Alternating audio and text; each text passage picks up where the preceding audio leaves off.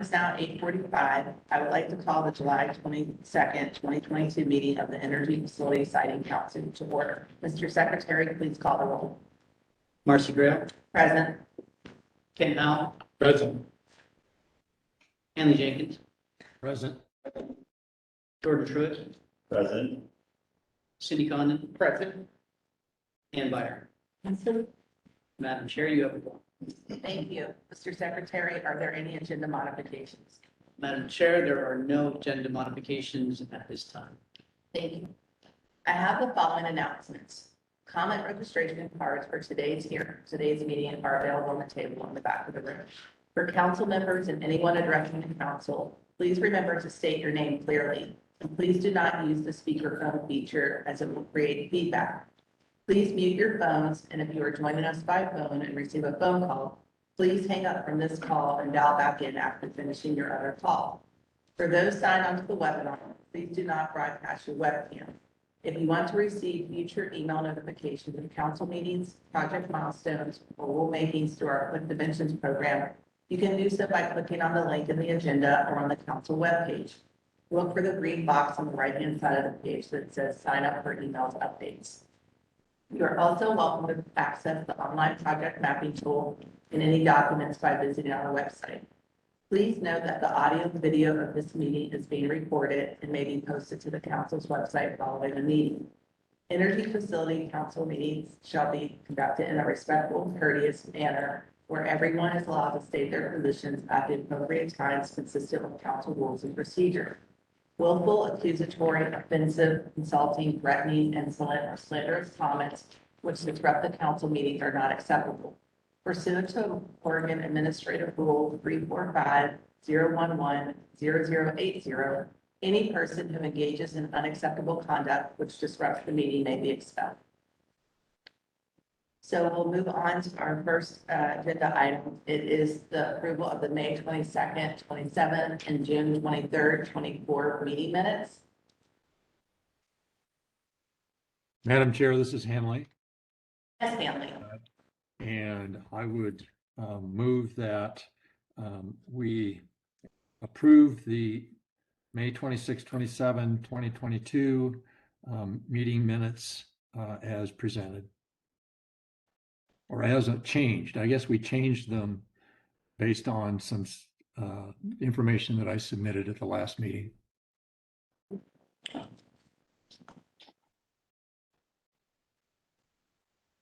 We are consulting here.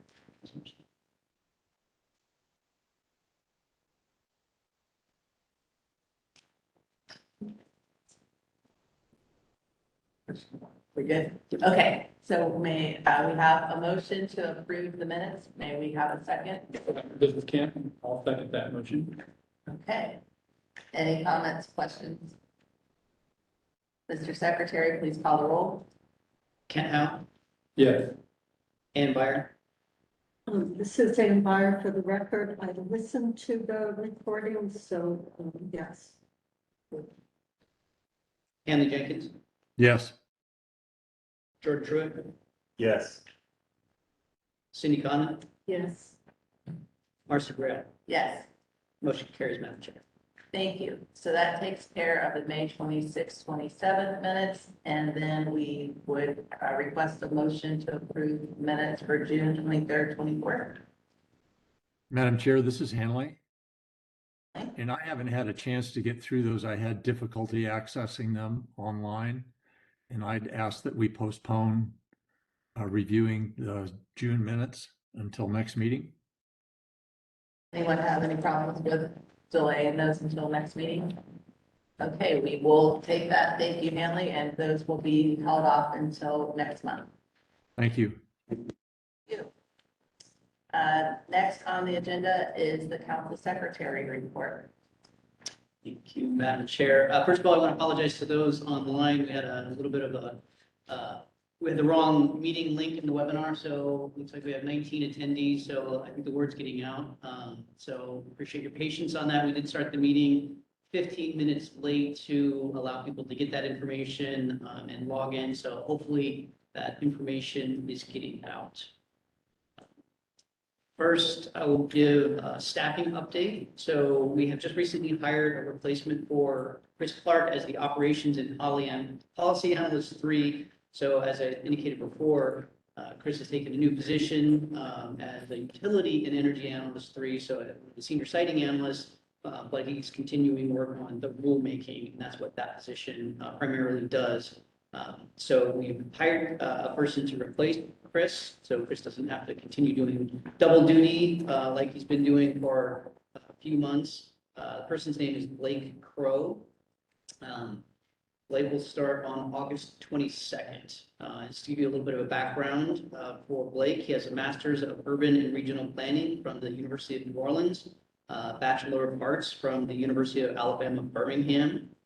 Currently, Blake is a Renewable Development Associate with Invenergy in Denver, where he is a project manager and developer of utility-scale solar and storage projects. He was previously a Senior Associate Planner for a consulting company in New Orleans, where he was project manager and a main contributor for projects such as updating a city's comprehensive plan, statewide, working on a statewide comprehensive outdoor recreation plan, as well as city and regional bicycle and master plans. So he has definitely some work in the energy field, as well as doing land use and writing code and comprehensive plans. So we think it's a good fit, and looking forward to him starting in August. Next on my list are project updates. So the Echo Solar project, given an update previously to the council on that. They had submitted their notice of intent. We're in that phase right now. And we will be holding a public information meeting on July 27th. At 5:30 p.m. in the Port of Morrow Riverfront room in Boardman. And certainly council members are encouraged or welcome to attend either in person or virtually. If you do want to attend in person, please let us know and we can make reservations and accommodations for you. But otherwise, you can attend online or we'll give you an update. And just as a reminder, the project is a 1.25 gigawatt solar PV generation facility proposed on 10,900 acres or 17 square miles. And it is entirely on exclusive farm use zone land in Morrow County and just southeast of the corner of the Boardman bombing range. So in the vicinity of the city of Boardman. Next on my, or the sort of the last thing on my list are the upcoming council meetings. Kellen Tardyweather during the Boardman Hemingway agenda item will talk a little more detail and repeat some of these, but I think it's probably helpful to talk about these twice today just because of the complexity of the remaining steps for the Boardman Hemingway project. So I appreciate council's flexibility. So the regularly scheduled council meeting on the 24th or 25th, whatever the Thursday and Friday was. So we are not going to have that. We're going to have the next council meeting on August 29th, starting sometime in the late afternoon, early evening, entirely on the 30th and the 31st of August. The meeting will be in LeGrand. It will be at Eastern Oregon University in the Gilbert Room. So that will incorporate step 2 of the remaining steps before council's final decision on Boardman Hemingway. So the first step is today, the last agenda item on today, and I won't get into that. Kellen will get into more details. But just to preview for council members and then anybody else online. So step 2 will be the review of the proposed order. So those are standards not implicated in the contested case. It will include proposed contested case order review, exception and an exceptions hearing. So specifically, Kellen will start and we'll go sort of standard by standard. Kellen will start and do a presentation for each standard on the portions unrelated to the contested case. Then council will conduct a straw poll if you want to make any changes to the findings of fact, conclusions of law, or conditions of approval in the proposed order. or not. We'll have that on the record.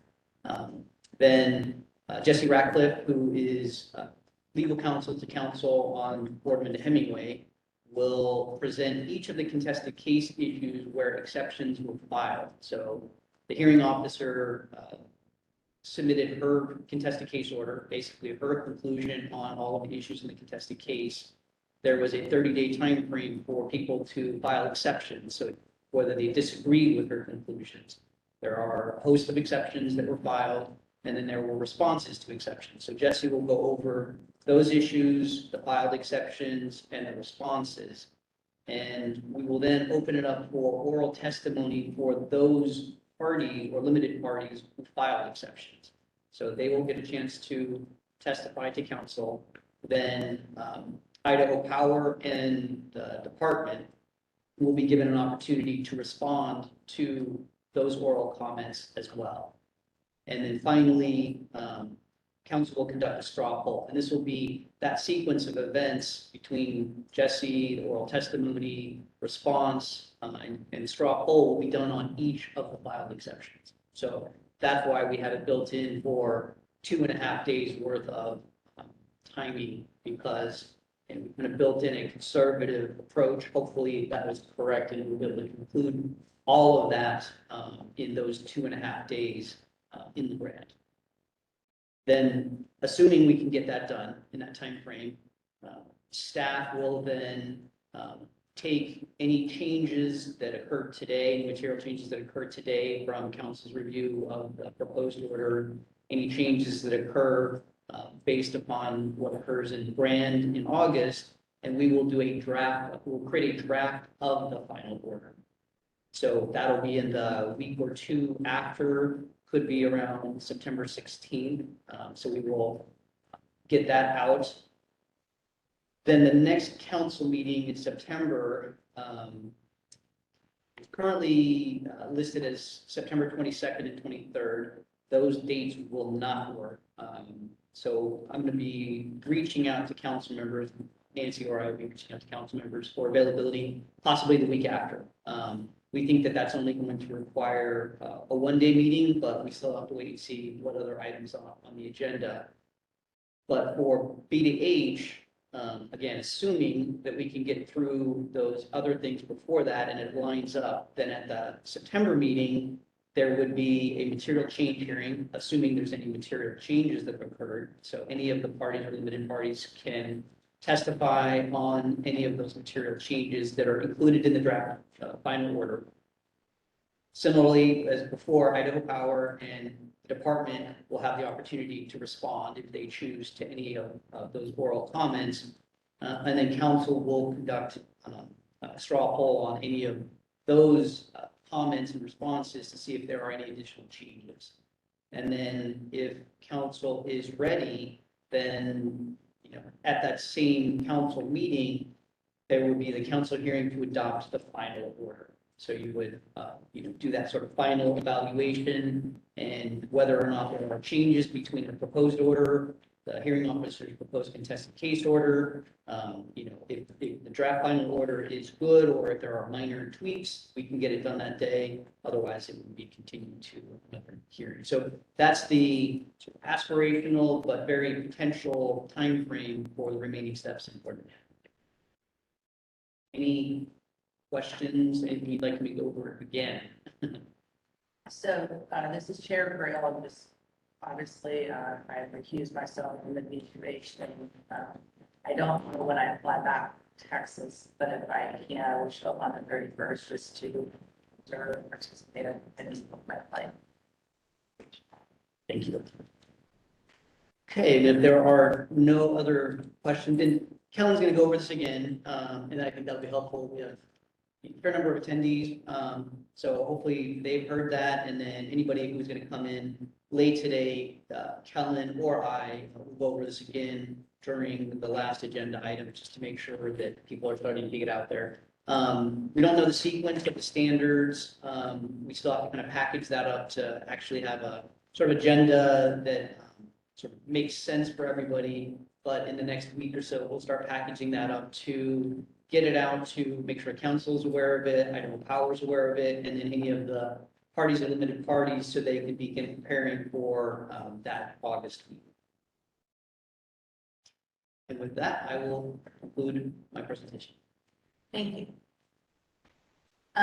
So next up is agenda item B. This is wildfire prevention and response rulemaking, the adoption of permanent rules. This is an action item. We have Christopher Clark, FSEC Rules Coordinator, to present a summary of the comments and to walk us through this. Chris?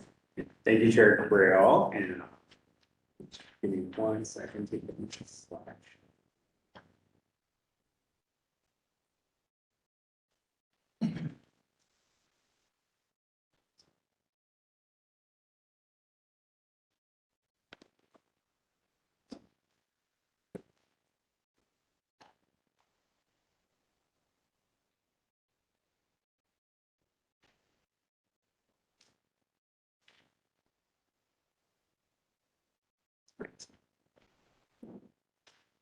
And just for those on the webinar, can you hear me okay?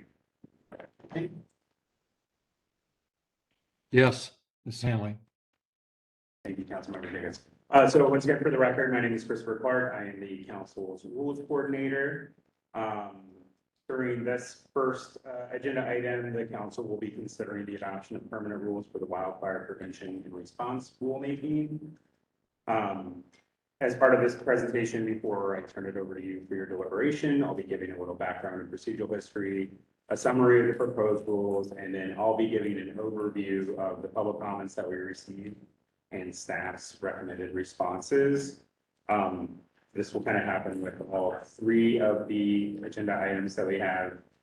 And one thing that we're hoping to do is kind of create a record of intent. So if there's anything you have concern about, or if there's any rules that you'd like to kind of explain further or establish things for the record, you can do that. We'll amend that document that we send out and then kind of have that as the council's official responses to the comments.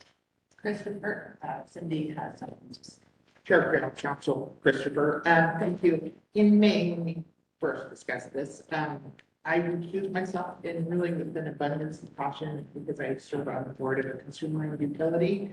But after review of the bias and conflict of interest provisions and rules and conversation with Patrick, I do not believe I have any conflict of interest or bias related to this issue. And I would like to participate fully in the discussion. So, Thank you. So, talk to Patrick and I'll stay aware. So I thank you. I think it's great to participate. All heads nodding around council, so. All right, then thank you. And Councilmember Khan, I certainly appreciate your participation.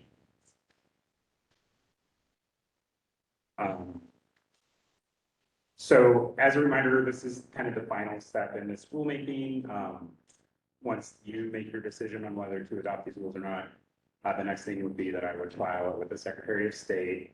And I'll just note now that the rules typically become effective upon filing, but you can designate a later date if you would like. So that's something to keep in mind and come back to later.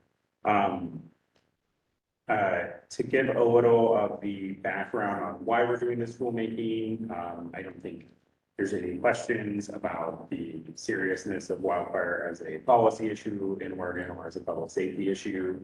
But kind of the state's policies around wildfire protection have been evolving over the past few years. So in 2019, the governor formed a Blue Ribbon Commission, I think, on wildfire protection. They came up with several recommendations, which included conducting rulemaking or reviewing the public utilities wildfire risk mitigation plans to just make sure that there's adequate mitigation and safety procedures in place, particularly around transmission infrastructure in Oregon. That was included in the governor's executive order 2004, and the Public Utility Commission opened a rulemaking related to wildfire risk mitigation plans in August of 2020. As that process was going on during the 2021 legislative session, there was a bill That was kind of an omnibus wildfire bill that created several new programs around wildfire protection. Most relevant to this effort was that bill established new standards for electric utility wildfire protection plans, required a statewide fire risk analysis that is now included in the Oregon wildfire risk explorer map that's prepared by Department of Forestry and Oregon State University and some others. And then also establish some new wildfire mitigation efforts, particularly around the health impacts of smoke and things like that. So the PUC at that point in time kind of pivoted their strategy. They went ahead and adopted permanent rules for wildfire protection plans, implementing the new provisions of SB 762 in December of 2021. I do want to note that they are still doing supplemental rulemaking. A lot of that rulemaking right now is around the more specific safety procedures, inspection protocols, and I think they're still doing rulemaking on public safety power shutoffs, although they may have concluded that element. As far as the plants themselves, the 3 investor-owned utilities submitted their 2022 wildfire protection plans. In December, all 3 of those were approved. The consumer-owned utilities are not subject to quite the same requirements for wildfire protection plans, but they all are required to prepare and operate under a plan that's approved by their own governing bodies. I believe the statute said that those. So I just got a message from Hanley that your voice is cutting out a little bit on the owl. So Maybe it's when I'm looking across the room. yeah, it may just I'll be. try to look at the owl's Yes, eyes. try that. So yeah, and then Hanley, let us know if you're still having issues with the audio or anybody's cutting out. Something to suggest to maybe push this table. Just to get you a little closer, because we're pretty far from. I think it's the mics. Yeah, so just for everybody on the line, so, and then council members, we have a new technology here. We have the owl camera, and you can kind of see, you know, that it's picking up from the audio, you know, where then people are speaking and kind of focusing in. But we don't have everybody mic'd up, so we have a single, you know, audio and, you know, video is in one thing. So we're still trying to figure out how it works, you know, audio absolutely, or the video absolutely works. Audio, we're trying to still make sure that it works for, you know, those online, those in the room. So I would just kind of let council members know, please make sure that you're speaking up loud enough and then maybe orienting towards the mic so that it's picking up the sound. Thank you, Secretary Burnett. And Councilmember Jenkins or anybody else on the line, feel free to just interrupt me if you can't hear me as well. So to go back to what I was saying, consumer-owned utilities are they're subject to wildfire planning requirements. They're different than the requirements of the investor-owned utilities. And I believe those plans are all in development now. I think they should be before the governing bodies of the consumer-owned utilities, and then they would be being filed with the Public Utility Commission later this year. But some of that timing, I'm not exactly sure about. I think they were all filed. Okay.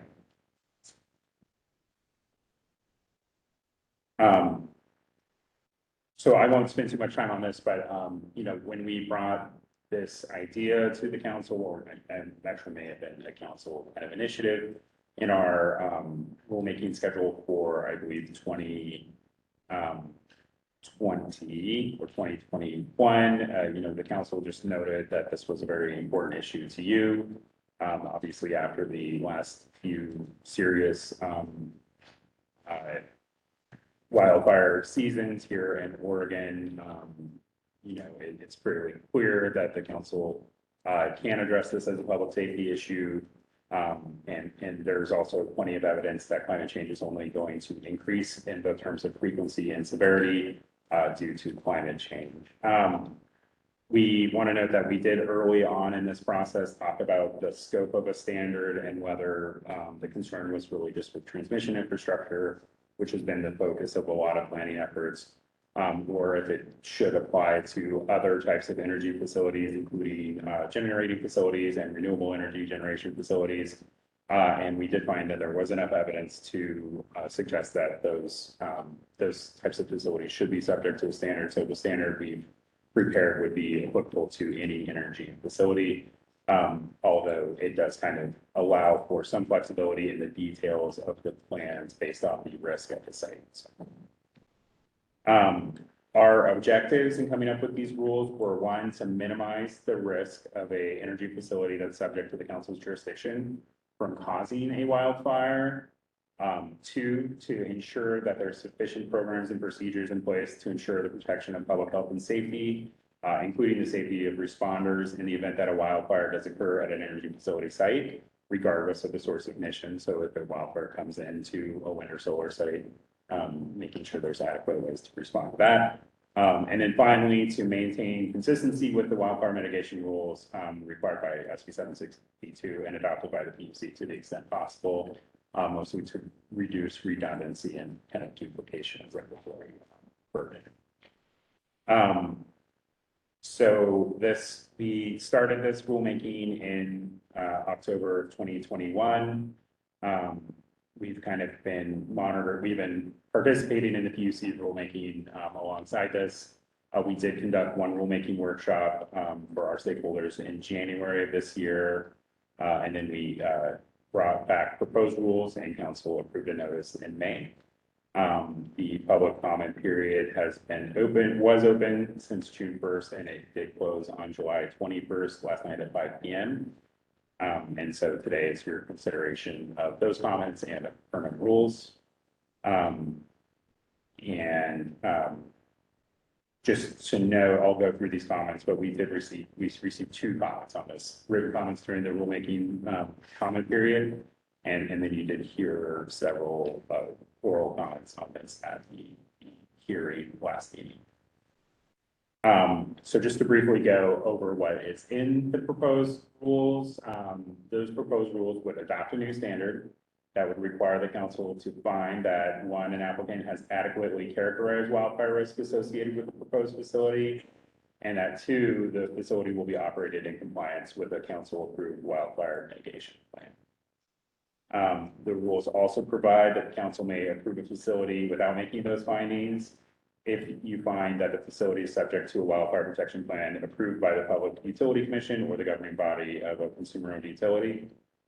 And finally, the new standard specifies that it would only apply to the review of an application or site certificate or request for amendment that is filed on or after the effective date. And just as the rules define file, that means that it has not yet been determined to be complete as of the effective date of permits. So as I just mentioned, we got one comment on this at the June meeting or the June hearing. And then we got 2 written comments, one from Margaret Dibley, a private citizen, and then one from the 3 electric IOUs in Oregon, Portland General Electric Company, PacifiCorp, and Idaho Power Company, who submitted joint comments. And then you should have received both of those written comments last night. I just want to point out that they are also posted to the website.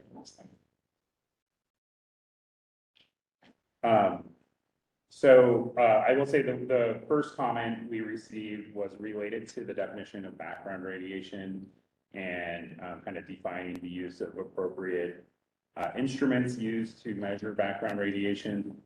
That's not specifically within the scope of this rulemaking, but I think the commenter was probably getting at, there are some references in the standard to using appropriate methods and up-to-date things, and that's not necessarily defined.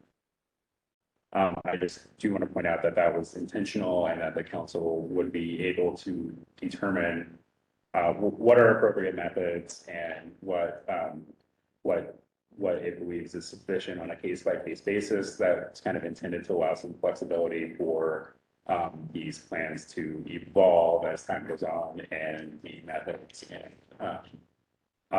practices around wildfire mitigation kind of get more well developed. And then the second comments included a number of issues, which I'll go through in a little bit more detail. The first comment was just that because there are some aspects of the PUC rulemaking that are ongoing, the commenters recommended that the council delay rulemaking until PUC has adopted final rules. We are recommending that the council move forward with the adoption of permanent rules now. For one thing, we believe that the PUC has come to a fairly clear conclusion on the portion of the rulemaking that has to do with the criteria for wildfire protection plans. We do recognize that those may be refined over time, but we believe that the council would also be able to refine your own rulemaking.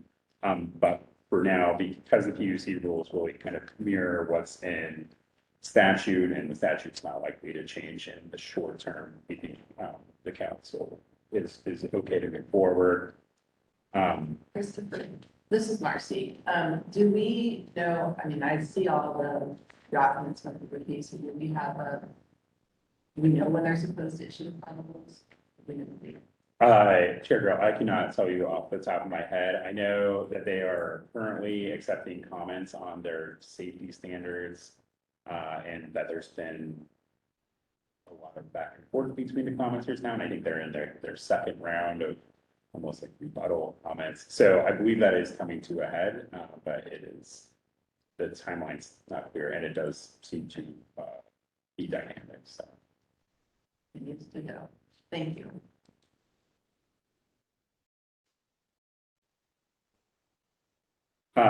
The second comment was a recommendation for the council to add language regarding the applicability of the new rules to the proposed definitions rule and the proposed information requirements in division 20 and 21. We are not recommending any changes based on this comment. I will say that the commenter also asked for some clarification on the record of how we believe the intent would work, or of how the applicability would work. And essentially, we think that it does make sense to specify applicability for the new standard. And that is really because that is the standard that's in place at the time you make your decision is the standard that you have to apply. So by specifying that the council will or will not apply that standard, you've given yourself the ability to kind of set a goalpost, or I guess preclude kind of the unfair surprise of applying a brand new standard to a application that's close to the end of its review process. For the definitions and information requirements, those steps have already been completed, and so a submission requirement applies to the submission in my reading itself. And so these rules we do not believe would be retroactively applied. And because it only applies to complete applications, there should not be any additional submissions required. So we just think that the additional applicability, adding additional applicability statements to the information requirements is not necessary, and we do not believe that those information requirements would be retroactively applied. There's any other discussion on that from the council, or if you have any questions, like clearly stated it. I wouldn't see now, but otherwise it's clear.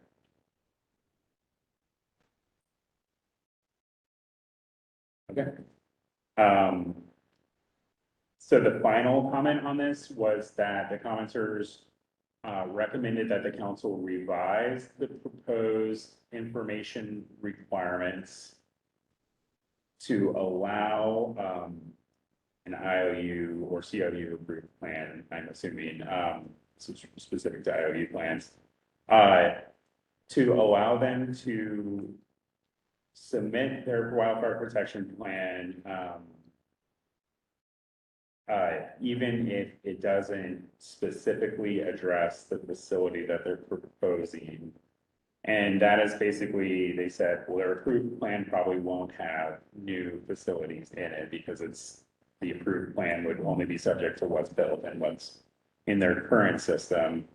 And I believe they are asking for the ability to either approve a draft plan or some sort of explanatory document that would say, here's all the here's our risk analysis for the site, and here's all the mitigation measures that are in the approved plan that would apply to that new site, even if the site isn't specifically included in their plan at this time, and then they would be amended to include that new site.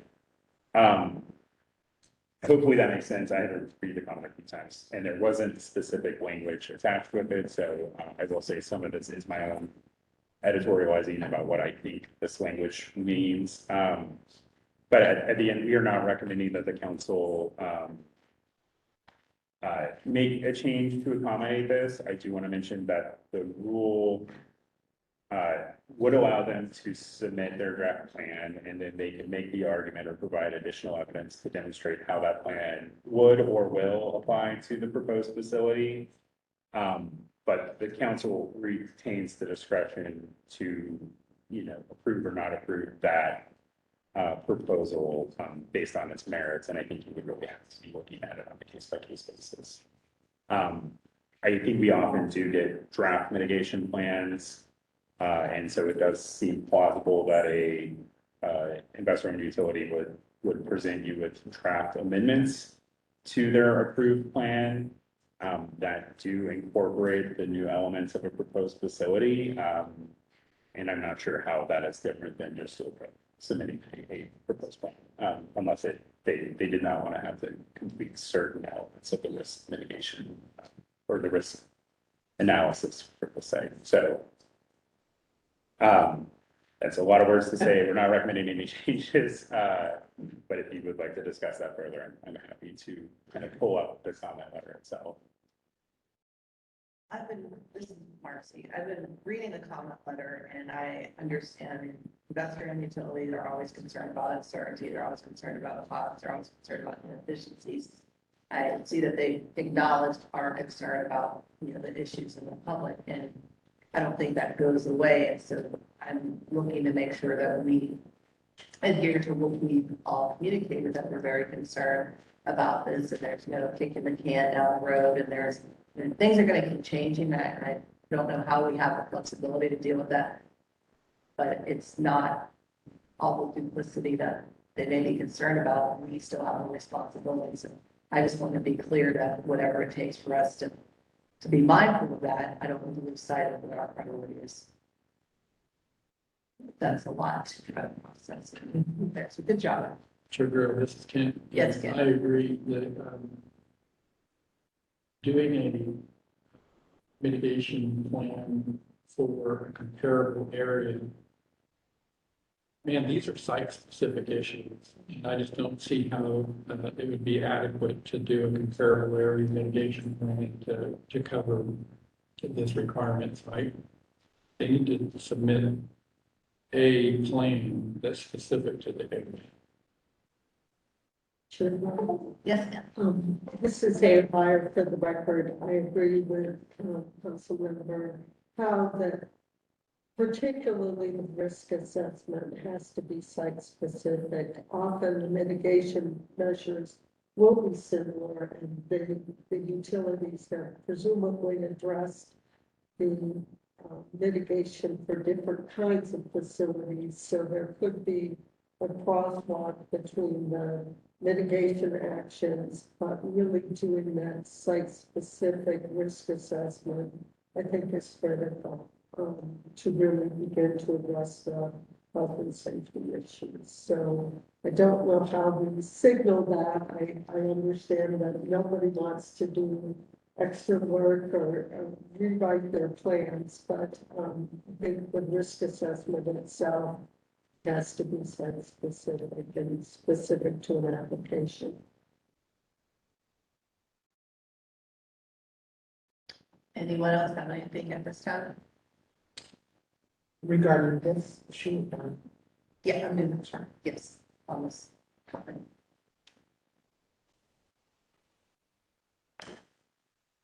Well, go ahead. That's fine. so city comment for the record, not necessarily a comment, so when we're just deliberating, I guess if we have a comment on wildfire and on the rules, so. Yeah, and, sorry, for the record, this is Chris Clark. This was the last comment I had to present to you, so if there are other issues that you would like to discuss, please feel free to do so. Okay, yeah, all right, thank you very much. So Cindy Condon for the record.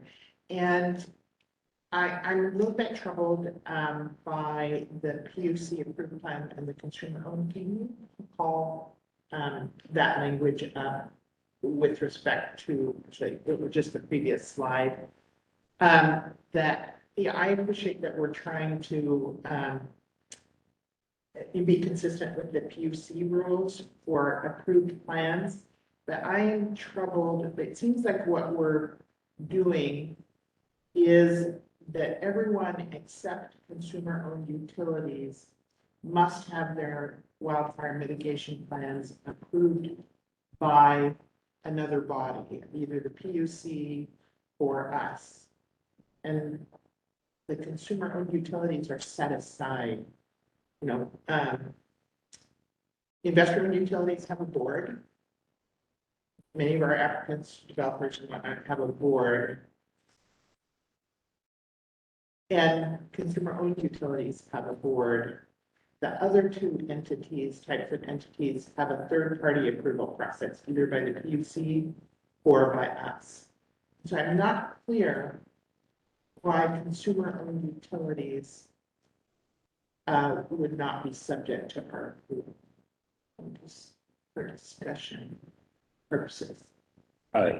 Councilmember Conan, I can explain how the rules were drafted, and if it's helpful, I can bring up the actual rule which itself, but, Chris, I think that would be helpful if you bring that up.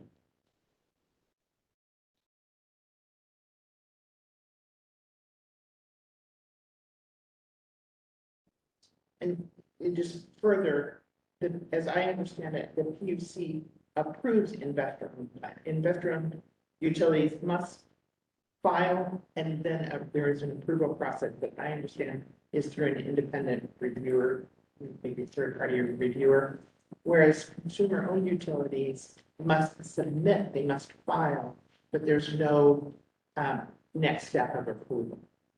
So that's where I struggle with that difference. So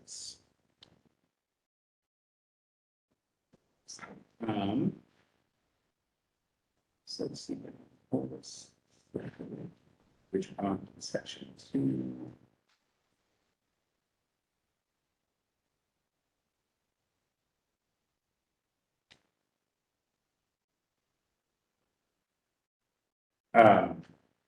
So Councilmember Condon, I think to address your point, the rule is written, so we have some very specific criteria that need to be satisfied in both the risk analysis part and the mitigation plan itself. And then we've included this provision to say a utility or a consumer-owned utility can satisfy the rule. Instead of preparing the plan exactly to our specifications, they can use their own wildfire risk mitigation plan.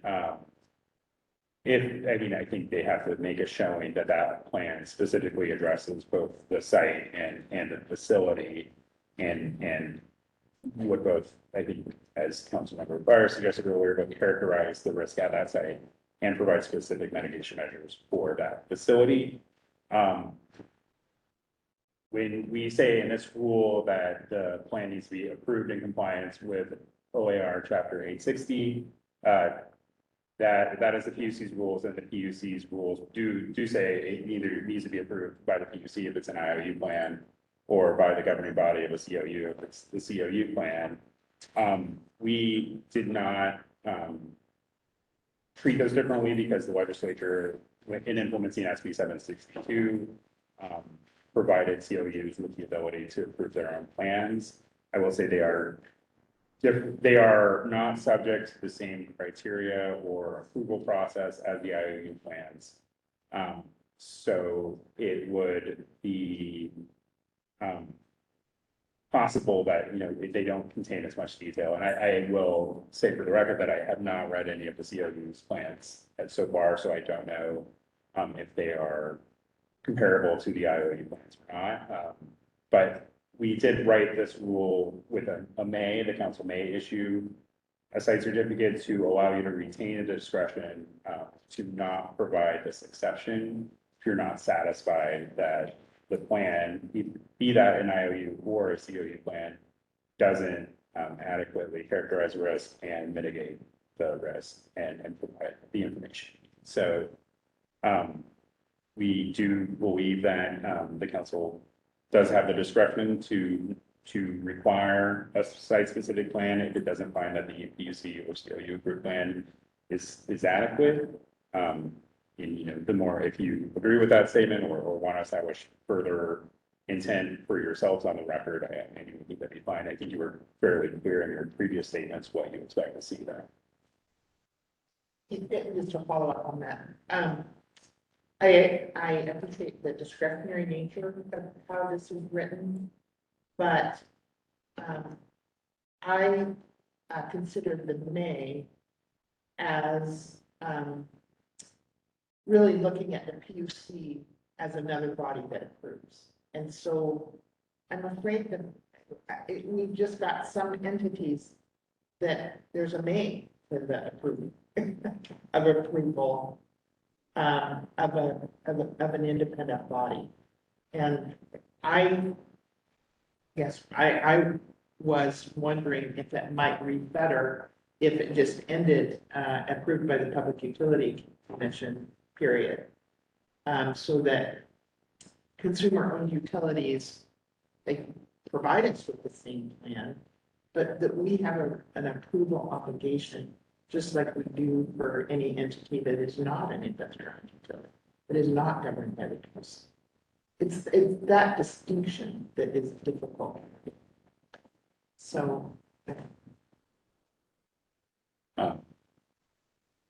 Councilmember Condon, I will say that procedurally, I mean, I think the council should discuss that issue if they want, and you could make a change, but at this point in the process, I think, you know, we've described this to allow the exception for both IOU and COU plans, and we could amend the rule language, but making a substantive change like that, that's not made in response to a comment raised by a member of the public, would probably require us to renotice the rules, particularly in this case, to give the COUs a chance to comment, which is okay, and we certainly can do that.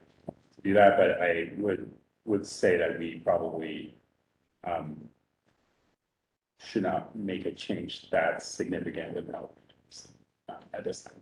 Okay, and, you know, perhaps it's not necessary, but I do think the council, for me, it's really incumbent on the council to when, if the issue, when and if the issue comes up, that may really have significance, because it is a different process. So. Thank you. Todd? Madam Chair, for the record, Todd Cornett. And just to kind of clarify or reiterate rather what Chris says, the value of these conversations is this set the legislative record or the rulemaking record. So, you know, if there's any, you know, lack of clarity in the rule language themselves, we can go back to the decision-making, you know, process and pull that information. So, you know, if, as Chris said, you can certainly, if this is an important thing, we can renotice, solicit more comments on it. That's not a problem whatsoever. But if you wanted to move forward and just had that clarity on the record, which I think you already do, you know, that this is not an automatic exception, that it's a may, meaning we will look at the specifics of the plan to make a determination of whether we believe it meets whatever the standards are that the council approves, and then determine if it does, it's fine, we can go with what they have. If not, we will ask for additional information. So again, I think more clarity on the rulemaking record helps us later on to go back and say, what did the council mean with regards to the specific language? Thank you. Ken? Chair, this can't, you know, I see it leaving the discretion of the council. I'm totally comfortable with that. And that's fine with me too, but it's like really, that's to remember it, or staff to remember it and whatnot, because I do think we are the approval, we would be the approval, independent, third party. And just going back, and not only does it go into the rulemaking record, it's the council meeting minutes. And so this is also why it's very important, that we draft the meeting minutes correctly, that you review them correctly so that they reflect, what went on, with regards to, varying council decision making. So again, it's why it's important to have these dialogues and discussion, deliberations, but then it's also important that we characterize those correctly in the meeting minutes, so that we can go back to that and say, 2 years from now, 5 years from now, whatever it is, that we can go back and say, what was the intent at that point in time? So Madam Chair, Yes, Ann. this is Ann Byer again for the record. It looks as it's drafted, the council must make findings on the site-specific risks.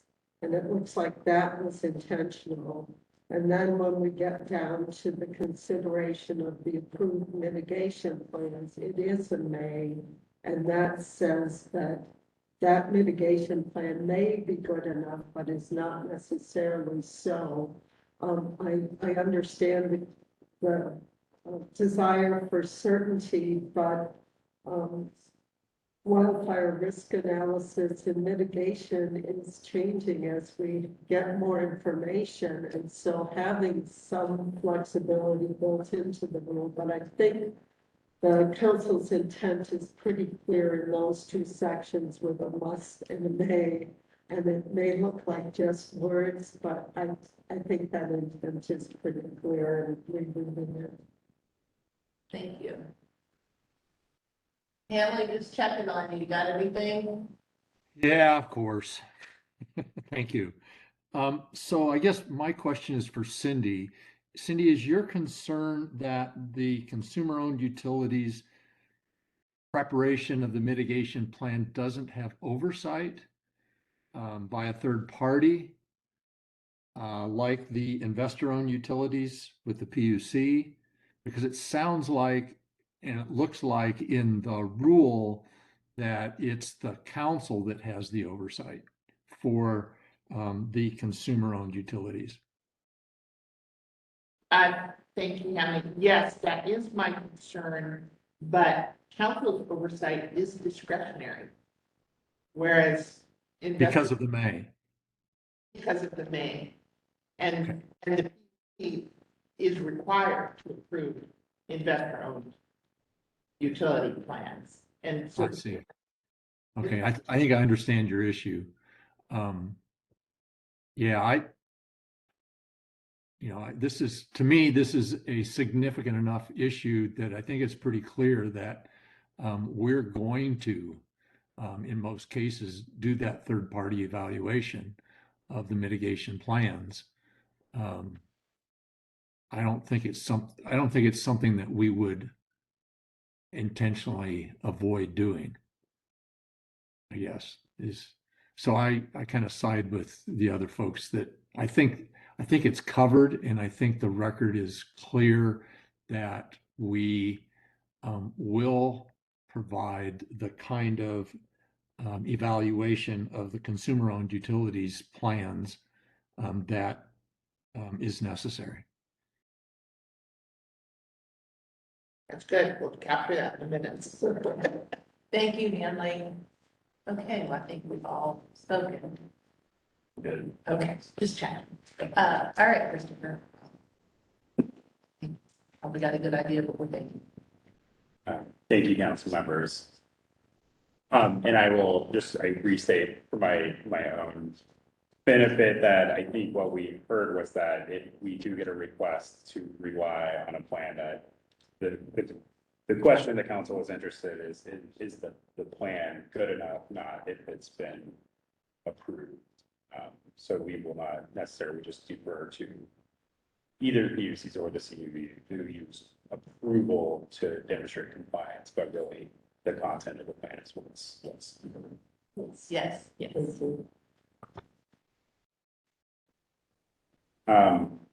Okay, with that, that actually concludes my presentation of the public comments. So the council may now consider the adoption of permanent rules. We don't have any changes that we are recommending to the rules that were presented in the notice of proposed rulemaking. So your choices are to adopt the proposed rules as presented in the notice as permanent rules, and those would either be effective upon filing or later if you specify a later date. You can make modifications to the proposed rules, although as I mentioned, at this point in the process, the council can really, should really only make changes in response to public comments. You can always also choose to not move forward with a proposed change to an existing law. And then finally, the council can choose to not adopt permanent rules at this time and provide some additional direction. So, Council members, any questions, comments, or any desired action? Well, I guess this is Hanley, Madam Chair. I'd ask if anyone has any proposed changes. Thank you, Hanley. If there are none, Madam Chair, I'd move that the council adopt the proposed rules as presented in the notice of proposed rulemaking. Thank you, Hanley. Kent, I'll second that, Madam Chair. thank you, Kent. Any other comments? And I propose this as a file that they become, the rules become effective upon filing. Thank you. All right, Mr. Secretary, please call the roll. Jordan Truitt, yes. Hanley Jenkins, Yes. Kent Howe, Yes. Cindy Condon, Yes. Ann Byer, Yes. Marcy Graham. Yes. Motion carried, Madam Chair. Thank you. Thank you, everyone, for your comments. I think our dialogue indicates that we have something substantive for the record and future reference. Christopher, thank you. Next on the agenda is agenda item C. This is protected areas, scenic resources, and recreation standard rulemaking. This is for the adoption of permanent rules, which is an action item. And yet again, we have Christopher Clark, Athletic Rules Coordinator, ready to present a summary of public comments received on these proposed rules. Christopher, the floor is yours. Thank you, Chair Grail. Once again, for the record, my name is Christopher Clark. I'm the council's rules coordinator. Before I start today, I will start off to say that, so like the wildfire rulemaking, the close of the comment period for this rulemaking was 5 p.m. last night. And we did receive a number of fairly lengthy and fairly substantive comments. And I did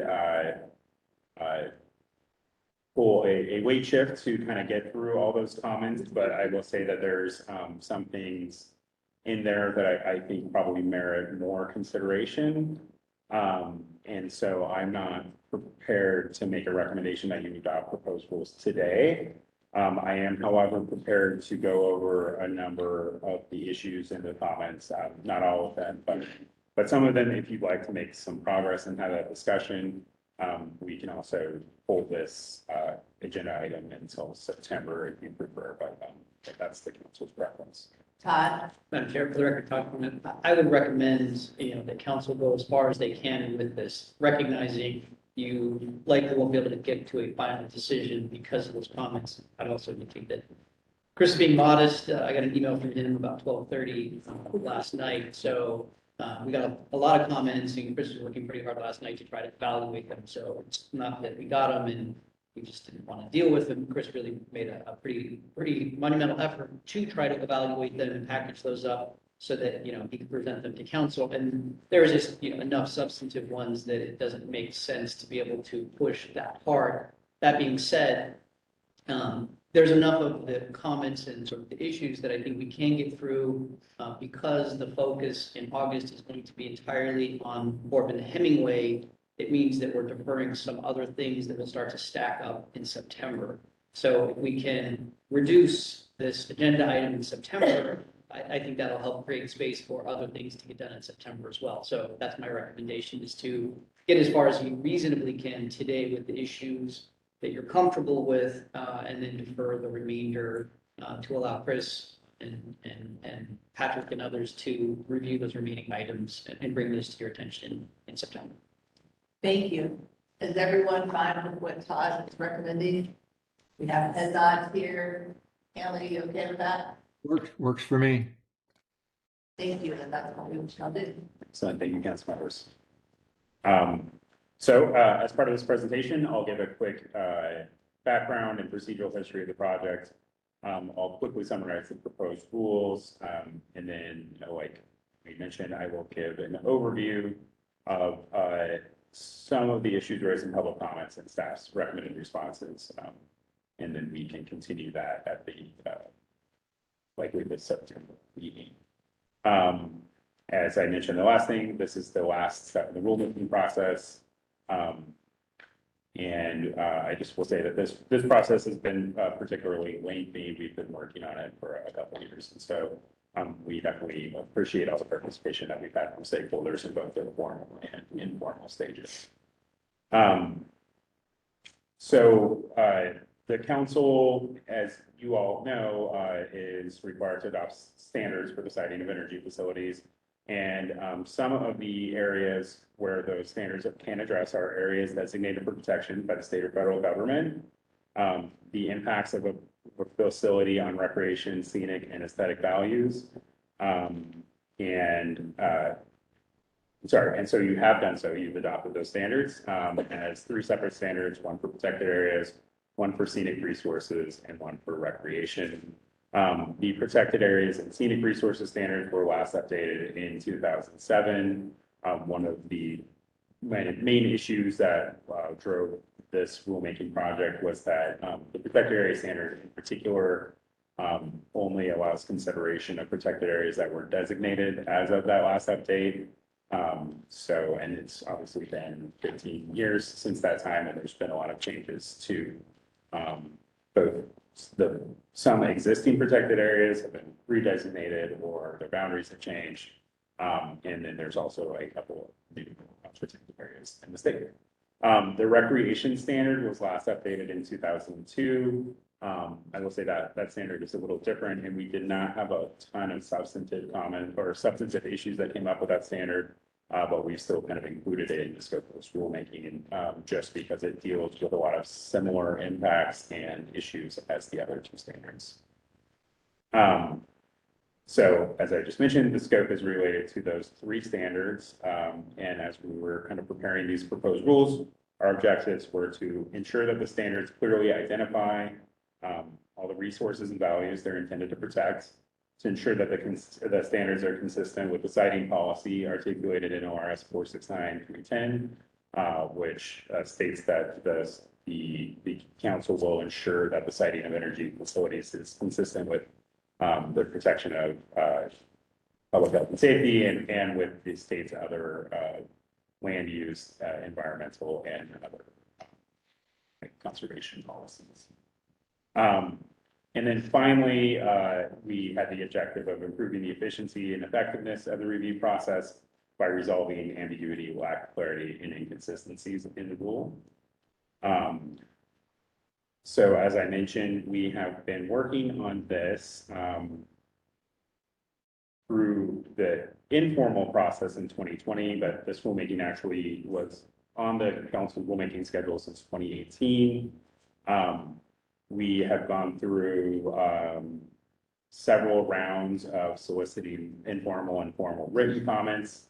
And then also we conducted a series of rulemaking workshops last summer and fall. And then we brought you draft rules in March of this year and got some feedback from the council on your policy preferences and direction. And came back to you after another round of informal comments with proposed rules in April. We discussed those rules in April and then had some additional discussions around the protection, how tribal resources were considered under standards and whether changes to the proposed rules should be made to address that. And after not making, we did present that information to you.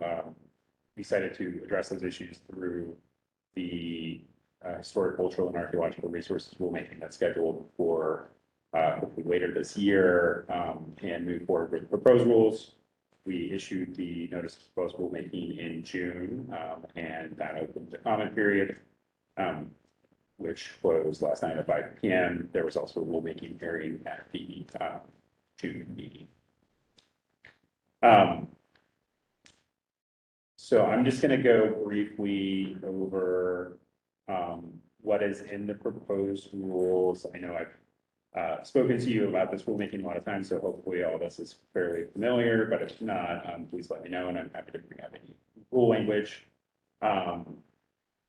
So under the protected area standard, the proposed rules would, under the information requirements associated with the protected area standard, the proposed rules would require an applicant to identify the managing agency of a protected area in the applicable study or analysis area for a project, and that would also need to include reasonably available contact information, such as a mailing address.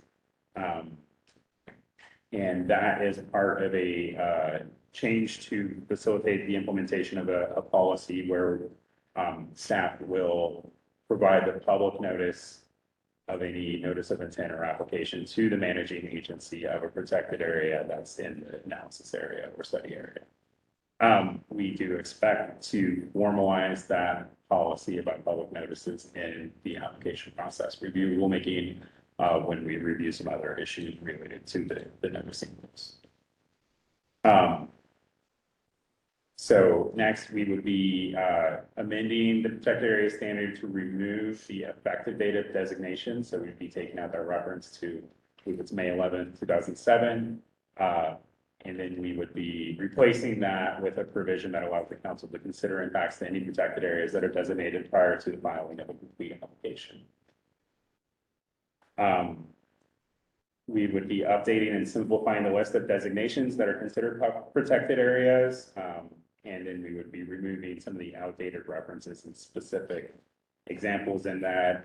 I do want to note that we got a lot of comments that it would be helpful to have some supplemental guidance to go along with that, both on kind of explaining the different designations, how you can find them, how you can find information about them. We are still working on that supplemental guidance, but we do still intend to have that as part of this rulemaking package. Or sorry, not as part of the rulemaking package, but as part of the implementation of and then finally, there's some clarification to the exception for when a linear facility may be located in a protected area. There was kind of a wording issue that suggested that as long as there were worse options out, the council could approve locating anything, and we've just clarified that to say that the council would be evaluating that, allowing a linear facility to be sited in a protected area if it was the least impact option. For scenic resources, this says it's an amendment, but there's some clarifications of the, oh, sorry, this is actually right. So there's some clarifying changes to the Exhibit R requirements to clarify how visual impact assessments are structured. We do want to say that there were a number of comments, and I'll cover this either today or at the next meeting in more detail, but there were comments that that several stakeholders would like the council to have more specific requirements about methods used for visual impact assessments. That was something that we talked about at length at the rulemaking workshops and decided it's a both complex enough and sophisticated enough issue that we are not proposing additional changes there now, but that will likely be included in staff's proposal for your next rulemaking schedule. And then second, we are recommending that the scenic resources standard be amended to require assessment of visual impacts to state scenic resources. Right now, the standard only requires an assessment of impacts to local, federal, and tribal resources, and the state resources were left out. For the scenic resources and recreation standards, the proposed rules would remove the reference to the analysis area, allowing the council to consider evidence introduced into the record related to impacts to scenic resources or recreational opportunities outside of the analysis area. And then finally, we would be moving the definitions of protected areas out of the standard itself to the definitions rule. That's kind of an editorial change, and we'd be specifying that amended standards are only applicable to the review of applications or requests for amendment filed on or after the effective date of the rules. And as I mentioned before, filed means determined to be complete. So 3 persons provided comment at the rulemaking hearing on those proposed rules. And then as of the close of the comment deadline, we received 77 written comments. Many of those comments were kind of provided through a public engagement campaign. So many of them are duplicates. I do encourage council members to go through the entire packet though, because some stakeholders have included additional anecdotal information, explaining, why this is important to them. Some of them also provided additional arguments about the merits of protecting these important places.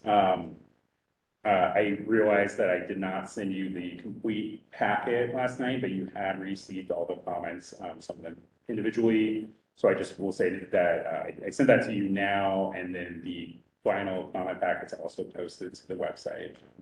So thanks to the comms team if they're listening for getting that up so quickly.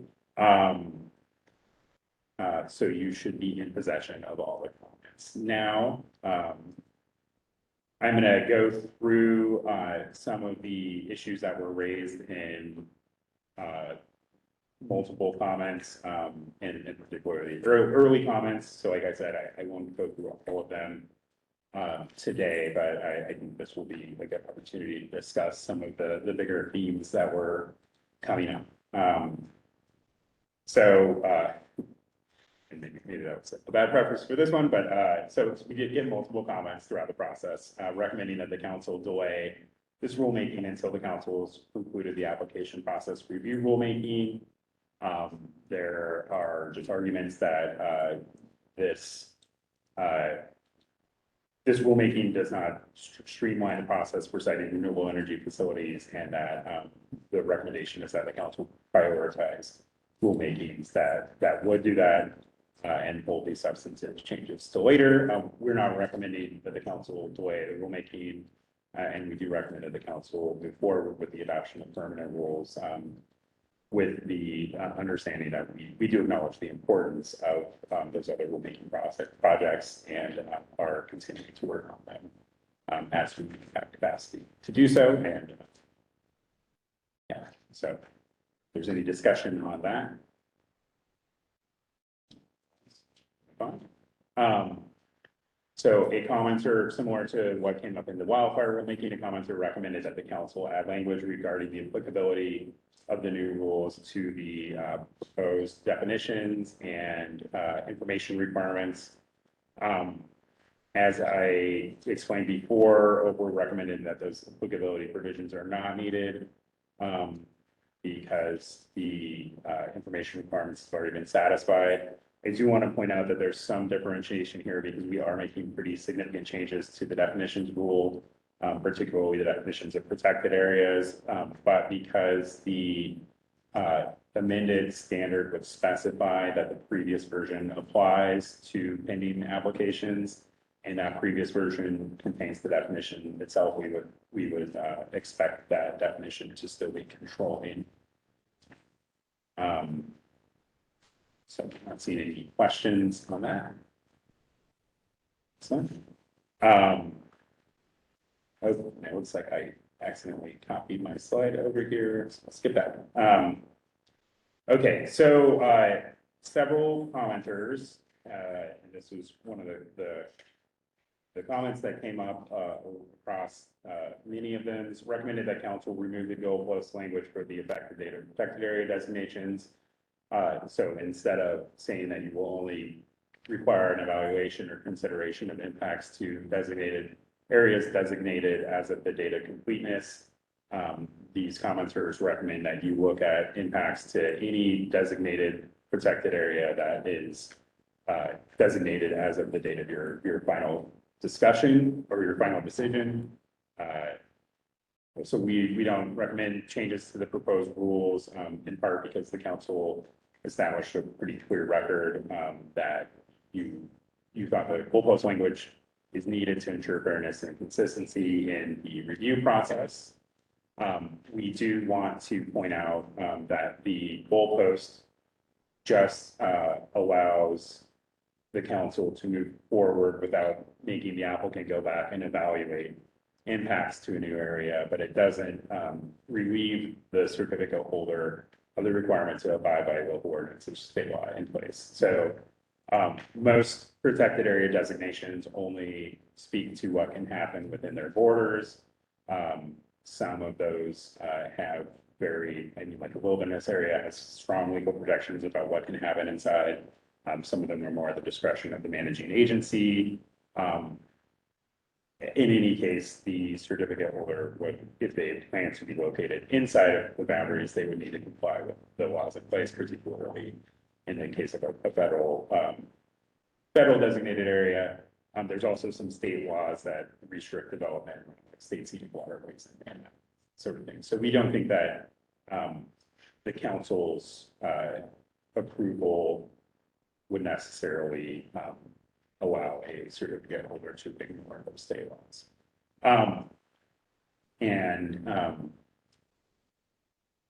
Yeah, so that's where we're at. Okay, one more point. Okay. We had a number of comments recommending that the council add conservation easements to the list of protected areas. And I believe it was specifically meant to add private lands under conservation easements to the list of protected areas. I think I will say that conservation easements are a very important policy tool for helping the state meet its habitat goals and open space conservation goals. So they are very important, but our analysis is that conservation easements are not intended to permanently protect land or restrict it from development. It's a voluntary program that a landowner would go into, and I don't necessarily know if it would be appropriate for the council to say, because you entered a voluntary conservation easement, you cannot have an energy facility, you cannot set an energy facility on your land. That said, the council's approval of an energy facility also doesn't confer property rights to certificate holders. So if a participating landowner was interested in keeping their land in conservation easement and not developing it, the council cannot force them to do so. So your approval does not do that. There are, of course, certain facilities that have the ability to condemn land if they can prove that it's a public need and it's needed for public needing and public convenience and necessity. That is a process that is governed by the PUC. And we just want to say that the council's approval also does not necessarily provide any conclusive evidence that condemnation is justified. The PUC would consider the council's approval in their determination on whether or not a facility is needed for public convenience, but it's not. I'm just saying. So your approval does not allow something to be built on land under conservation easement. I think the second point I just like to make about this, and then I would love to hear the council's thoughts too, is that this is one issue in a kind of cluster of comments about the way that impacts to protected areas that are designated for their ecological values are considered. Right now, the council's rules are really designed around impacts to human users of protected areas and not to ecological values. And so I think we had some comments earlier that there needed to be some clarification about how protected area standard and the habitat, wildlife, fish and wildlife habitat standard and threatened and endangered species standard all work together. That is something that we will continue to evaluate in future rulemaking. And I think the consideration of conservation easements and the evaluation under the habitat, fish and wildlife habitat standard, may also be an issue that's appropriate to consider in that kind of sphere. So again, a lot of words to say we're not proposing any changes here, but this is, I think, an important issue.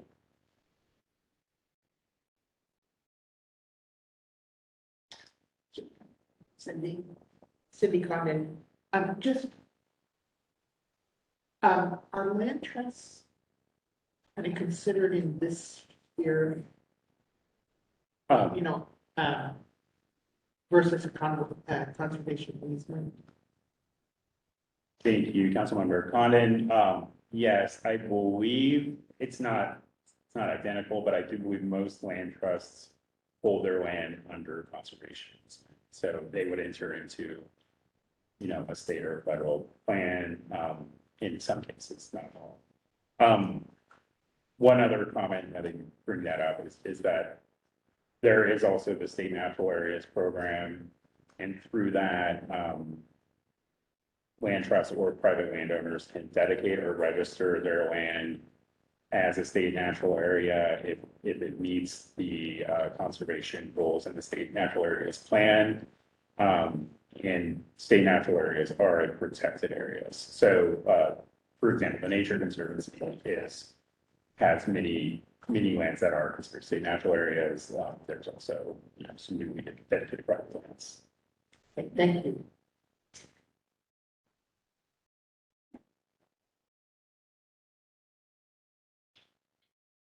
Madam Chair, this is Hanley.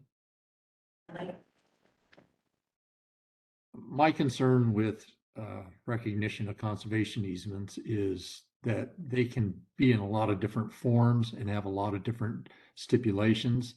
And I guess I would encourage private landowners or NGOs that feel that their areas are worthy of protection to go through the either state or local protection designation process. And then that way there's assurance that they meet the standards for a protected area. Thank you for that, Helen. Head nodding here. Thank you, Councilmembers.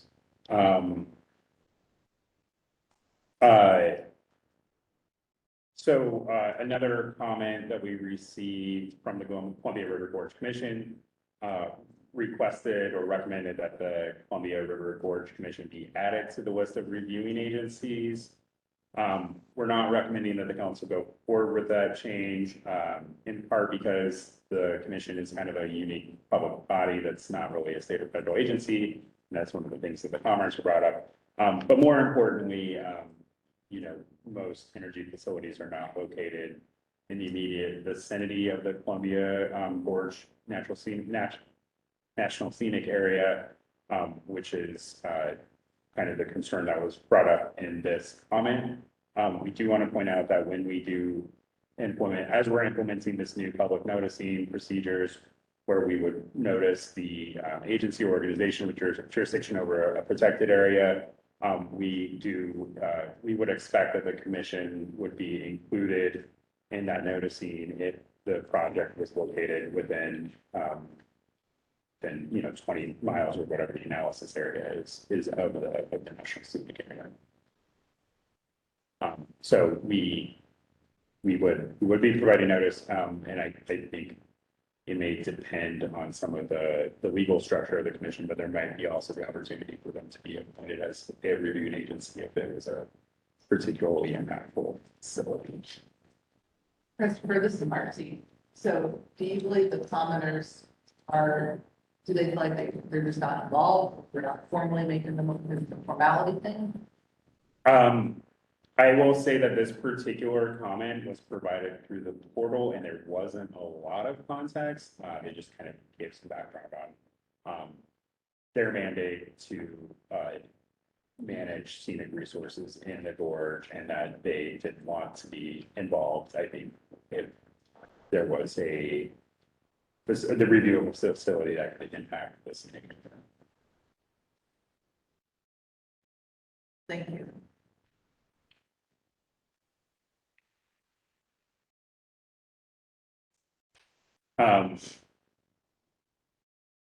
Several commenters recommended that the council remove, this is kind of paraphrasing, but remove the provision in the section 3 of the protected areas standard.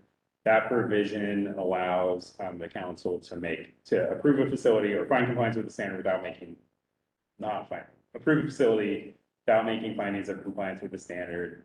If it's a linear facility that is proposed to be located within or adjacent to an existing corridor, and the criteria for what that means is slightly different for transmission lines and pipelines.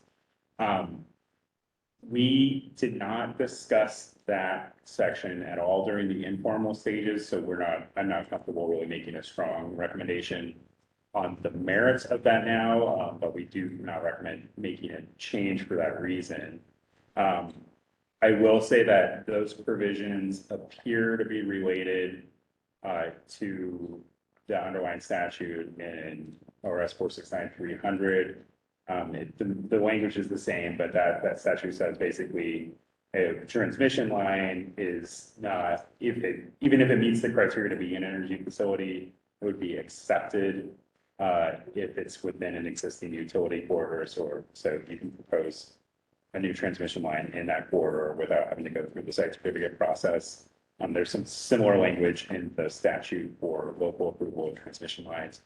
And I think this is related, but I think we'd have to do more research to say if that section in the protected area standard actually has substantive fact of it.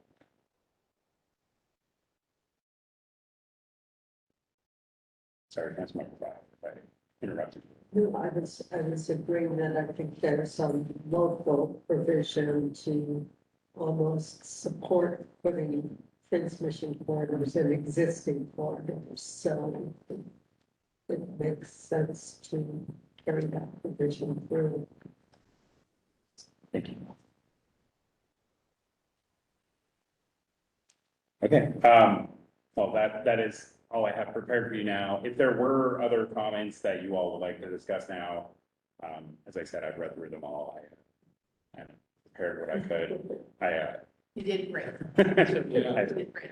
Yes, Todd. Madam Chair, for the record, Todd Quinn. Chris, can you just give a little preview of some of the other comments that we're essentially going to defer, not that you get into them and analyze them, but if there is some level that you can kind of preview for council members, so they can be. Secretary Burnett, yes, so thinking through the significant comments, there's a lot of discussion of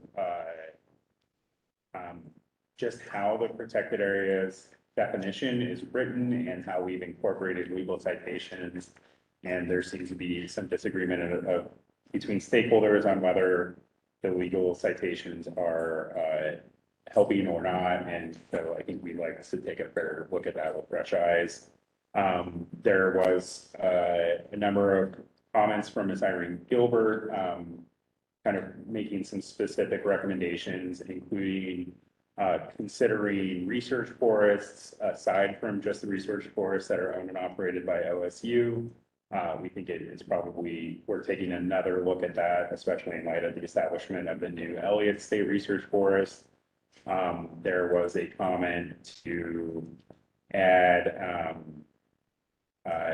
state scenic byways to the protected areas standard. And I do want to note that our proposed change would formally incorporate those into the scenic resources standard. But there may be some merits in looking at that a little bit more closely. And then, we did get the comments about the fiscal impact statement, and particularly the small business analysis included in the fiscal impact statement. were raised again. I think that probably needs some legal review. I will say I'm still confident in our analysis, but that's just me. So, that will be, I'd like to have that kind of formally reviewed as well before we make formal statements. I think that's it. There is probably more, and I'm certain there's much more that I'm not thinking of right now. Thank you for that, Switch. Well then, so since we are going to hold over and continue this at a later date, I don't have anything else needs to be stated at this time. So thank you for getting us through that thoroughly. Appreciate your efforts. Can't wait to, I'm sure you can't wait to help transition some of this off late. I'm excited to have another policy wonk in the shop. Share some of this with. Thank you. Well, our next item is public comment, but before we do, this side of the room, this table, we are freezing over here. Okay. Let's do it. It's like,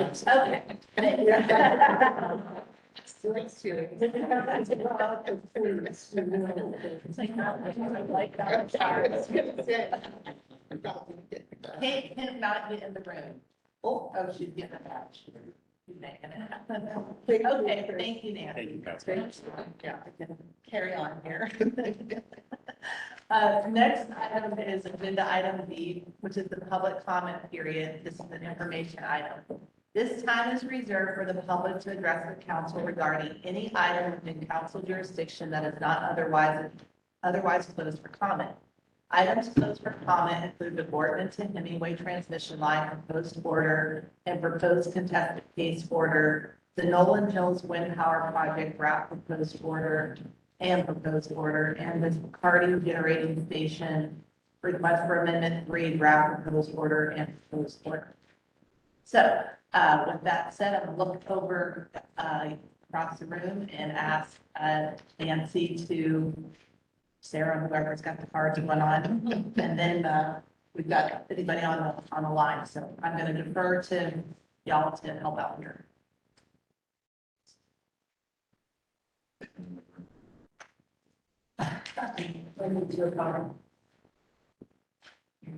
You can do that. Hello. Long time no see. Straight off the roof of a rental I'm ready to sell. So I'm not covered with paint and, you know, If you're here, you're going. I'm here. Okay. Again, my name is Eileen Gilbert. Welcome. We've got a couple of new members, so welcome to them. And I guess when I started thinking about what I would comment on today, I was kind of curious about what kind of orientation people like Ann are getting when they come to work in this very important job of functioning on the Energy Facility Siting Council. So I went to the computer. I've been described as a little old lady with a computer, so I guess, you know, that kind of affirms that. At any rate, when I looked up what the Oregon Department of Energy's role is with, you know, why they're here, basically what I came up with is that their job is to incentivize and support the development of renewable energy, and that they collect data and keep information regarding renewable energy. So, you know, that kind of goes along with the idea that the Odo staff, for instance, are paid by the developers, and, you know, all of their actions are billed to the developers, and they pay for all the work that they do. When I looked up the Energy Facilities Siting Council and what do they do, what is their role, what I got from that was that your role is to approve or deny energy developments, and that you're to balance the development and the resources that are impacted in the public impact. So you are not focused so much on, you know, building everything as you are on looking at the balance between the different things that are impacting. personally, I became involved in energy facility siting in about 2010, when actually Hanley was working in Union County on having a Antelope Ridge wind farm developed. And so Horizon Wind was the one who was proposing that. And so, of course, there was a lot of back and forth for years on that. But following that, I have been involved with the Energy Facility Siting Council now for what, like 13 years? So, kind of a long time, but during that time, I've come up with some observations that I'd like to share with you folks. And one is that the FSAC staff are involved with these developers for months and sometimes years. And that's prior to any public participation. So they develop something of a relationship with these developers. And by the time the public is brought into the process, the developer and the Oregon Department of Energy have become something of a team in the development of the proposed order that gets presented to the public. So because of that, it ends up sort of being the public in an adversarial role with Odo and the developer oftentimes. And I think that complicates the Oregon Department of Energy's role as staff to the council because of this history that they have. So there's a tendency for the Oregon Department of Energy staff, I believe, and these are my personal perceptions, to focus on the approval of developments as opposed to presenting balanced presentation about the pros and cons. And, you know, they're not focused really so much on the impacts of it to people and to resources. So, and an additional change that has occurred, I think, recently has been traditionally the Oregon Supreme Court has relied on the AUR, I'm not sure how you pronounce it, AUER rule that said that they would give deference to agencies in the interpretation of their own rules.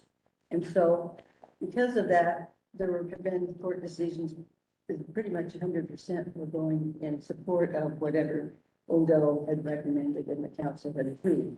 Now, the courts have kind of changed that intent. And so the last two cases that went before the Oregon Supreme Court regarding council decisions, and you folks are the ones whose name is on it when things go to the Oregon Supreme Court, did not rule fully in favor of the decision of the council. So they found some of the issues in favor of the petitioners. So that kind of brings me back to your role because you're the respondent in these court decisions. And FSAT may be making the recommendations, but those recommendations are all based upon their role and their focus as far as what they are charged with doing as an agency. And so when they make recommendations to council, they're going to be consistent with those goals. Your decisions as council members have really long-lasting impacts on, and sometimes devastating impacts on resources of the state and on people of the state. And so, you know, there's 7 people who are deciding about things that are going to be important to not only citizens of Oregon, but oftentimes citizens of the whole country.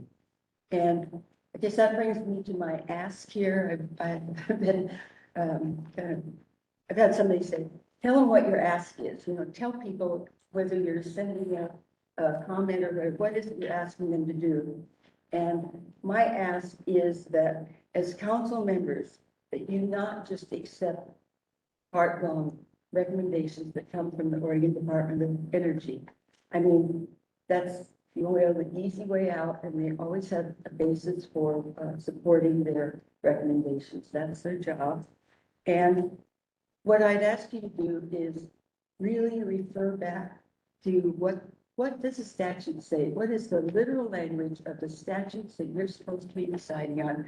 What's the literal language of the rules that you're supposed to be deciding on?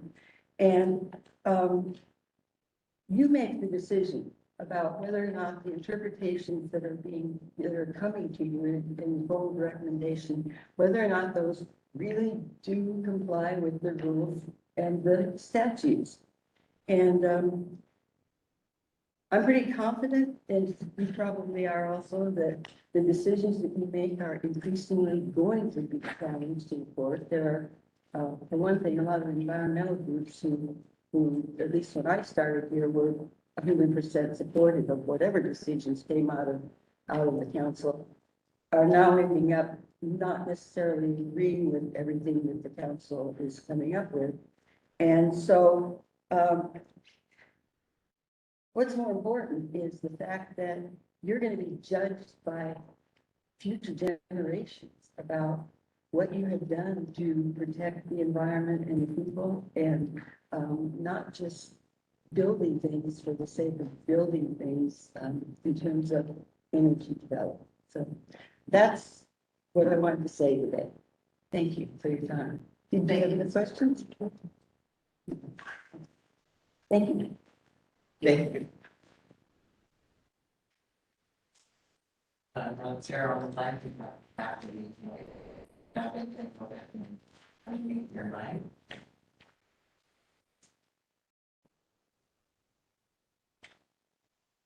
And you can gather.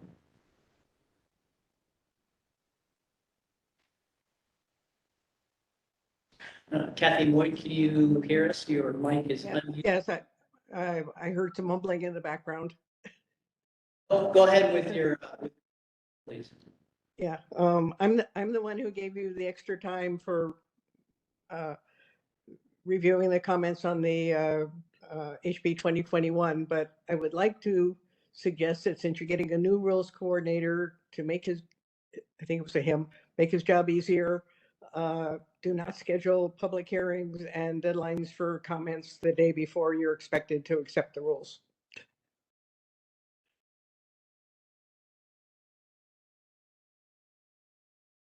So that's it. I'm not going to, even though you didn't list it, I'm not going to make comments on the one you're just about to consider. Okay, well, thank you for your comment and taking the time to speak with us. Nancy, is there anyone else? Do not see any other hands up. So we just asked if anyone would like to make a public comment, please use the raise your hand feature on the phone so we can call on you, please. There is no one else in the room wishing to make any comments.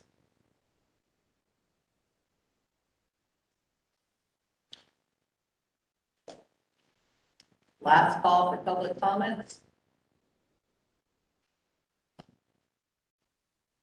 Well, the time is now 10:29 according to my watch. So we are going to close the public comment section at this time. Next, we have a short break scheduled, so we will take a 15-minute break. And just for the ease of math, we will come back at 10:45.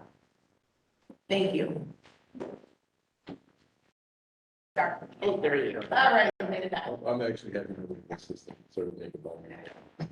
So the time is now 10:47, and we are going to get started with our next agenda item, which is the Carty Generating Station proposed order on request for amendment 3 of the site certificate. This is an action item. We have Kate Sloan. We could say Kate today because we're, we can do that today. Senior siting analyst. So Kate, the floor is yours. Thank you. Thank you, Chair Grail, and good morning, council. As Chair Grail noted, for the record, my name is Kathleen Sloan, or Kate Sloan.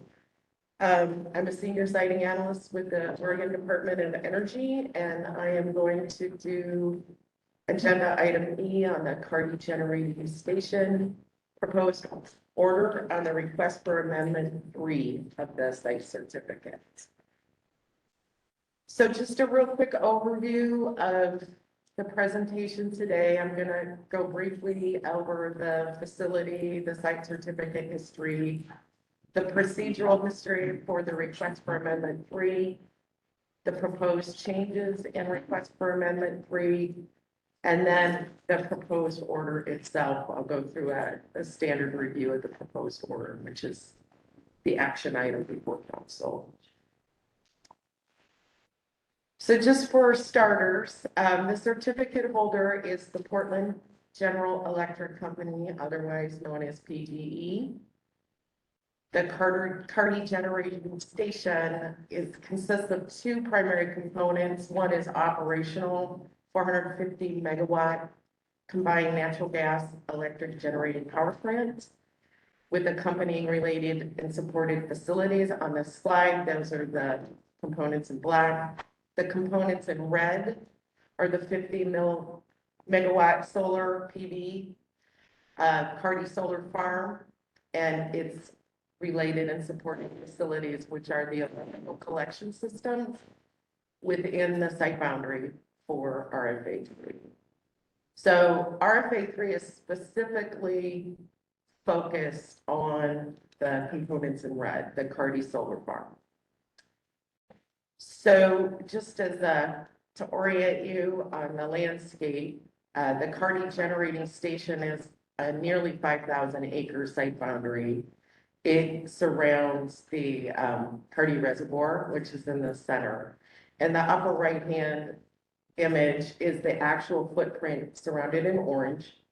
That is the area for RFA 3. That is the footprint of the proposed and approved Carty Solar Farm, and it's approximately 315 acres. So that is the area encompassed within request for amendment 3. So the requested modifications from the certificate holder is to extend the deadlines for both beginning and completing construction of the Carty Solar Farm component by 3 years. The existing site certificate had the construction to begin on or before February 4th, 2022, and the RFA was filed February 3rd. They're asking to extend it another 3 years out to 2025, and as a result, move the completion deadline out an additional 3 years as well to 2028. There were no physical alterations being proposed in this RFA to the approved facility. Carty Solar Farm was approved in RFA 1. And they requested, and the department evaluated and approved a Type B amendment review, which basically means while there is public comment, there was no opportunity for a contested case. So just specifically for the site certificate, the proposed changes fall under the general administrative conditions in the site certificate, 4.1 and 4.2, subparts 2 and both. And this is the strike through in the site certificate language of what it is they're proposing to change. Also, if council has any questions along the way. So very briefly, just to review the procedural history, on February 3rd, the certificate holder filed the preliminary request for amendment 3. The complete RFA was received in June 10th of this year, along with the department's Type B determination, which we issued on the 17th. We also issued the draft proposed order as a Type B on the 17th of June. That opened us up for a comment period of 26 days, and we issued the proposed order on July 15th. And we are at the council review of the proposed order, the highlight in red. And based upon the outcome of this review, we will move on to the final order and amended site certificate as appropriate. So I wanted to go over very quickly the comments that we did receive. We received reviewing agency comments only. We didn't receive general public comments on either the request for amendment 3 or the draft proposed order. For request for amendment 3, the preliminary, we received comments from Morrow County, the Special Advisory Group, Oregon Department of Environmental Quality, and Oregon Department of Fish and Wildlife. Just for council's reference, these are in attachment 2 of the staff report. Comments for the preliminary are B1 and comments for the DPO are B2. So in general, Morrow County asked that the site certificate conditions in RFA 3 remain applicable from previous site certificate conditions specific to the county road use agreement and any required land use permits to the county. So basically, their comment was they just wanted to reaffirm that the existing site conditions would be still applicable, and they are.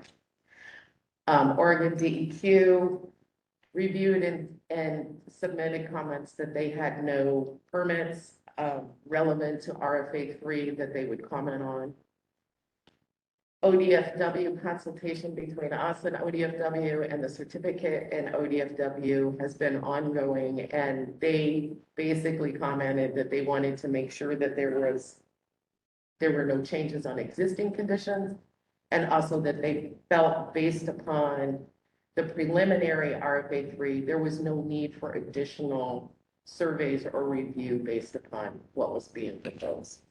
Since the site area has been extensively surveyed and they have a pretty good idea of what's going on out there wildlife wise. And there's some pre-construction survey requirements that are still applicable on the site certificate. So on the draft proposed order, which we issued, and Hey, excuse me. yeah, This is Marcy. So just for my peace of mind, we do these, I appreciate the commenter.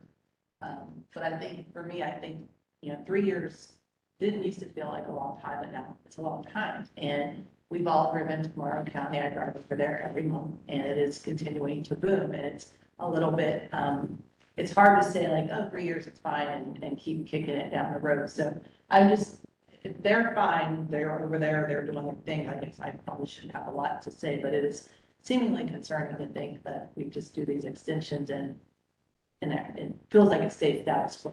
I just wanted to state that every time I drive to Morrow County, I feel like some additional things are building. I know Barry told us that a lot, that was one of his challenges. So I think for us me personally, I'm going to continue to be mindful of that growth as we look at all the things that we hear about the road use, do they have public safety in mind? So just a comment. no, I appreciate that, Chair Grail. And just to clarify, because this was a general reopener, we did reinitiate consultation coordination with all of our reviewing agencies. So we did ask them to put new eyes on this as far as the review. I will say with ODFW, they're so involved in the ongoing reporting and surveys and the habitat analysis that's being done, that they often are very aware of what's going on in these project areas, as far as they're concerned. So, but comments well received. So the comments on the draft proposed order, again, ODFW reviewed what was in the draft proposed order, had no comments or concerns or a need for any new or additional requirements for Fish and Wildlife. The certificate holder did provide us with some editorial comments and kind of corrective edits. And I'll talk more about this later, but the comment period closed on July 12th. We did receive a late comment from ODAV, Oregon Department of Aviation. And there was an ongoing conversation that I will get to in public services over a potential request for an amended condition. It's a little complicated, but I'll get there when we get to the public services standard. So as part of our review, we did go back and look at all of the analysis that was submitted, particularly for request for amendment 1, which was approved in 2018, and relied on analysis and studies and reports that included the Carty Solar Farm that go back to like 2016, 2017. So these are fairly recent analyses that were completed and evaluated by the department as part of RFA 1. Under RFA 3, because it is a general reopener, we reviewed all of those past analyses and incorporated them into our updated DPO and proposed order, so that we could make a determination of whether or not there were any changes in fact or law that might change council's previous decision for Carty Solar Farm on RFA 1. And we are recommending that council find that RFA 1 and 2 and 3 and the associated record of those proceedings do provide a preponderance of evidence that the certificate holder has demonstrated they can satisfy all council's applicable council standards. And RFA 3 was requested on behalf of the applicant or the certificate holder, primarily because of the changes in the decommissioning of Boardman Coal Plant. The desire to time the construction and the bidding process of the RFPs for the building of the Carty Solar Farm, and in RFA 3, the certificate holder has indicated that their bidding schedule would not allow them to put this project out to bid for construction until 2024. And that's based upon the schedule for decommissioning, the Boardman coal, the shared infrastructure that was approved. And so that was the basis of their request for. Yes. Cindy Condon, Kate, correct me if I'm wrong, but wasn't the decommissioning of Boardman coal plant sooner than expected? It is, I believe, ongoing. I don't believe it's complete. And that it's supposed to be complete within this calendar year. And so has it been taking longer than expected when RFA 1 and 2? I'm just curious about that. When RFA 1 and 2 were approved, I guess I thought that it closed down earlier, decommissioned earlier. And so the time, it just seems like they have more time. Go ahead, Todd. For the record, Todd Burnett. I'm not sure I have all the dates correct, so sort of caveat with that. But, you know, there was the attempt with the Boardman coal plant to use torrefied biomass. So there was some evaluation of whether they could do some biocoal and, you know, replace the coal burning with that torrefied biomass burning. So I think at that time, they weren't sure if they were actually going to decommission the facility or not. So I think that was still around that 2018, that it was still potentially on the table, that they wouldn't actually decommission the facility. They would just transfer it to a different type of source material to burn. So I think there was still a lot of questions about what would happen with the Boardman coal plant facility itself. When they proposed the original, when they originally proposed the solar facility. So just to follow up on that, so when in an application, any application, I guess, and there's a commitment to a time frame, and we approve it, must start by this time. Did the applicant just rely on the opportunity to make an amendment should there be changes? Or was there some awareness that it could take longer? I'm just curious that when an applicant says we'll start by this time, and then it's relatively easy to make an amendment, to ask for an amendment. In this case, was there some understanding that they may not be able to make the timeline? Not that we were aware So, I mean, there's nothing that I'm aware of on the record that talked about that, PG was already aware that they wouldn't meet those timeframes, that they would need a time extension. So whether they do it or not, I don't know. That's certainly nothing on the record that I'm aware of that articulated that. And so, when council approved the amendment 1 for the solar facility, it was with the understanding that here's the beginning construction date, here's the ending construction date, certainly within the rules, there is the ability to request, an amendment and for, this facility and others within this timeframe, there's currently the ability to request 2 amendments. So again, I couldn't say what they knew at the time, but on the record, there is no mention of that I'm aware Okay, and just a really quickly question. Is part of it due to this particular special time we're in COVID in terms of the bidding process? Has that really been a part of it too, in slowing that down?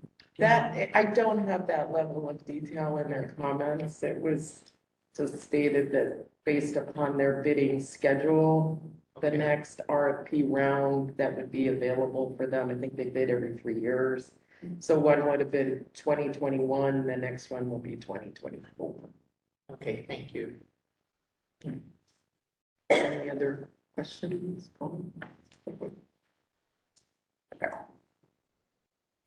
Should- Go ahead. This isn't a question, but it seems to me the decommissioning of the coal plant is a huge thing that had unpredictable, possibly obstacles that they had to overcome, as well as changing from a fuel source that was going to be biomass, they thought, and then that didn't. So it seems there's a lot of justification for the delay with some unknowns when you decommission the coal plant. Thank you. Okay. All right, keep going. So before I move to the next slide, I think that we just wanted to emphasize that the department did conduct an updated analysis and evaluation of all of the information submitted in RFA 3, all of the studies submitted for RFA 1 that were relied upon in RFA 3 for previous analysis. And we do recommend that there have been no changes in factor law that would result in a change in council's findings. So I'm going to launch into the overview of the proposed order. Just as kind of like a highlight, kind of big picture is that because we did not identify any substantial or any changes in factor law, we're not making or recommending any substantive changes to the in the proposed order under the following standards, which are most of the standards. And I'll still go through them really quickly, just to kind of highlight previous findings and our takeaways from that with council for review. And then I did ask Rick the public services, more on that later when I get to that section. So for the general standard of review, the important takeaways here, and I do have the page numbers on the slide if you want to refer to them in the proposed order as we go through them. As we just discussed, the RFA 3 is needed due to the changes in the Boardman coal plant and the competitive bidding process for the actual construction of Carty Solar Farm. And that we have recommended that you can rely upon the previous findings. And the 2 conditions, the site certificate is somewhat structured a little bit different because of the history of Boardman coal, but the condition 4.1 and 4.2 subparts 2 and both, it really falls under this general standards of review. That's where the change in the condition language would apply.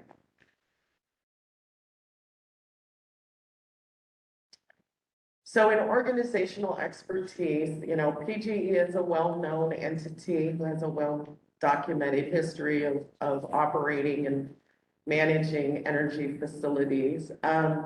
We do know that it is on the certificate holder to comply with existing standards, and part of our organizational expertise evaluation is to look at the recent history since the last RFA, see if there are any issues or concerns. We bring up these two incidences, or two kind of comments. One was on the ODEQ on a pH monitoring issue. They basically missed a monitoring session. They self-reported it to DEQ and were proactive in getting it resolved. Also, two incidents of blade liberation and transformer spill have been reported to ODO by PGE as an entity of their facilities. And I think the important takeaway of both of these is that PGE has been very proactive in both tracking and reporting any of these types of self-reporting requirements with ODO. And so while there were incidents, we also feel that they have complied with the regulatory and notification processes. We have no other ads under that standard, so they're still compliant. So under structural, it's a structural expertise, but that is just incorrect. It's a structural standard. And a preliminary geotech was done in 2016 with preliminary identification of having some soil erosion and collapsibility issues on site, and as a potential site hazard. There have been no new seismic hazards identified as a result of the desktop analysis that the certificate holder submitted for RFA 3. We have an existing site certificate condition that requires a site-specific geotech study be conducted prior to construction of the solar farm. And it's supposed to be used to inform the final design. We feel like the existing condition is adequate under this RFA, and so we have not recommended any additional changes. So under soils, the predominant soil type for the Carty Solar Farm area is classified as the Sage Hill Sandy Loam. They updated their soils analysis as part of their desktop review to make sure that there were no new soil types or classifications identified within the area of RFA 3, which is the footprint for the Carty Solar Farm, and there are not any. The permanent impacts to soils is basically the footprint of the Carty Solar Farm is estimated to be about 321 acres.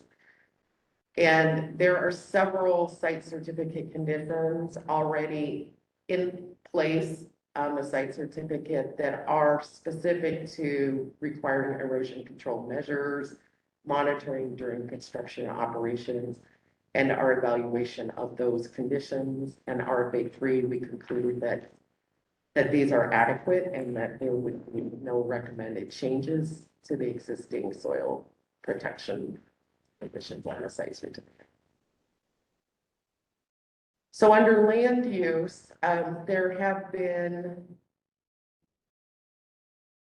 substantial changes in law since, is that correct? There have been, okay. Substantial changes in law since council's previous evaluation that include the Land Conservation Development Condition LCDC solar rules change specific to high value farmland. However, Carty Solar Farm does not impact high value farmland. So therefore those concerns are kind of moot. Moving on to protected areas, in RFA 3, the certificate holder did an updated analysis and they identified in their RFA 3 a new potential protected area that they call the Arlington Wayside Park, which is owned by Oregon Parks and Recreation Departments. And they added it to their list of protected areas to update the total of 10. However, we did our own review and based upon the protected area standard, we concluded that it really does not meet the definition of a protected area under our council standard, primarily because it is not identified on any OPRD maps as a wayside or a park. It's just a parcel of land that OPRD owns. There's no management plan, there's no park, and there's no actual wayside. So it may be something they plan on doing in the future, but it is certainly not developed to that level at this point, and therefore we did not feel that it qualified as a protected area under the standard, which means that the Boardman Research Natural Area is still the closest protected area. And that is over 2.5 miles from the solar farm. It was previously found not to have any impact on that protected area. And we also, based upon our updated evaluation, still conclude that we recommend council find no significant impacts from construction or operational noise on any protected areas under the standard.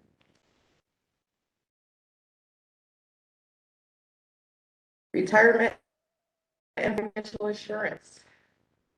We found no new changes in tasks, actions, or methods in estimating facility retirement and decommissioning costs. The 3.2 million is based on Q2 2022 dollars. So it's an updated estimate based on current dollars or more recent dollars.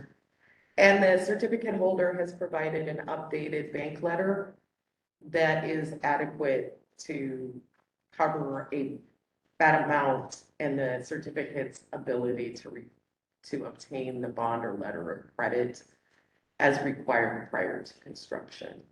So we found no changes in the standard that would result in any different conditions. So this is Marcy, I see in the summary, I guess, it says reasonable assurance of certificate holder's ability. But I understand we can't use absolutes, but reasonable, that's our standard word, we say reasonable. I'm just out of curiosity, because I reasonably hope that. And I just, is that like a normal term that we would say? Yes. Help it out over here. Okay, thank you. That's it. Okay.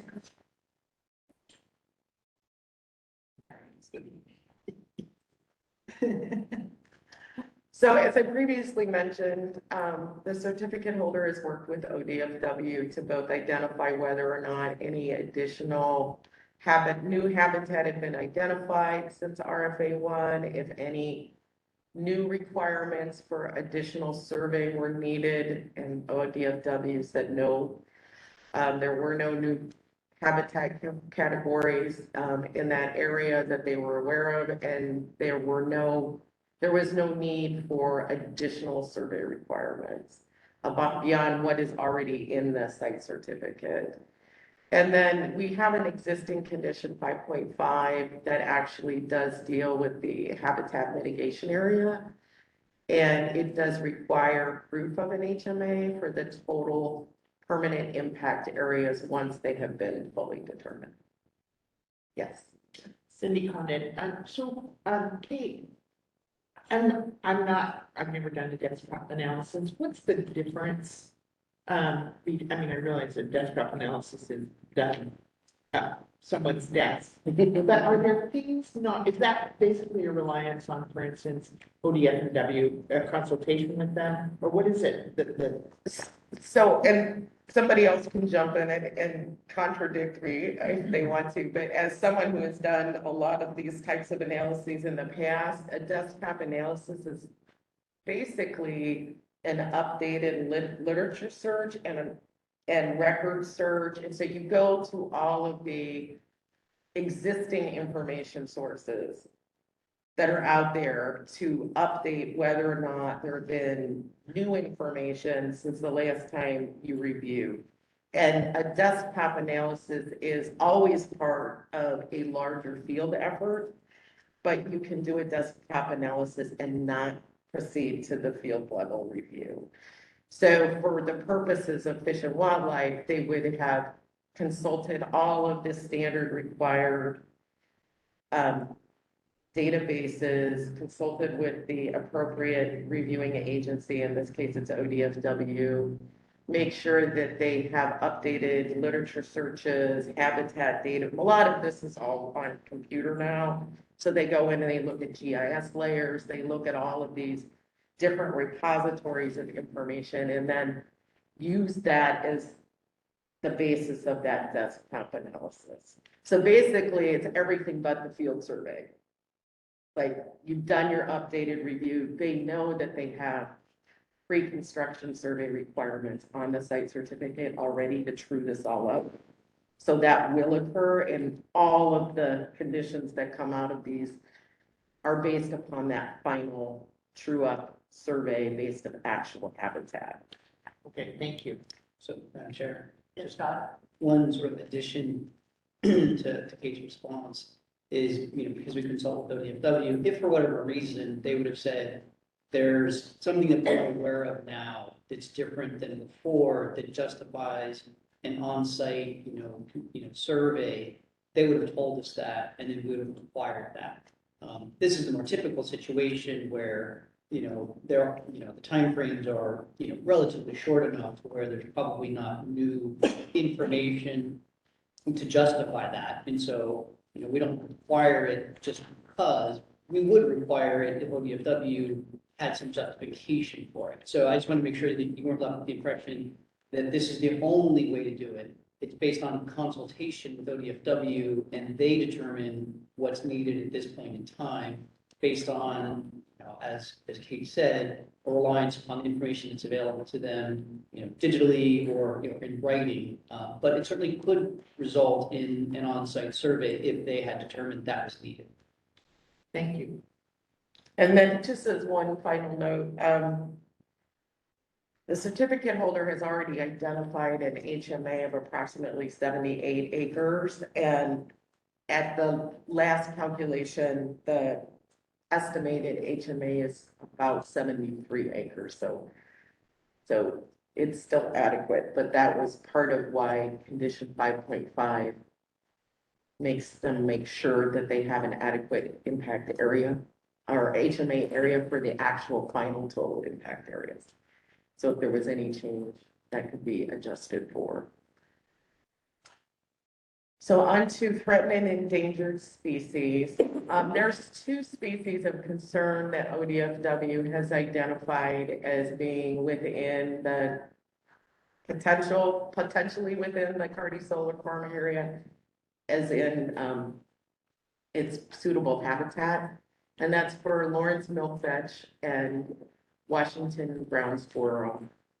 So this is a good example kind of to follow up. The information that was submitted for RFA1 that included the initial survey and the consultation with ODFW identified the potential for these species to exist within the Carty Solar Farm area.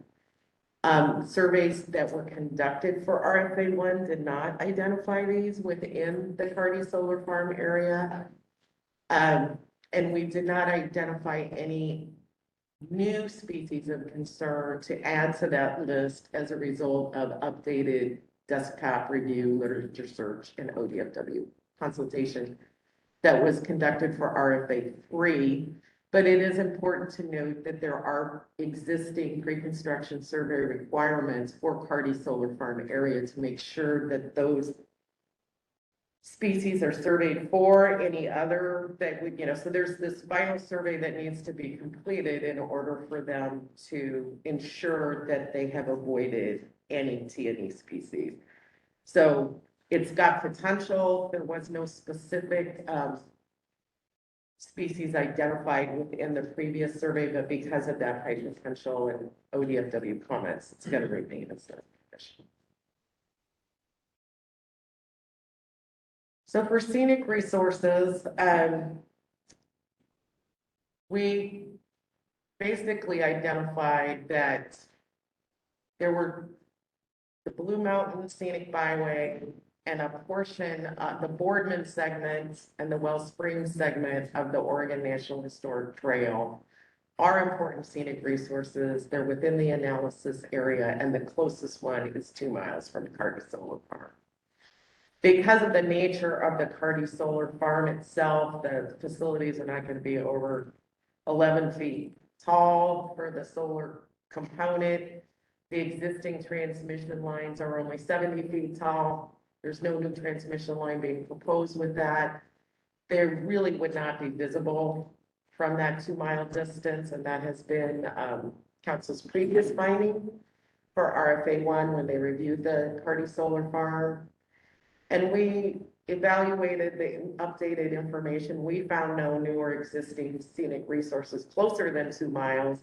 And we also feel that, the previous findings of council still hold. And then just to note, even though it is not necessarily required by ODEQ, because of the potential of temporary construction noise, on the ONHT, the Oregon National Historic Trail segments, council did previously impose condition 13.1.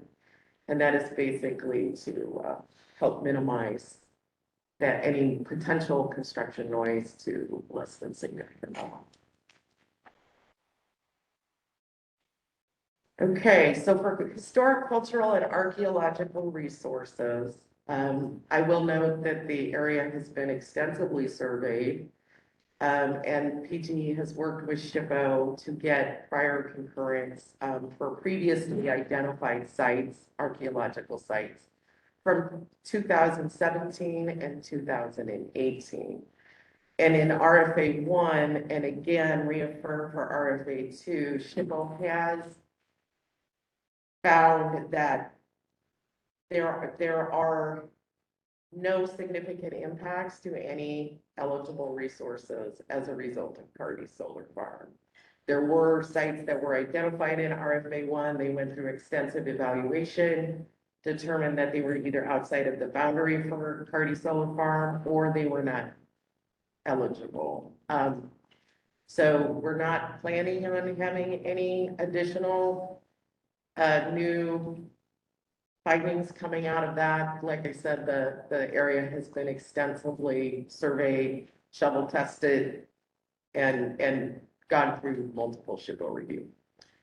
Inadvertent discovery plan is already a requirement under condition 11.6, and the certificate holder did update that IDP, and it is part of the attachments in the proposed order. And really, the only update was just to make sure that the contacts were current with LCIS. And just as a note, the Confederated Tribes of Umatilla Indian Reservation, or CTUIR, have been included in both the monitoring and survey protocols for the existing site certificate. So, and they are also will be contacted under any inadvertent discovery plan. And they have not submitted any comments on any of the preliminary, the draft proposed order, or the proposed order. And they have been coordinated with. So under recreation, again, we had mentioned the Oregon National Historic Trail. Within that 5 mile analysis area, the portion of the ONHT is present. Again, it's about 2 miles away from the actual solar farm site. And in previous analysis conducted for RFA 1, council found that the construction and operation of the solar farm would not have a significant direct or indirect noise, visual, or traffic impacts on the use of the ONHT, primarily because it is so far away, 2 miles. The access roads would not impact the traffic to access the ONHT site. And just the height and structure of the facility would not have a visual impact. So as part of RFA 3, again, the certificate holder conducted an updated literature review to make sure that there were no new recreational resources. We evaluated the information that they provided us and agreed that there were no new recreational resources identified that would be subject to RFA 3. And we have a previously imposed condition of 13.1, again, to kind of reduce the impacts of noise construction. Just for any potential noise impacts for users of the trail. Okay, so public services. Just to start, in general, public services is a big topic. We cover a lot of different areas, but the certificate holder did engage in updated coordination with fire protection and police services in 2022 to demonstrate that they have that continued ability, the providers, to respond and meet any demands or level of service that the certificate holder might need for Carty Solar Farm. We found no changes in the service level or demand for public services as a result of Carty Solar Farm construction or operation. And we also did not find that there would be any significant impacts as a result of sewer treatment or stormwater drainage or service levels, because all of that is actually planned to be provided on site once the facility is constructed. So I wanted to jump into the comment received on the 12th, which was the day the comments closed, from the Oregon Department of Aviation, how we incorporated it into the proposed order in the site certificate that went out on Friday last week. Our ongoing consultation with Oregon Department, I'm going to call them ODAV, but Oregon Department of Aviation on both their comments, the intent of their comments, and how, whether or not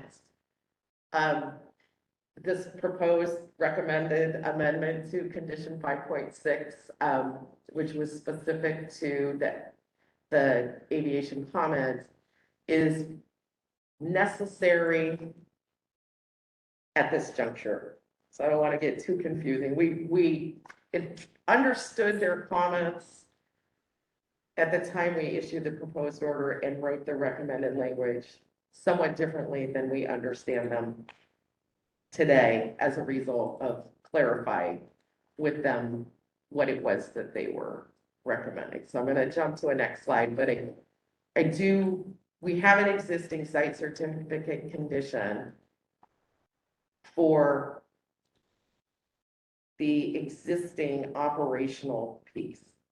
We recommended that condition 5.6 be amended to add the Carty Solar Farm based upon that initial feedback we got from Department of Aviation. However, further coordination with them, it is clear to us that at this point,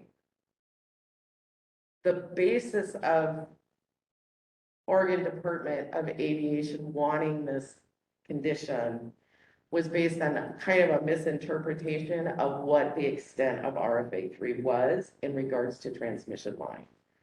So the transmission line that Oregon Department of Aviation was responding to is not part of RFA 3. And it was basically kind of a misinterpretation of the map. So where we would have recommended this language, I think what we're going to do now, and Sarah, you can jump in and help me clarify if I need to, but is that we're going to actually recommend that we reject this proposed recommended language because we do not at this point feel it is applicable. Because again, the facilities are not triggering the height requirements or distance requirements that would have triggered all of this.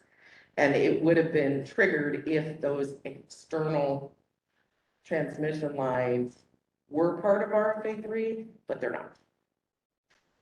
So that is my best assessment of what that is. So for that reason, even though we put it in the proposed order and we put it in this amended site certificate, we're actually gonna recommend that we strike that and just keep condition 5.6 as it is in the existing site certificate with no change. Kate, this is Marcy for the record, have you communicated that to the, I don't want to call them things, Department of? Yes, we have, and we've also, updated that with the certificate holder as well, just to let them know in advance of this presentation how we were gonna address this. And they had, No comments. thank you. Yes, Cindy. Thank you, Cindy Connor. So just to be clear, it's just the exhaust stack that is an issue for so we're keeping, Anything in red is basically gonna go away, and we're gonna keep the actual language of the existing condition, which is what's in black, the before beginning of destruction of unit 1. right, so, little I. Yes, So it only mentions the exhaust stack, right. right? That's the only thing of concern for aviation. That, I just want to be clear on that. That is my understanding, yes. Because that's pretty specifically limiting it to that. Yeah, and that's the way it was written originally. Right. So, okay, so we added that subpart 2 based upon the initial interpretation of what Department of Aviation was asking for. But upon closer scrutiny, we realized that it's not necessary. Thank you. Okay. So under waste minimization, we have existing conditions that require the standard waste management plan for construction and operation. Part of that waste minimization section also includes the water pollution control facilities permit. It is an existing permit. These permits are good for X amount of months. When they expire, they reapply and they get renewed. And they have a current permit, and they are aware, and DEQ is aware that when that permit expires in 2023, it will go in and get renewed again. And we do not identify any changes in waste quantity or disposal methods as a result of request for amendment 3, so we are making no additional recommended changes. And then finally, we're going to get into the Division 23, 24 and other rules. Because the facility is a non-generating facility, it's not applicable. Division 23. Under Division 24, this is discussion of induced currents and transmission lines, and there have been no changes in what is being proposed and what has been approved that would result in any changes in our findings or recommendations under Division 24.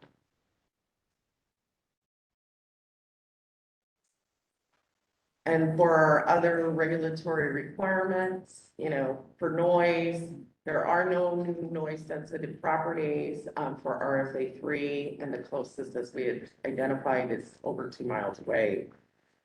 The facility continues to comply with the ambient degradation and maximum minimum noise level standards from Oregon DEQ. And there is no removal fill permit required for Carty Solar Farm, nor do we anticipate one be required.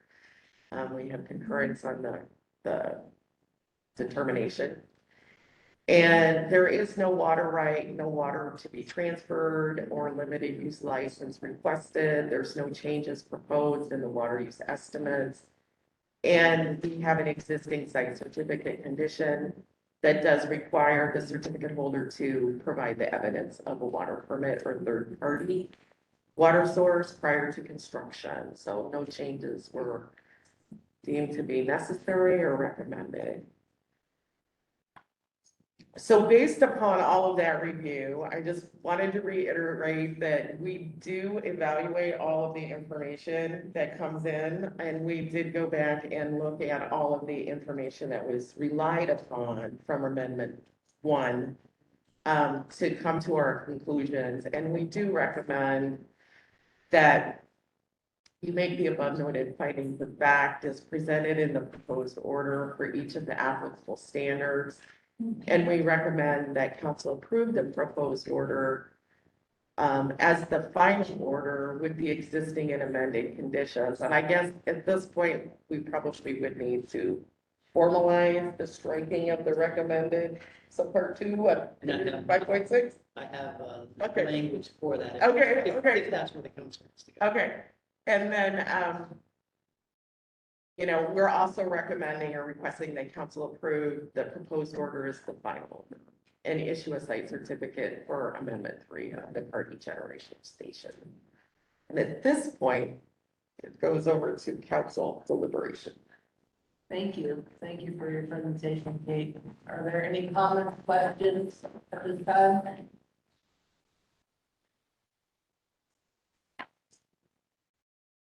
Hearing none, Kent? Ready to hear Secretary Cornet's proposed language here. Okay, So if the council wants to go with sort of option 2 of the motion language, it would be to approve staff's request with the certain changes, and the specific changes would be to reject the changes to condition 5.6 as recommended by staff and retain the condition as it is currently written. I think that probably is adequate to characterize sort of the, again, rejection of that language that we had proposed in the proposed order, and it would just retain the condition as it is currently written in the site certificate.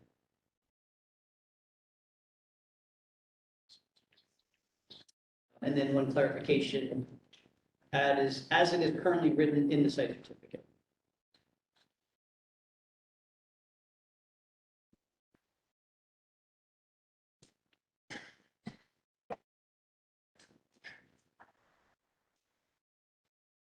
Okay.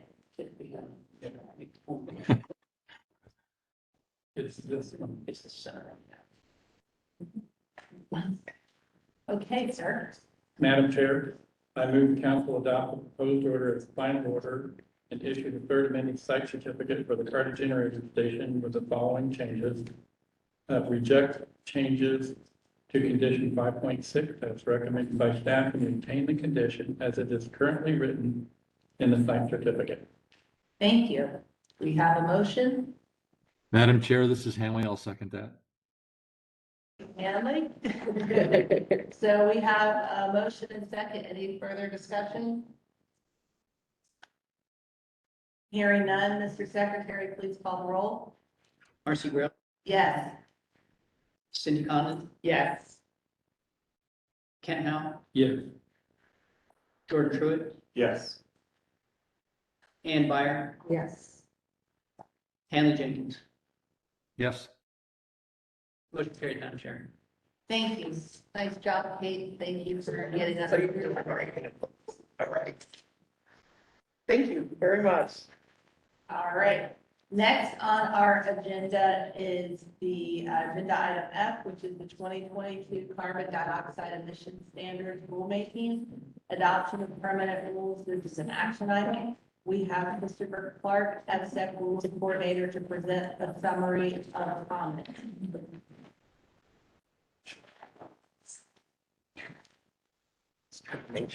They're sharing my screen. So do the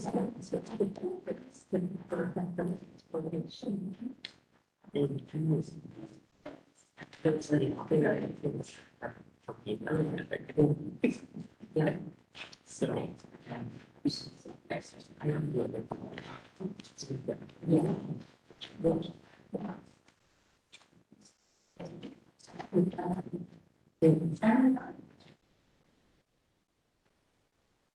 I get the construction. Yes.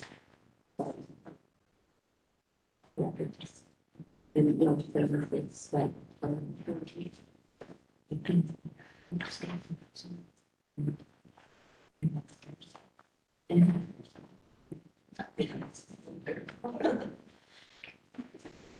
All right, thank you. Thank you, Chair Grail. Once again, for the record, my name is Christopher Clark. I'm the council's rules coordinator. During this agenda item, we will be discussing the adoption of permanent rules for the 2022 carbon dioxide emissions standards rulemaking. And this rulemaking also implements the provisions of House Bill 2021, which passed last year. During this presentation, I'll give a quick background on the project and procedural history. I will provide a summary of the proposed rules, as well as an overview of the public comments we received and recommended responses from staff. After that, the council can consider the adoption of permanent rules. Show my graph once again. This was a little bit more of a consolidated process, but we have gotten to the final stage. And like I said before, if you do choose to adopt rules today, they can be effective upon filing or at a later date if you decide to designate a later date. So this rulemaking kind of touches on two separate things. The first is updating the existing carbon dioxide standards. Under those standards, an applicant proposing to construct and operate a carbon dioxide emitting energy facility must demonstrate compliance with the applicable standards. Those standards are typically a performance-based standard that's based on pounds of carbon dioxide emitted per kilowatt of electricity output. And the amount that they have to avoid or offset is typically just a portion of the total emissions of the facility.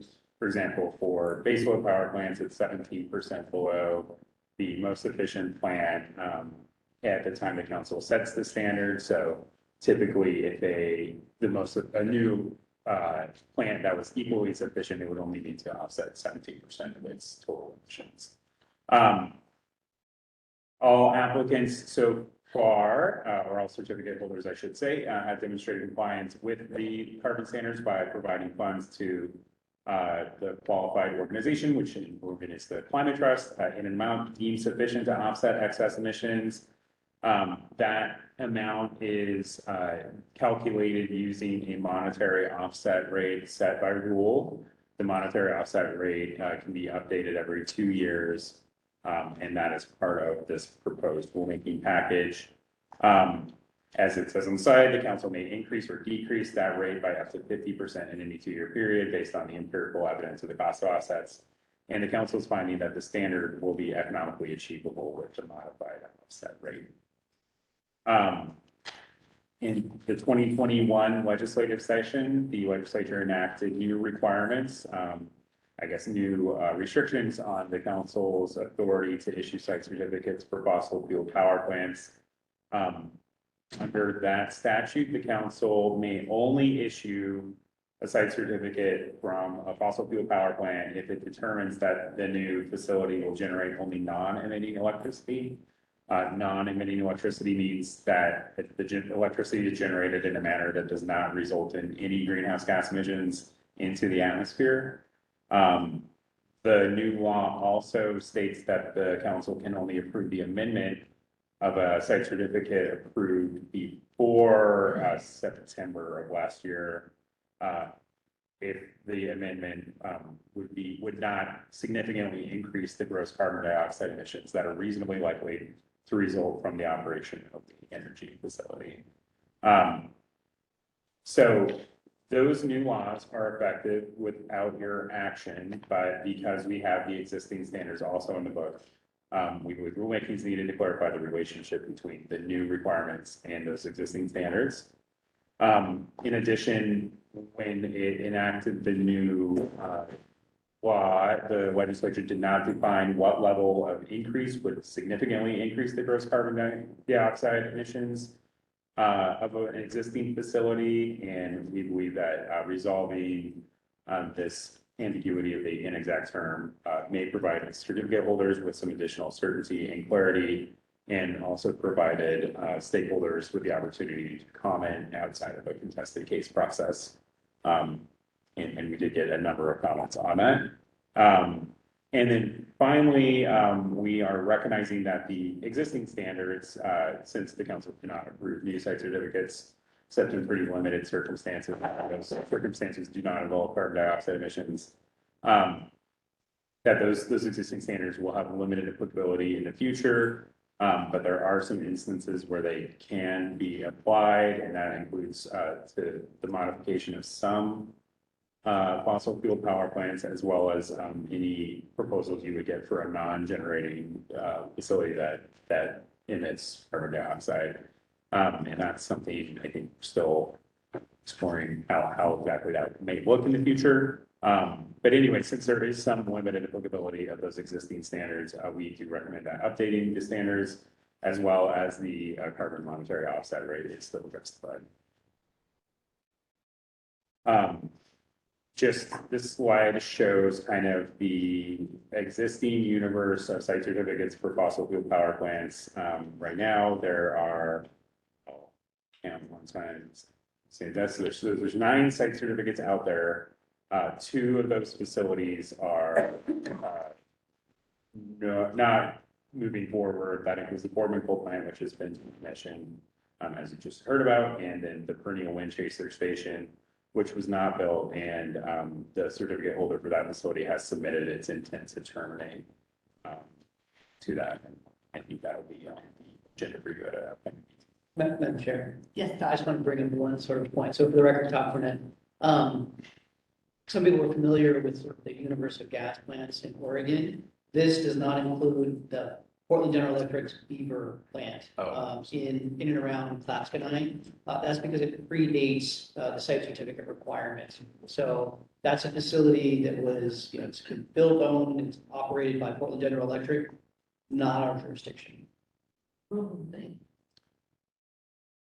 Thank you, Secretary Burnett. Yeah, that since this does not include exempt facilities, there may also be a few high efficiency cogen plants still in operation that are fossil fueled, although a lot of those use paper milling, which I don't know if that would actually qualify as a fossil fuel.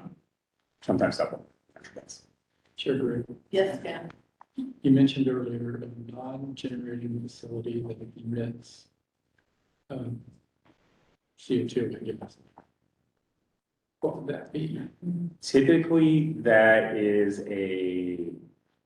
how the standards are written, or how the statute's written, is typically a surface facility associated with an underground gas storage facility, so like a compressor station, Okay. or a pipeline compressor station as well. Okay.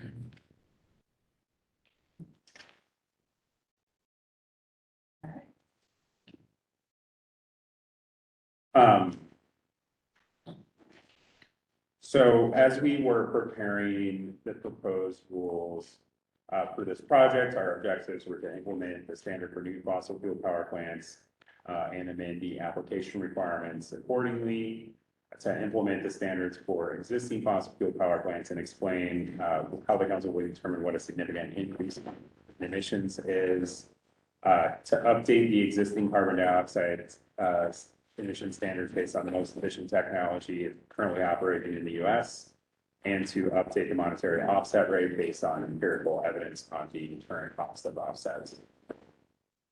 As the procedural history, I kind of actually went back to just show the how both the standards themselves have evolved and this project has evolved. So the legislature enacted the existing carbon dioxide standards in 1997. I went back to the slide. You can see some of these early ones. So the Hermiston generating plant actually wasn't subject to those carbon dioxide emission standards. And then Coyote Springs, which was approved in 94 and then amended with the second unit later. Actually, the standard only applies to that second unit. Whereas Hermiston, which was approved before the standard came into effect, but I think not built until after, is subject to it, as are all the subsequent facilities. So that standard was in place from 1997 till now, and the council did update it several times. And updated the monetary offset rate several times, although there was kind of a slump in the early 2000s where there wasn't a lot of action on updating those rules. So in 2021, as I mentioned, the legislature passed HB 2021, which aside from this, it contains a lot of climate policies and he sets new clean energy targets for Oregon's electricity system.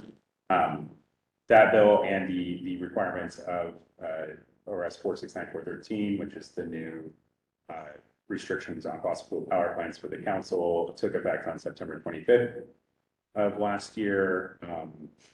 We came to you with implementing rules. Well, I should back up and say this project was initially on the schedule as just an update of the monetary offset rate because the council had the authority to update that rate again as of July 1st of this year. So after the passage of HB 2021, we amended the scope to implement these new provisions as well. So we brought you proposed rules in April and the council approved them at that time. And we got the notice of proposed rulemaking out at the end of April. We had our hearing last month in June, and in response to a request from a stakeholder, the council extended the public comment deadline from the end of that hearing to July 11th. And that brings us to today. So the proposed rules would amend the standard in Division 24, Rule 500 to incorporate the new requirements of HB 2021 and to clarify that those standards, the non-emitting electricity standard is what is applicable to the review of an application for a new fossil fuel power plant. It would amend the existing carbon dioxide standards to reset the emission standard based on the most efficient gas-fired combined cycle combustion turbine plant that's commercially demonstrated and operated in the United States. It's a mouthful, that is straight from statute. And then finally, it would amend the monetary offset rate by 50% from $2.85 per ton to $4.27 per ton of excess carbon dioxide emissions. The proposed rules would also amend the information requirements in Division 20 and 21 to adopt new application requirements for fossil fuel power plants and other facilities that emit carbon dioxide. And then it would amend the scope of council's review of an amendment to implement the new requirements for amendments and define what is considered to be a significant increase in gross carbon dioxide emissions. And then there's also a number of kind of organizational and clerical changes, including consolidating the carbon specific definitions that are currently in Division 1 over to Division 24, and then repealing Rule or 2 that just restates what's in statute. So 4 persons provided comments on this rulemaking at the June hearing. The extended deadline for written comments was 5 p.m. on July 11th. As of that deadline, the council had received 12 comments from 11 different organizations and individuals. All those comments have provided the council, so we available on the website. Just a quick rundown. The commenters included a few individuals: Jinx Houston, Kathy Moyd, and Martha Digley. Also, a joint comment from Columbia Riverkeeper, Verde Road Climate, Earth Justice, and Friends of the Columbia Gorge. Comments from the League of Women Voters of Oregon. Comments from Portland General Electric Company, Avista Corporation. Comment from Climate Solutions, Renewable Northwest Metro Action Climate Steering Team, that they provided joint comments. The Green Energy Institute provided comments. OSEA also provided comments, and then the Oregon ODO provided our own testimony as staff, particularly related to a few issues that I'll discuss. But those are related to some required findings that the council needs to make on the record. Okay, so getting into the substance, so one of the comments we got was that the new information requirements require just a discussion of methods of how an applicant would avoid greenhouse gas emissions or otherwise capture, sequester, and store carbon dioxide and other greenhouse gases from getting into the atmosphere. And they said, you know, generally that a discussion of methods isn't enough, and they wanted to know how the council would evaluate that information. And our response here is just that those particular rules are just information requirements. They're not the standard. And the standard here is that the electricity generated from the facility will be non-emitting electricity. And that is the statutory requirement. That means that no greenhouse gases will be emitted into the atmosphere. There's some additional discussion on what exactly that means that we can talk about in a second.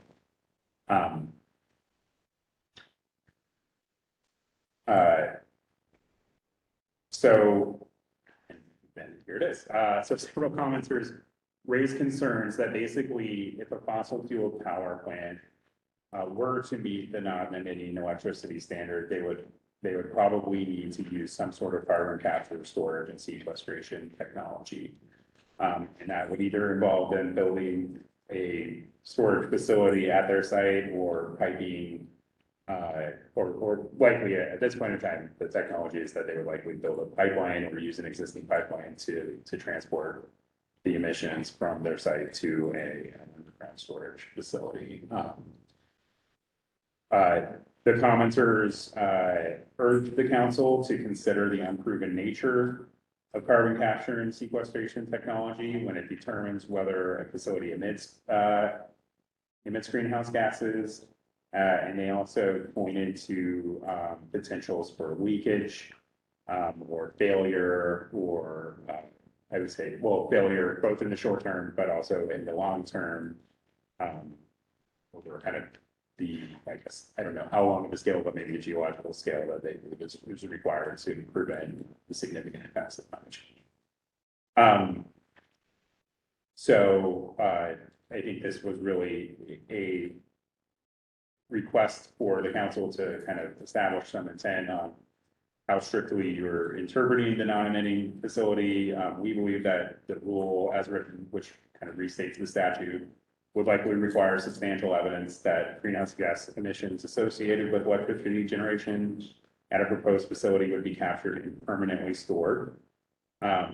We think that the language is probably adequate as is, but including some specific criteria to support the findings, particularly the part about permanent storage, may improve clarity of the rule, and may ensure that commenters' concerns are addressed in future proceedings. Obviously, you all won't always be the ones making these decisions, so if you do want additional criteria or information included in the rule, you can include that. I do have some rule potential language that I will pull up to implement this.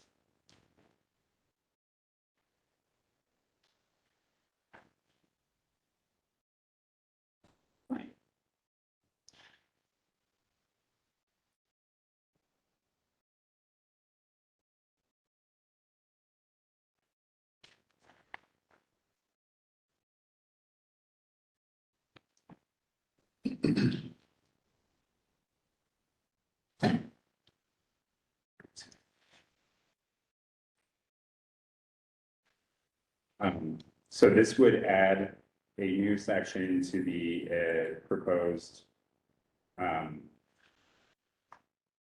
dioxide emissions standard.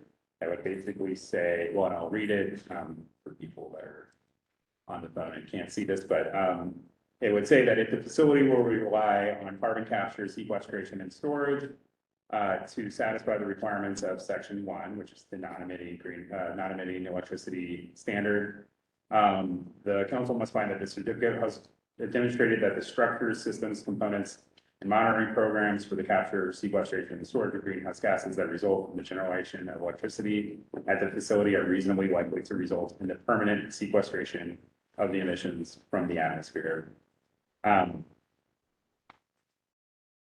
So in some ways that is more words saying kind of the same thing, I think.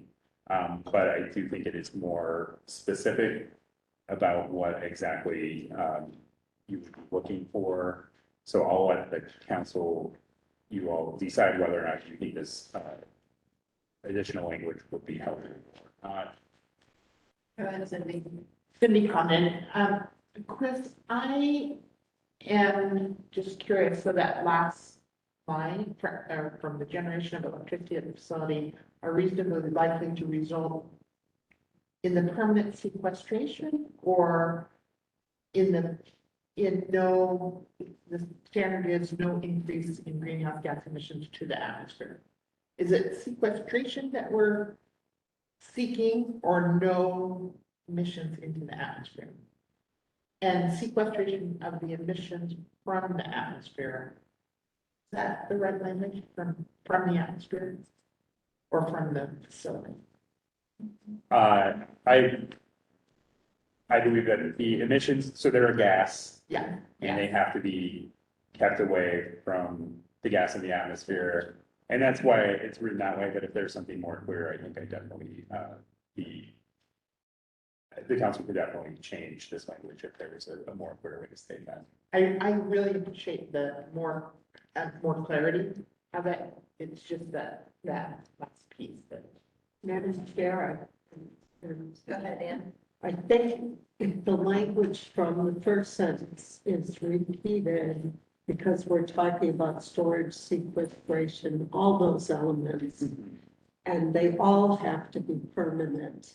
And I appreciate the response to the comment to make it clear that we need to make findings that any form of isolating those emissions is indeed permanent. So I think if we repeat the language from the first sentence in the last sentence, to address all three of those mechanisms, if that's the proper term, it still is, we still don't have much guidance on what that finding would look like, but I think at this date, we don't have much guidance on what that would look like. It just says it's incumbent upon the council to make a finding that it's permanent, it's a permanent solution. So do you see what I'm saying? I do. I know it's a lot of words. Yeah, would it accomplish what you're saying if the language said the council must find that the certificate holder has demonstrated that the structures, systems, components, and monitoring programs at the facility are reasonably likely to result in the permanent capture, sequestration, and storage of greenhouse gases that result from one generation of electricity at the facility? Yeah, I think that's cleaner. Okay. It's hard to wordsmith as a group, but I think Yeah. the intent is there. I will. See my, get a little stage fright. Don't mind that. You're doing it there.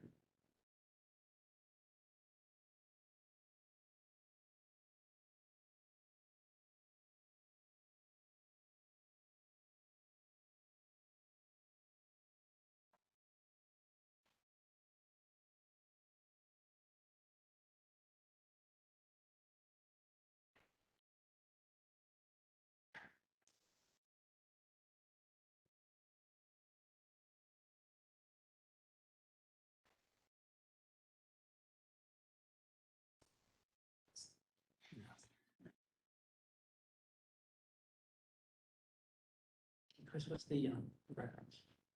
You scroll just a little bit. Oh, yeah, this is OAR 345024500, and it would be a new section 2. So likely to result in the permanent capture. Oh, Yeah, I don't think you need the 4. With that. yeah, that was Yeah. Thank you. Yeah, nice work. So, thank you, council members. Is everyone satisfied with this language? Okay.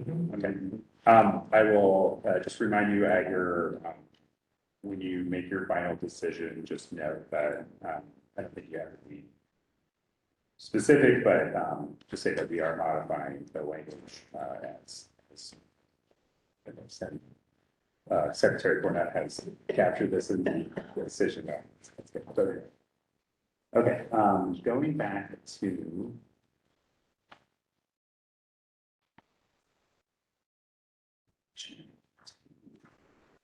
Thank you for that draft. Especially for the.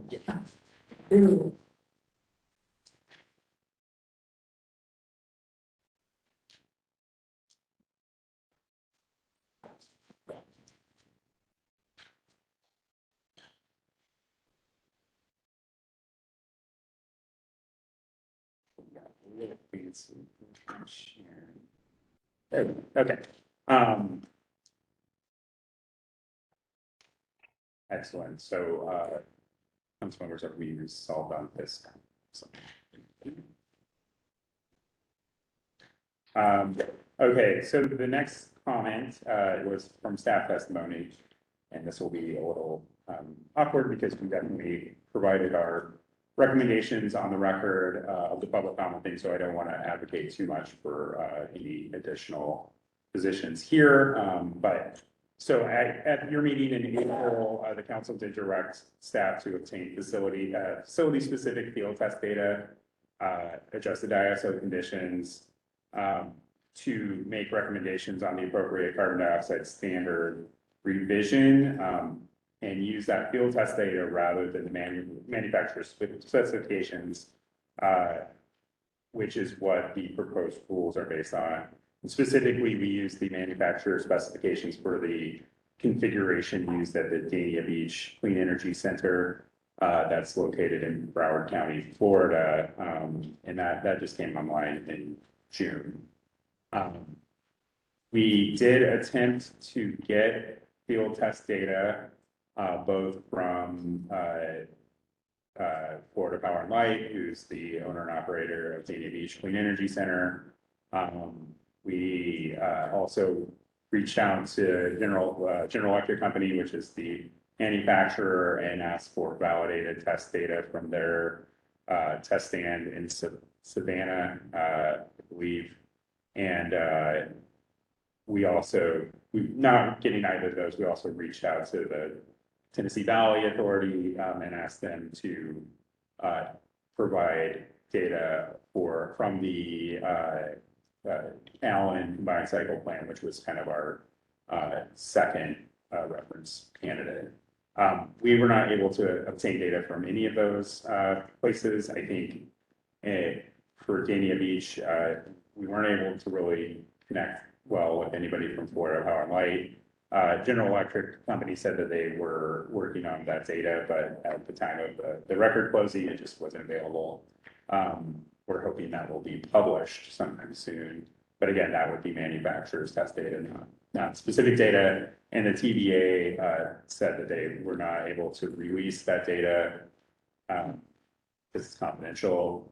We also reached out to the U.S. Energy Information Administration, the EIA, because they collect heat rate data from power plants, but they said it was confidential and they wouldn't release it. We could submit Freedom of Information Act to probably the TVA or the EIA if we really wanted to get this data. I don't know if it would be released or not, but we could go further in that process. We could also continue working on this.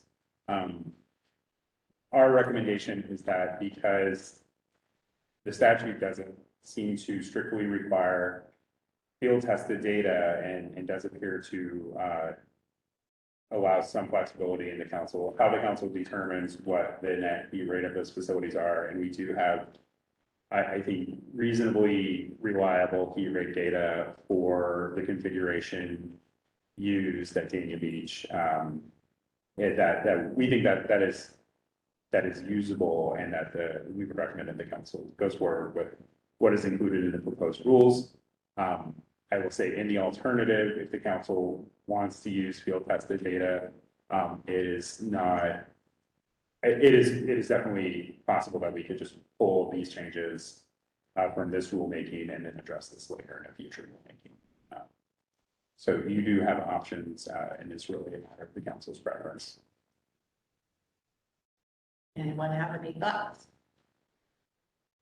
Yeah, Madam Chair, this is Hanley.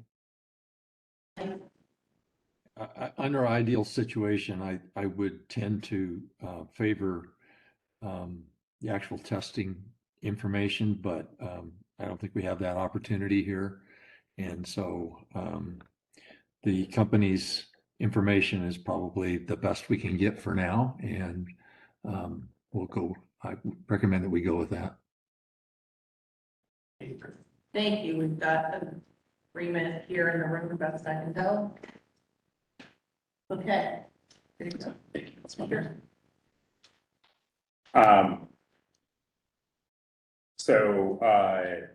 Finally, this is already, I think, somewhat established in the notice of proposed rulemaking and on the record elsewhere, but because the statute does require an affirmative finding, it is, was worth bringing it up again, that we recommend that the council make a finding that increasing the monetary offset rate from $2.85 to $4.79, supported by empirical evidence that the cost of offsets is economically achievable for various types of fossil fuel power plants. I did include that analysis in your staff report, but I don't have a slide for it. So if you want to discuss it further, I can pull that out. Otherwise, I'll just look for writing confirmation that I agree with that. Thoughts, comments? Everyone's agreeing here. Be better at 100%. You can only do 50. Chris, I think it's a typo of the number, isn't it? It's 427. What is 285 times? I think on one of your earlier slides, you have 427. That seems right. I think it's half of 285 is 142. Okay, yeah. If there is a typo, then that's, the proposed rules are correct. So if there's a typo here, it's. I can't change now. But we can just say the 50% increase. We'll go with that. Ensure that there are no scrivener's error in the final. But council statutory authority is no more than 50%. So we would just consider that a scrivener error. Thank you.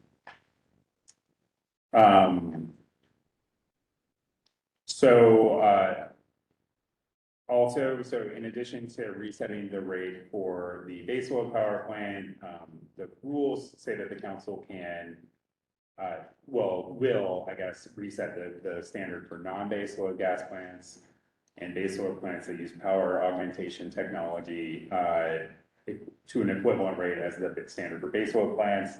But to do that, you need to make a finding that the change would be consistent with the principles articulated in ORS 4695032B. There's a bunch of them I've described in your staff report, why we think that either they're consistent or would have no effect. And so we do generally think that the change would be consistent with those principles. And again, just need a council finding here, but I'm happy to go into this in more detail if you like. Any questions, comments on this?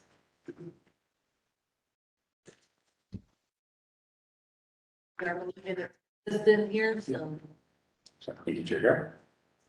And then finally, and this was where really the bulk of the comments was that there were fairly mixed responses about how the council should approach the issue of what constitutes a significant increase in gross carbon dioxide emissions at an existing fossil fuel power plant.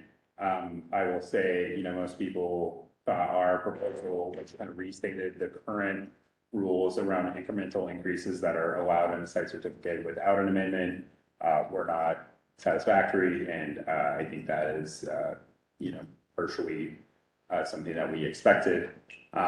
So the range of what the recommendations were kind of varied. Some commenters supported a no net increase approach, so effectively allowing changes at a facility that may increase, heat rate if the overall emissions are still going down or are neutral. Some commenters supported further restrictions on incremental increases and specifically suggested that the current rule allowing for a 10% increase in fuel use without an amendment be stricken from the rules. I will point out that that rule is not open in this rulemaking, so that recommendation, we can't implement it now. And also that provision is incorporated into most of the site certificates, so there would actually probably be some amendments needed to get to implement a change to remove that.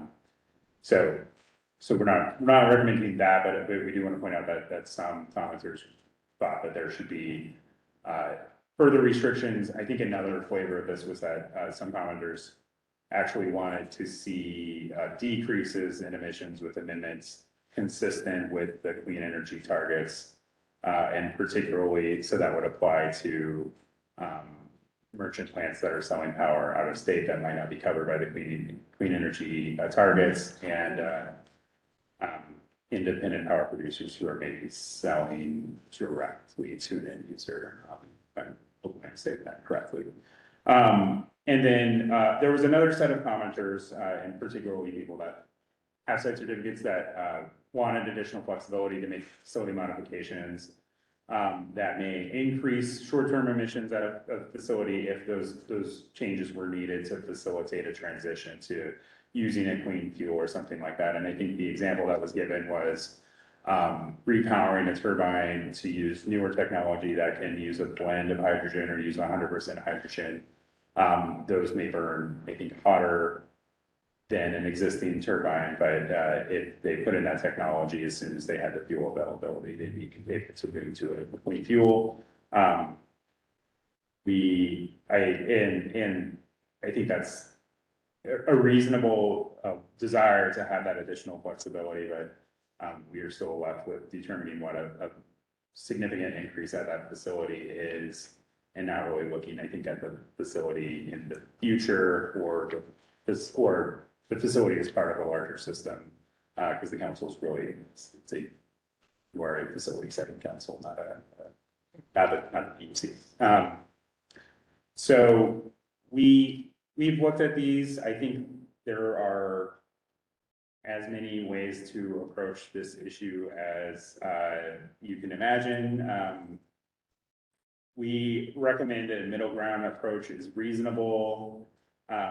One commenter suggested that a net increase of 3% would be, a reasonable threshold for this. We did our analysis, and based on the EPA's proposed rules for what a major modification is on greenhouse gas emissions, we thought that, that would likely look like a 5% increase given the size of most of these facilities. So that, while that 3% wasn't really substantiated on why they picked that one, we do think it's kind of in the right magnitude, and that it would be saying that a net increase of less than 3% is allowable. We think that would be a reasonable way to go with this and a reasonable compromise between the different stakeholder interest groups. I do have some language on this as well that I'll pull up.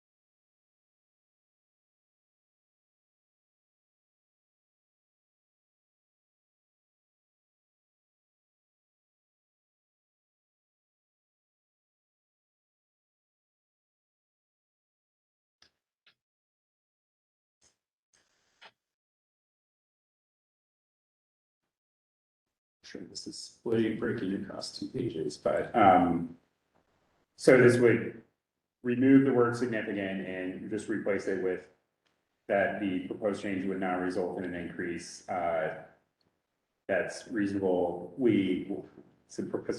Increasing the gross carbon dioxide emissions that are reasonably likely to result from the operation of the facility of more than 3%.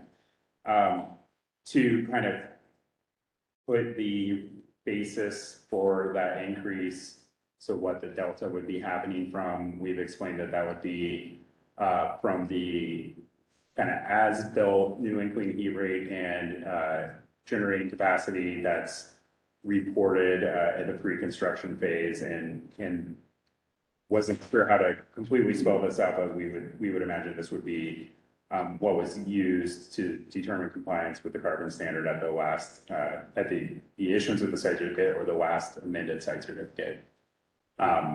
Similarly, so that's for baseload power plants. For non-baseload power plants, we would be making that based on the, that same reported new and clean heat rate and capacity reported at the pre-construction design. It's as there's a specific name for it in the rule, but anyways, the rule reference is under 594. And then because baseload plants have a variable operating rate, that kind of is a significant driver of their emissions, we would be looking at the actual hours reported in their last 5-year report.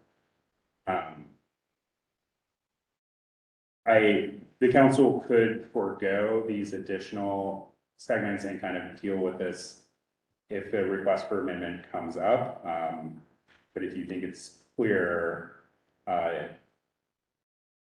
we can keep it in. That's a matter of council's preference. Again, this is one of those things that I think there'll be some kinks to work out if we get a request, and there'll be a significant amount of work needed to do to iron out some of the legal issues around the new statute, especially the first time. So. Madam Chair. Yes.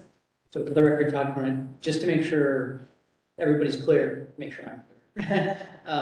So the 3% is cumulative. So just so everyone knows, this wouldn't be, they could come in for an amendment, do 3%, come in for an amendment, do 3%, come in for an amendment, 3%. It would be from, as you'd indicated, the sort of like the current state, it would be a maximum or cumulative 3%, and that's it, would be that significant. Secretary Burnett, yes, I think the intent here would be whatever was the latest estimate done prior to September 25th, 2021, what would be, that's where they're locked in, and they can go 3% above that, but total. And I think I would also say though, if they have an amendment and it causes their, well, I guess they wouldn't be redoing their estimate, so not talk about. I think the language states that, but I also, again, for the rulemaking record, wanted to make sure that that's clear and that that's the intent, not only the language, but the intent of the council if you choose to go with this language. So Madam Chair, yes, this is Ann Meyer. I support the staff's willingness to define significantly increase, because that is bothersome to both the public and to anybody who would apply under this. So linking this back to the definition in the statute of significantly increase is helpful. And then also clarifying the intent that this is it, the 3% is it, is very important. And then your background on how you got to the 3% being incorporated into the record, that you weighted against the 10% weighted against EPA standards, so that we know that there was a process to getting to the 3%, making sure that's in the record. That's helpful. I agree. Madam Chair, this is Hanley.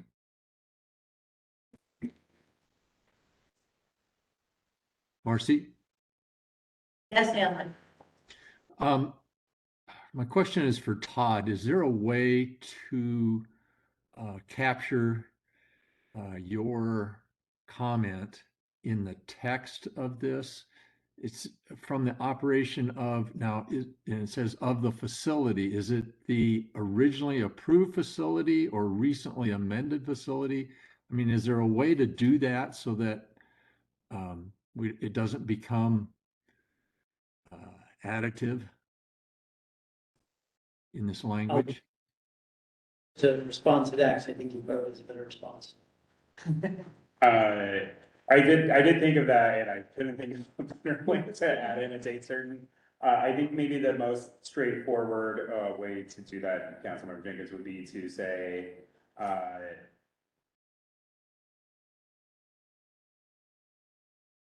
we could add a C, Previously approved facility, or and it needs to be some way to make it clear that it's not, there's not an opportunity for doing this multiple times.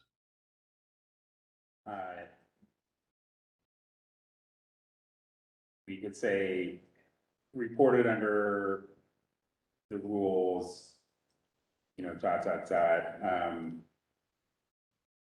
for compliance with the standard at the most recent site certificate or amended site certificate prior to September 25th, 2021, but that's. Prior to that statutory deadline, makes sense. To. See, Well, how does it know what the current emissions are? What are we basing? It's because the statute relies on the term gross carbon dioxide emissions that are reasonably likely to result. That comes from the method of calculation for estimating emissions for the purposes of determining how much they'll have to pay in monetary offset funds. And it's a function of the capacity, new and clean heat rate. And then for baseload power plants, I think it's, you multiply basically how much carbon per kilowatt hour, and then how many hours of operation. And for baseload, that's 60 hours per year. And then I think for baseload power plants, it's variable. So it is not actual emissions, it's still an estimated emissions calculation. But this is based on the as-built specifications, so it should be a reasonably close estimation. But it's based on their estimate, not on a reported emissions structurally. It's an estimate that they provide based on as-built specs above their individual facility. Right. And that is information that if we were to go to the mini facility now and say, what are your emissions? They would base it on their specs, and at any point in time, they would provide those specifications to us that we could tie back to. These are the numbers you provided to us. Yeah, they have to provide the specifications as part of their pre-construction compliance obligations. I will say if we ask them now, they would probably look at the heat rate with degradation. And our standards in the statute points back to the new and clean heat rate, which is kind of more close to what the manufacturer's specifications would be, but it is actually a tested heat rate based on their 100-hour test. And we've actually, even in the 5-year reporting or with minor modifications, it's kind of a weird quirk that it ties back to how the emissions were at the time of the facility when it was new, and not like as it's operating right now. But I don't know how to untangle that with the way that the statute is written. I think we need to give this a little more thought. I Okay. Hanley, I agree with you that what the statement topping record is, I think, probably sufficient if we make that clear on the record that is council's intent for the rulemaking purposes. If we were to go back in and people were to try to come and say, do what Todd described, which is give us 3% and 5 years later, give us another 3%, we could say that's not the intention of these rules. And we could go back in to the minutes from this meeting and understand that is the case. But I also agree that I would prefer to have it explicitly stated in the rule if we can come up with language that really makes sense. I'm not confident that we can do that on the fly right now. That is fair and appreciated, yeah. So what I would say is it may make sense to move forward without these paragraph A and B. That would leave it to the council to interpret this during an application proceeding if it came up. But you've expressed your intent on how you would want to do that, just not exactly where you would get the numbers from. The other thing that is we can, I think this may be the last issue I have in my presentation, so I can just pen that and maybe confer with Patrick, and we can come back after the next agenda item. How do you feel about that, Patrick? Is this like after this, or is this like another meeting? Oh, let me talk with Chris and we'll see if we can come up with something. If not, then we'll just wait until the next meeting. I think it's an important enough issue that if we're going to put it in the rule and not just rely on the minutes, we want to make sure that what is in the rule is proper. Thank you. Todd? So earlier I talked about the August meeting being specifically related to Boardman and Hemingway. This would probably be about a 5-minute item. So, if, you weren't comfortable, if we weren't able to come up with language, but you wanted to defer it, and we could come up with language, we could add that to the August, and it would only be a couple-minute item, I believe. So we wouldn't have to defer till September. Understood. Thank you. We couldn't use like a date certain, like any amendment approved prior to the adoption of this rule. I believe in Chris, you can kind of correct me. There's such an entanglement of, the statute and all the language that it's hard to kind of pull it apart. So that's why I think Chris had indicated it's going to take a little thought to make sure that we can get the right language to capture the intent. Yeah, and Councilmember Howe, the answer is yes, but we need to, it's a little more complicated to draft that, so. So I would recommend that council defer decision on this. Chris can take a run at this during the break, and then we can possibly come back at the end of the lunch or end of the Boardman and Hemingway agenda item, or if necessary, to the August meeting, if we can't quite get it done today. Yeah, Madam Chair, this is Hanley, and I'd recommend that we put at the end of Boardman and Hemingway so we don't lose the thoughts that we've had on this issue. And I'm reluctant to add anything more to August. I think we're pretty full up for August already. So I'd like to finish it. If Chris can get there.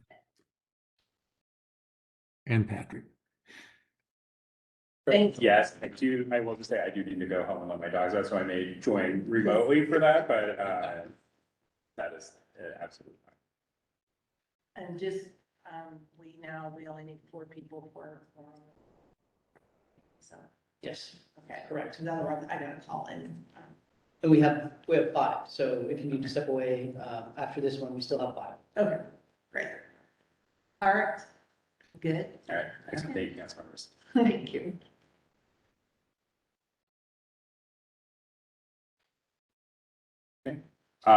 With that, this was the last thing I had at this guy. We will conclude my presentation and come back. Okay, well, if there's nothing else, then I think it is time for us to take a break and grab lunch. So we have 15 minutes kind of planned. If that works for everyone, I'm going to look at Kent, ask him to take over. I need to go do my job. I'm booked now. So thank you, everyone.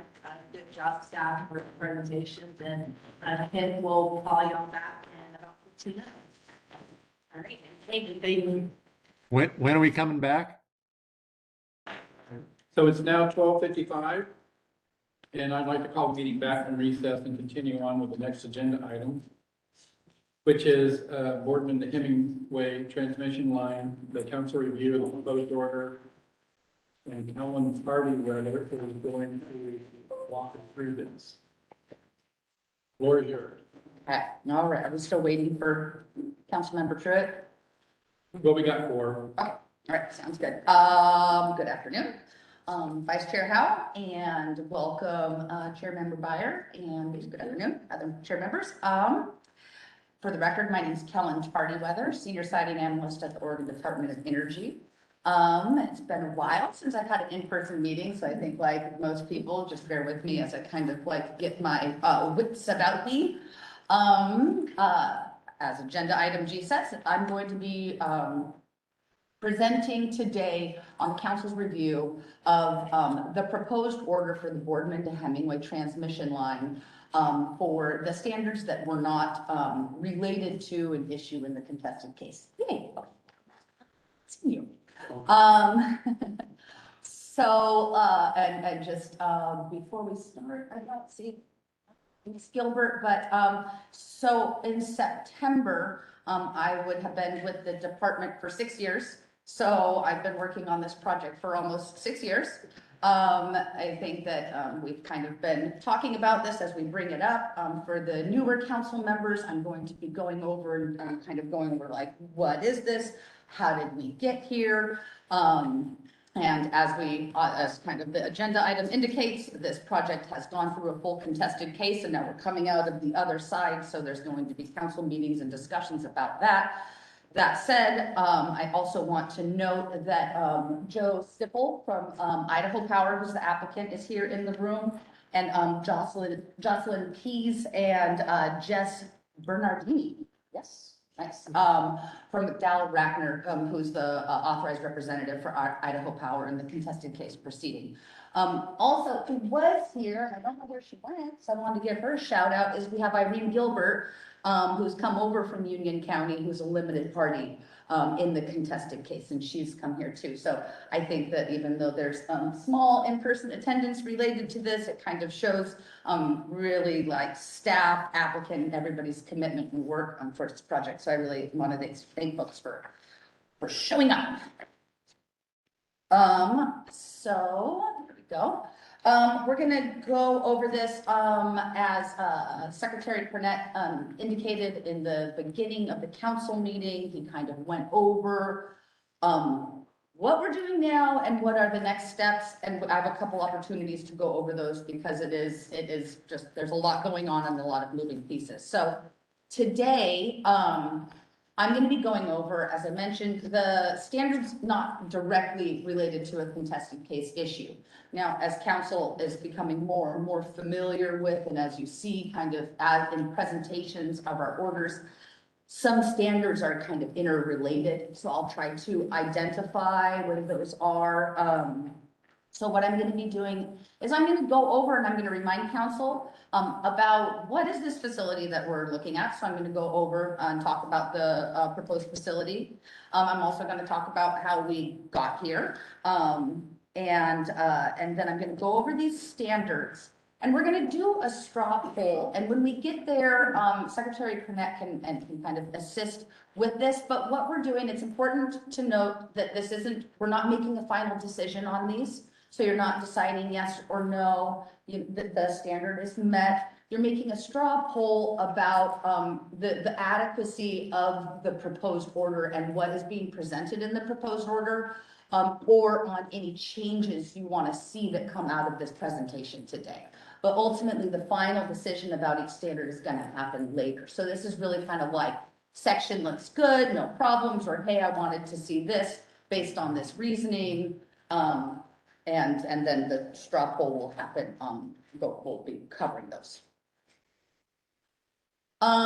So next steps, we are going to be having, it's August 29, 30, and 31st in LeGrand is going to be, we're changing the dates of the regularly scheduled council meeting.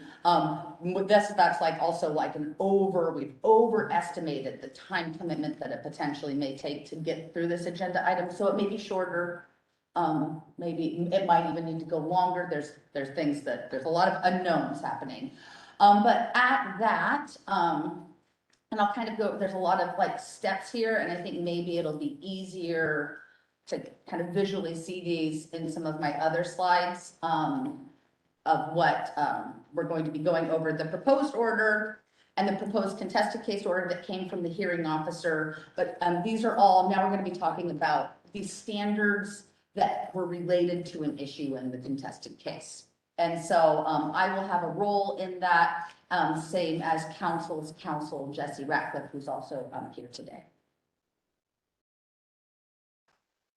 And so after that, the August meeting where we're going to be going over proposed order, standards that were related to the contested case issues, the hearing officer's proposed contested case order, and then exceptions that parties and limited parties filed, and the responses to those exceptions. After that, which is a big lift of work, the department will issue a draft final order with a notice of a hearing to adopt the final order.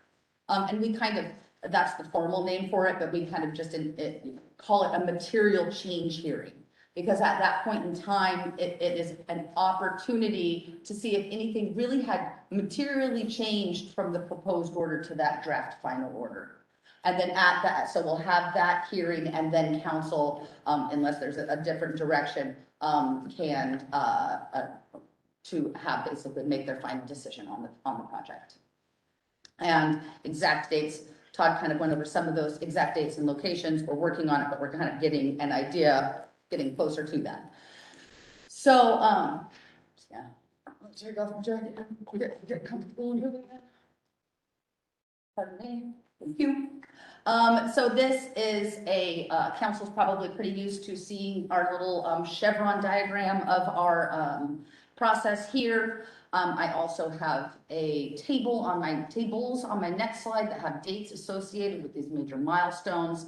It also has little sub milestones that have come out of this. I have the arrows at those three because that's what this kind of bundling of this meeting and the next meeting, and then that material change hearing, these are all kind of, they're a little bit blended. So these steps are kind of, even though they on a timeline happened separately, right? We issued the proposed order. There was a contested case on the proposed order, and ultimately council will make a final decision.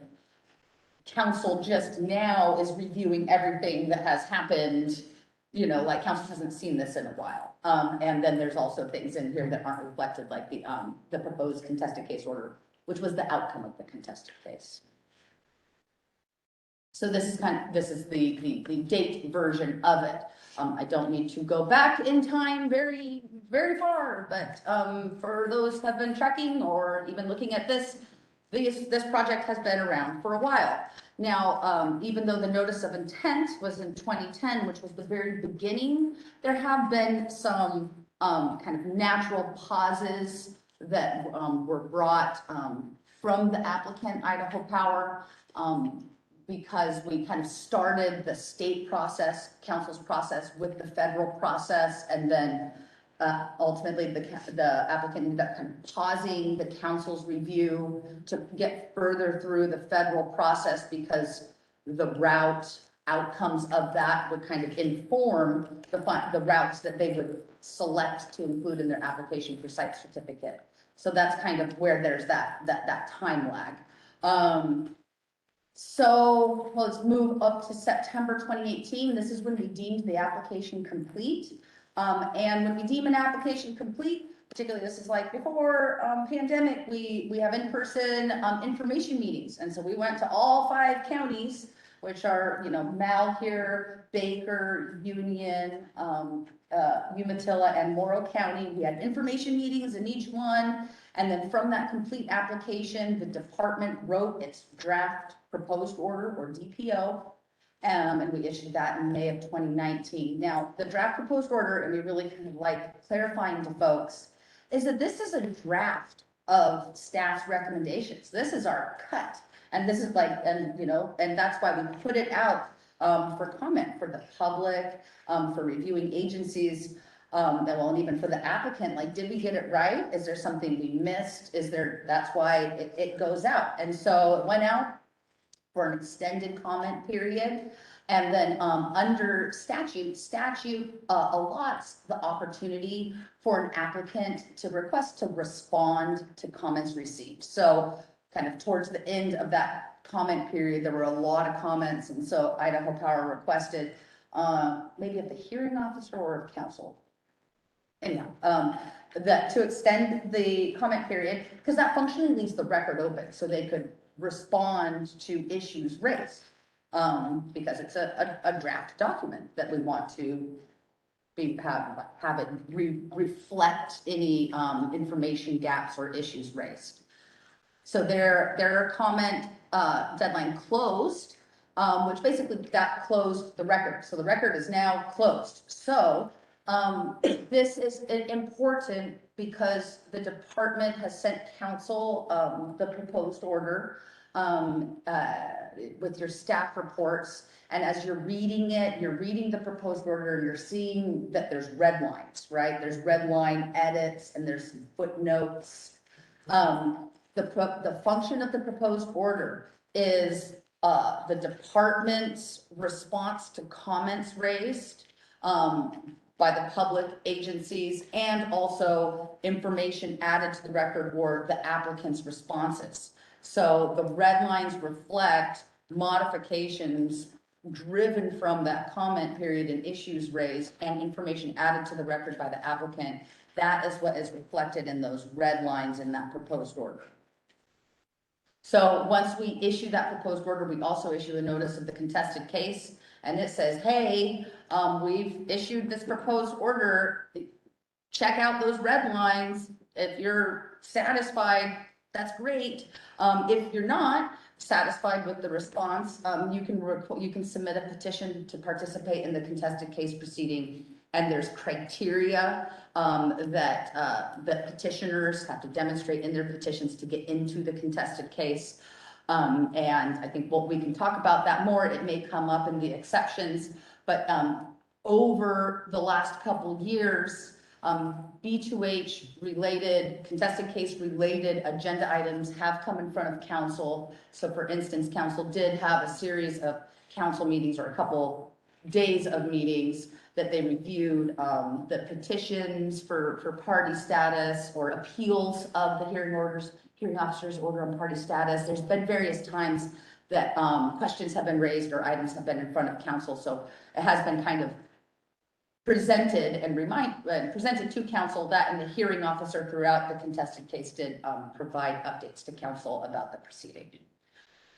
So the close of the contested case resulted in this proposed contested case order issued by the hearing officer. We'll call it a PCCO because we love acronyms.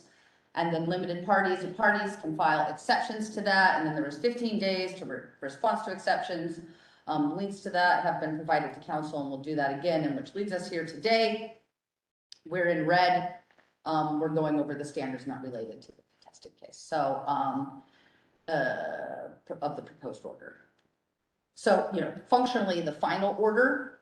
So today, like the example that I gave, if under one of the standards that we're going through today, you want to see some changes and have a basis for that change, and we're going to be making like additional red lines to that already redlined proposed order. And the idea is that when council is ready, or what we're going to do, we issue that draft final order, we're going to go in and we're going to accept all those changes. So now red lines go away, and that becomes your, draft final document. All these are steps to getting to what the final order would look like. Nope. All right. So what do I actually say? But I hope that helps, helps put context to this is where we're at. Oh my gosh, I'm making. Okay. So we have the proposed facility, and people are aware that it is predominantly a transmission line, but there's other components that make up the proposed facility. A proposed energy, there is a FSX rules have a energy facility, and it includes its related and supporting facilities. The applicant's proposal for the energy facility is the transmission line routes, a Longhorn station, substation, and the communication system. So on this note, I know this isn't a great map, but this is a map of the overall. It's hard to get a great map of all the 5 counties, but I have some additional maps. But on this, I wanted to note that council has for other facilities seen applicants request that the site boundary be considered the microsite and corridor, right? And so the applicant in this case is doing the same thing. They're requesting that the site boundary is the micrositing corridor, and the micrositing corridor basically means that they are going to evaluate all of the resources that could be protected under council standards within that area. And then that gives them the flexibility to move that transmission line anywhere within that area. And so as we see with wind energy facilities or other types of facilities, it's often that the micrositing area may be bigger than the actual permanent impact, but it just gives flexibility to move these facility components around. So for the 500 kilovolt transmission line, the site boundary / micrositing corridor, because we're kind of calling those two the same thing, is 500 feet wide. The site boundary for the rest of the features, they change depending on what feature we're looking at. But so for the Longhorn substation is 190 acres. It's not a 190 acre substation. It's actually a 20 acre, but, and I'll talk about the substation a little bit more later. But it's proposed to go in this area at the Port of Morrow. So what that's saying is like, we're saying all of it's here, but they may move it around in within that area.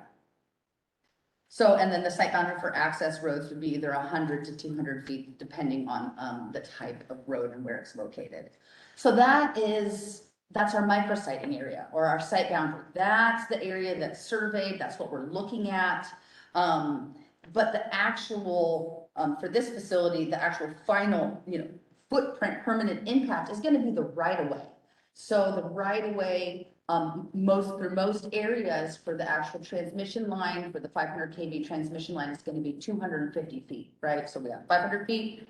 So it's going to finally be 250 feet, which gives you that extra 250 feet to move the facility around, based on landowner preferences, based on avoiding or minimizing impacts to other sensitive resources. So that's for the 500 kV. Now in forested areas, that right of way goes out to 300 feet. And I'll talk about this later, but this is for safety measures to maintain vegetative clearance zones for hazard trees and limbs, et cetera. So that's why it'd be wider in forested areas. There's an area on the Naval Weapons System Training Facility near Boardman, and that right of way would be 90 feet, so that's a narrow one. And then there's, my next slide has some of the alternatives, including some rebuilds, but some of the proposed alternate routes are like this remove and then rebuilding, and some of them are just kind of widening the right of way, but they all have kind of their own specific right of way. So the criteria, and it's interesting because in this selection of standards I'm going over, this is kind of like a reoccurring thing, so we'll talk about it a lot. The 3 criteria, time check, I may have to. I may be talking too much. That really inform the width of the right of way are based on the National Electric Safety Code, or NESC. So we'll talk about them. So they require specific safety clearances. And then they also have to ensure that there's sufficient room within the right of way to be able to perform maintenance on those lines. And then, as I noted before, that there has to be vegetative clearances as well. So those are a lot of the criteria that are applied to the width of the right of way. So here are some of the alternative routes. And again, I apologize if this is not particularly in the room. You don't get a really good look at this. This is in the application. There's also, these are on the webpage. So when you're looking at a bigger PDF, you can see it more. So these are some of the alternative routes. Now, what I want to say with respect to these alternative routes, so in comparison to like the federal NEPA review process, the council standards don't require that an applicant do a comparative analysis of like the least impactful shortest route. Council doesn't require that. ORS 469-360 requires that the council shall evaluate the application for site certificate.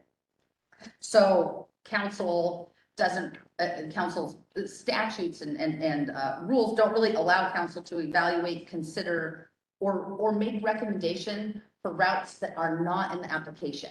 It really is, what did the applicant propose in the application? And do they meet the standards? That is the scope. So, so that is that. So, right. So also under statute, the council shall approve or reject any route as proposed in the application based on the council standards. Also, and this is, you know, in the proposed order, and it's talked about in that front end section, but throughout the proposed order, unless the proposed route, which is that main red route, that's what we call the proposed route, and then there's the alternative routes. Unless they're specifically identified in a condition separately, the conditions and the plans associated and the findings really kind of look at all of it together. So an example, you're like, what does that mean? An example is under, and I'm not going to talk about it, but as an example, under the Fish and Habitat Wildlife Standard, we're talking about impacts to and mitigation for, impacts to habitat. And so we look at all of the proposed route and all of those alternative routes and all of those habitat. And then so that the mitigation total estimate and impact estimate is going to be more than it would be. But unless there's some specific route that may have some specific aspect to fish and wildlife, it all is just talked about in its totality of impacts and mitigation for impacts to fish and wildlife habitat. So, and so an example of an alternative to that is that in the proposed order, there are some conditions that are just specific for a segment of one of the routes, or one of the alternative routes in which that is specifically identified. So it's not, if it's not, then it means that condition applies to all of them.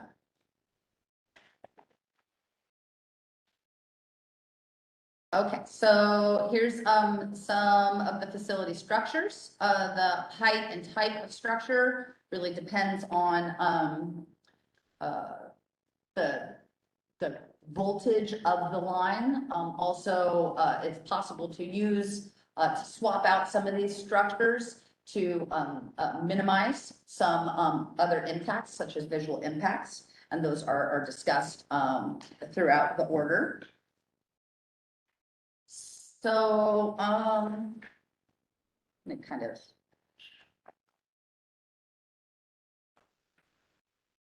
Okay, I'm gonna go back. Thank you. All right, so beginning on the proposed order of page 33, we actually go through and we describe all of this. So we're describing the proposed facility at this point in time. So we talk about the transmission towers, the conductors. So the conductors.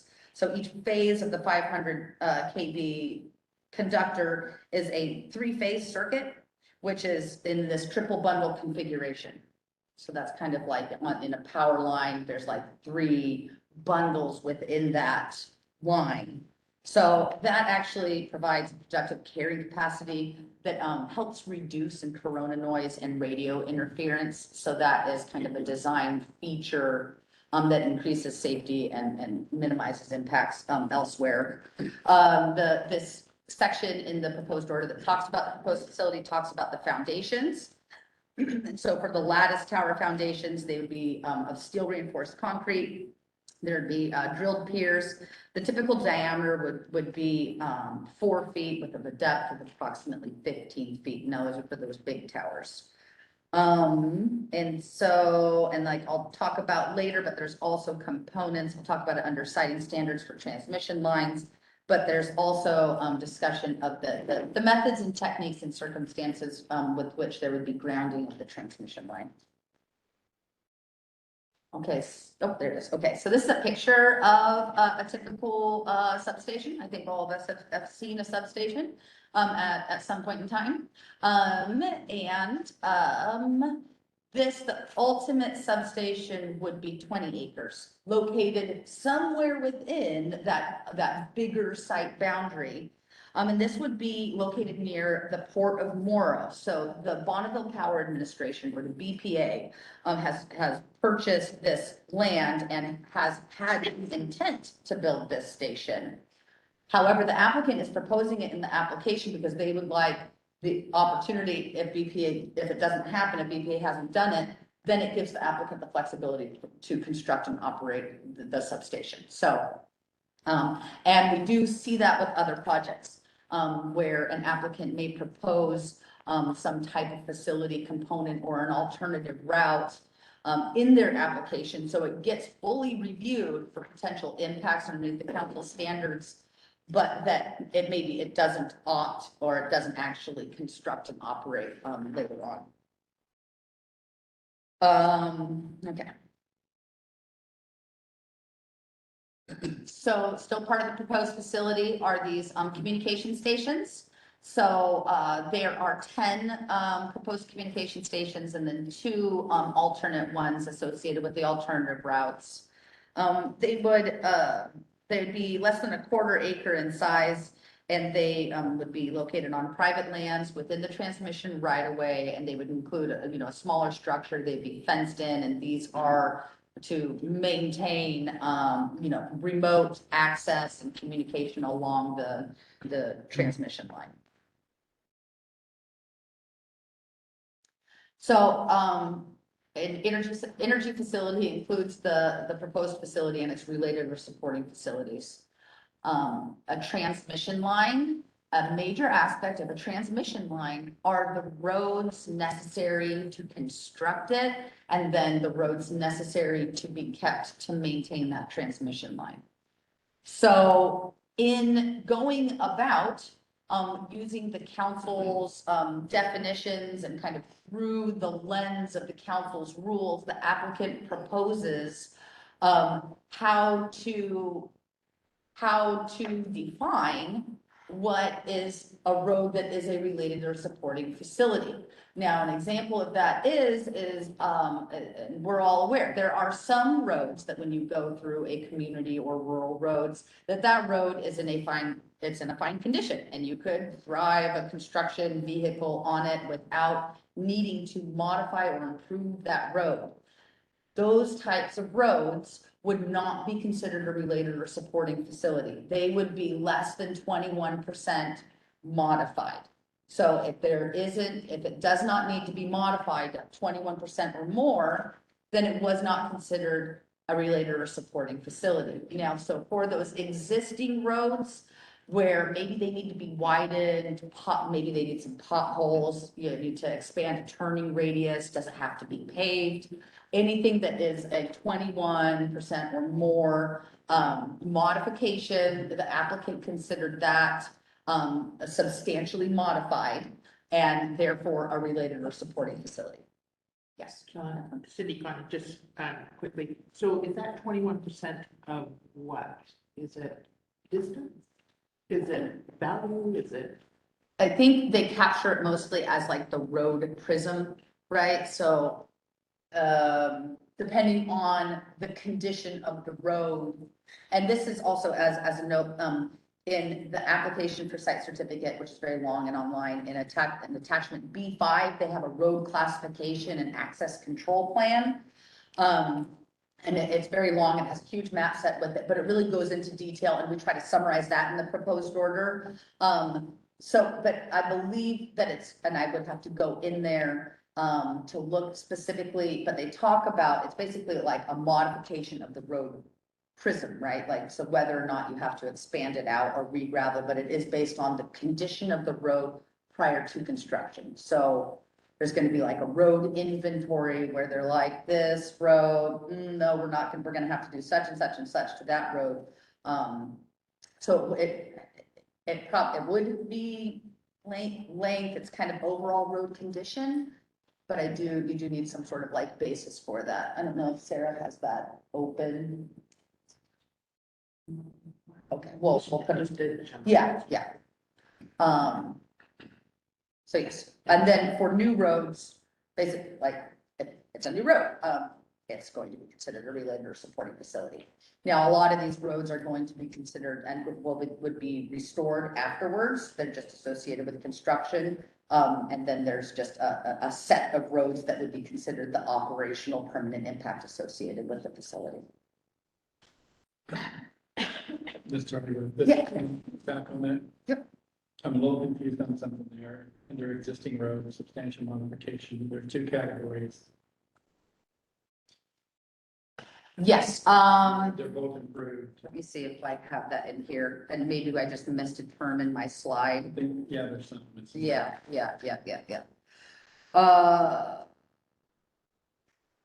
And I don't think, If it's not a big deal. yeah, it's just, it is a category of the improvement. Sarah, do you think, did you hear, Councilmember Howe's question? No, I'm sorry. It's gonna be put out on. Well, he's, Councilmember Howe's wondering, the difference in between, I think I missed a word on my slide, the difference in between the 21 to 70 and 71 to 100. Is it 21 to 70 improved? 21. No, those would all be considered substantial modifications. 21 and less that would then not That's be, unimproved. not be a related or supporting facility. Yeah. So there's these two categories, but I don't recall exactly what those are. We all Yeah. have to brush it down. We'll get it later. Well, Sarah's pulling it up here, so I think that we'll be able to revisit that a little bit. And I can also open it up, as well. I just don't have that attachment open on my computer.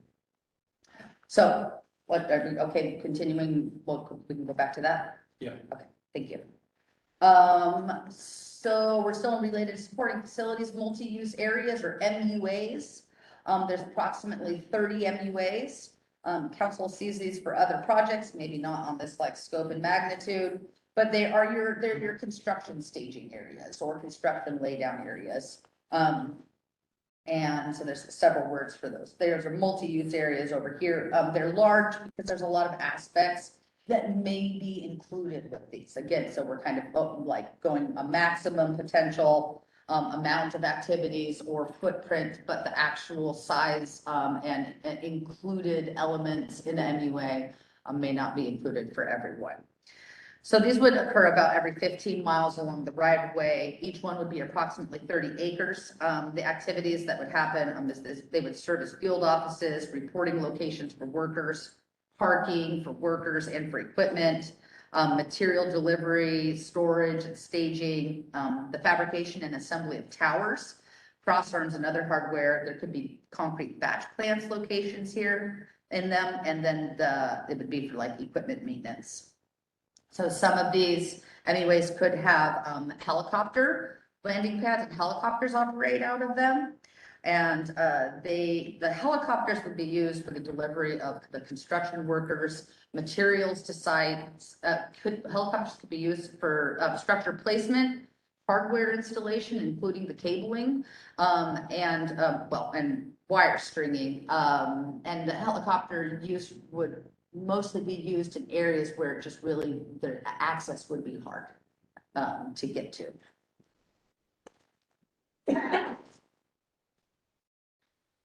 So we have also the pulling and tensioning sites, right? So once you've gone out and you've built the roads to get to your right of way, and you've cleared your right of way, and you have your foundation, and then you get your towers there, you have to actually like string your cable or your transmission line through your towers. And there's various ways of doing that, but they're done. And I think this is a good figure here on the left with pulling and tensioning sites where you set up crews on both sides and you string those wires through. And it's kind of these are the final steps of getting to your transmission line.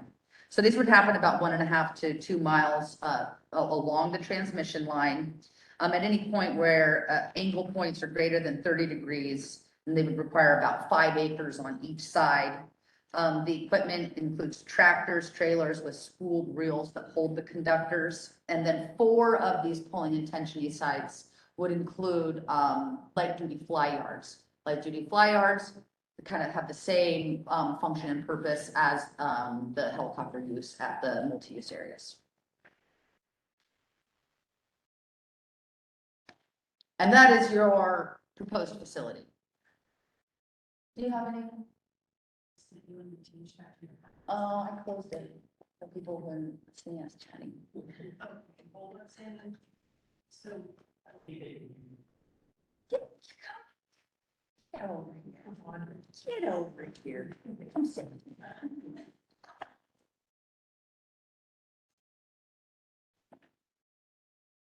Apologize, so we'll see if this answers your question. Will you frame your question one more time? Well, there were two categories, Yeah. 21 to 70 and 70 to 100, but they were both approved. Uh-huh. So what's the difference? Yeah. Yeah. Okay, so from the application in Exhibit B, it describes that from 21 to 70% of a substantial modification is a 16-foot temporary disturbance width, 14-foot permanent, and then 71 to 100 is 16 to 30-foot temporary disturbance, same level of permanent. Which I think kind of goes back to what you were saying, is this like a wide, how much do we have to widen or expand this road? Yeah. This is Cindy. Yeah, I think when it describes it here, it talks about surface area in the project order. And then it will, surface area. Gigantic. Thank you, I appreciate the clarity. But we do have that in the proposed order, that summary of what you.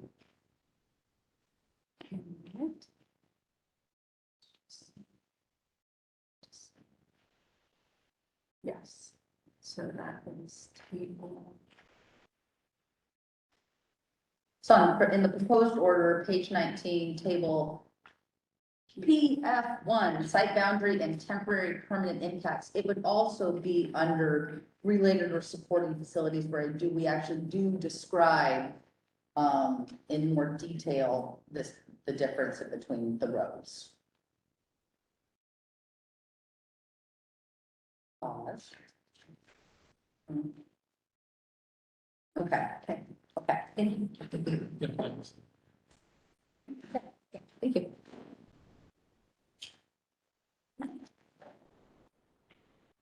Yep.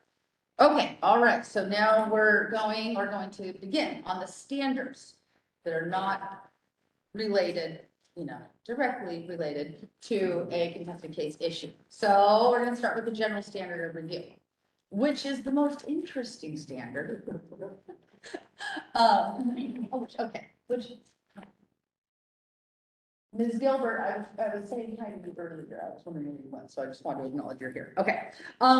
So the general standard is super interesting. I actually want to talk about the standard in the context of we always present it in the beginning of a presentation, but to me, I'm like, we should almost talk about it at the end because it starts from the beginning, but it is the end, right? The general standard of review. And I'd like to point council to your proposed order on page 688. And you can go there or you don't have to, but this is what ultimately the department is recommending. And if this proposed order, ultimately it gets to your final order, this functionally is going to be what council's decision is, if it's an affirmative decision.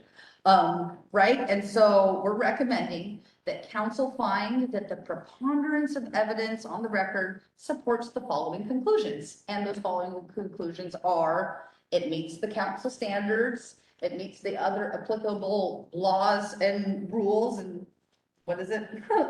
the standards, statutes, and then, other administrative rules and laws that apply to the facility. Right, and so that conclusion in the order is what this general standard of review is. And so an interesting aspect, and Patrick could supplement here, but the kind of notable thing is well, what is the preponderance of evidence? So the reason why I just want to touch on this is that this is the filter by which council can be looking at the standards we're talking about today, and then the rest of the presentations over the series of council meetings. And so, and proof by preponderance of evidence means a greater weight of evidence, and that the facts asserted are more probably true than false. So to issue a site certificate, council must find that the evidence on the record demonstrates that it's more probable than not that an applicant will comply with each standard statute or administrative rules. So that's, in short, what preponderance of evidence is, and that's the filter by which we're looking at this application and every standard. So general standard of review, like I said, we're going to do some straw poll. We're not doing final decisions. This ultimately is going to be part of council's final, or this is going to be council's final decision. So we're going to do that later. But under the general standard of review, I'll just go to the next slide.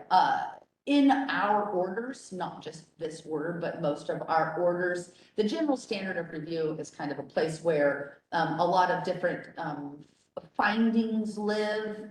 And we also kind of put some mandatory and site certificate conditions in there. So the items that council is looking at today, your straw poll today, is, you know, not the ultimate conclusion of general standard of review, but like, do we like these conditions that we put in here? Do we feel like they're supported? That's what we're looking at.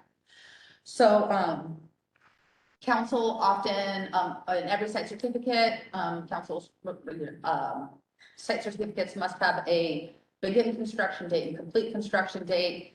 Council's very used to seeing a 3 and 3. 3 years to start construction based on the definition of construction. And then once construction starts, applicants typically have 3 years to complete construction. We're recommending 4 years, 4 and 4 for this. And it is because it is a, 273-mile transmission line in Oregon that crosses 5 counties. And it's big and it's complicated. And we talk about that in the proposed order. But more so, there are aspects, and there's an area in the front end of the proposed order that talks about site access and surveys and how, and the nexus with the federal review, because council does have statutes that really does say, hey, council, if you can, this is paraphrasing, it doesn't say, hey, council, kind of wish it would, but it doesn't. But it says, council, to the extent practicable, if there is a federal nexus, if there's federal permitting for a project, try to use the same reporting, try to use the same thing, reduce duplicative efforts so that the state isn't over here requiring somehow something exactly the same but separate. So it does, and I don't have that statute in front of me right now, but so to the extent that council can, statute encourages council to combine those efforts. So that aligns, and we're not talking about the details today, but an example of what we use in support of this 4 and 4 is because there's this federal nexus, and particularly to resources that are talked about under the council's historic, cultural, and archaeological resources standard. And because there's a federal nexus, the lead federal agency or the Bureau of Land Management has to undergo the Section 106 review. And that is, that's in consulting with tribal government and state historic preservation offices, and really kind of going under a rigorous cultural evaluation for impacts and mitigation for cultural resources. It takes a long time, and particularly with a project that is this big. And there's also site access issues where Idaho Power will have to gain site access to then do the surveys, to then comply, go through the Section 106, to which we make recommendations that say council should, have consistent findings on the designation of those resources and impacts to, there's more to it than that, but that process, we just don't want a condition that sets them up for failure. We want to be able to give ample time for them to be able to comply with all of council's site certificate conditions, but be able to do the other complex pre-construction obligations for the federal review as well. Yes. Cindy, Yes. thank you, Helen. Just refreshing my memory, and I know this isn't really a subject for today, but given it's 4 and 4 here, if there were a later amendment, they're subjected to extension, right? This project would be subject to 2 extensions and then completion, is that right? I think it's to, only specifically construction extension. Then, 2 extensions total. period, like, okay. Two extensions I'll let- total with, so it'd be 4 and 4 per extension. 3 and 3. 3 and 3, okay, so That, so the record document, so what council established is originally, there's nothing specific in rule that says 3 and 3 or 4 and 4. Over time, I think based upon, kind of survey data and other things, council has landed at 3 and 3, but that's not required. Okay. But in the amendment, to, extend, it is 3 and 3. okay, great, thank you.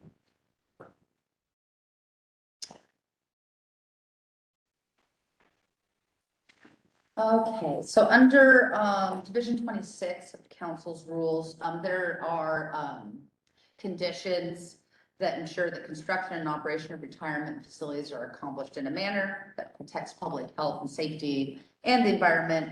And so these rules include requirements for compliance plans, inspections, reporting, and notification of violations. So general standard condition 2. This is, and we present this and discuss it, and it kind of goes back to that this is a complicated project. And so this condition requires the submission of basically a pre-construction plan. How are you going to do this? That has a nexus with pre-construction, how do you comply with the conditions, and also what is the construction plan? And then, general standard condition 3, this is, again, you'll see this, council sees this in all of their site certificates during construction. Every 6 months, there's a construction progress report. And then condition 4, general standard condition 4 is the annual report.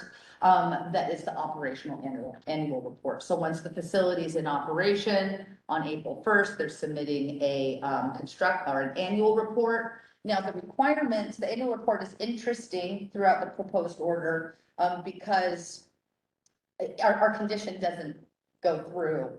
It doesn't identify everything, but if you go to the rules, it has a list of the items that has to be included in every annual report. So every operational facility goes through and they're like, they provide the information in the annual report. And so for this facility, you'll see some of the other conditions, and I'll talk to about one under organizational expertise, but we have other conditions that say, you know what, yes, and also give us this information in your annual report. So that in their annual report, they're gonna have everything the rule says, and then they're also gonna be including the reports or whatever from inspections down here. You'll also see it with, there's other conditions for, I believe we have it for every 6 months in the construction report. So it's not just what is required by rule, we also have other conditions that say, yeah, and by the way, give this to the department and council in these reports.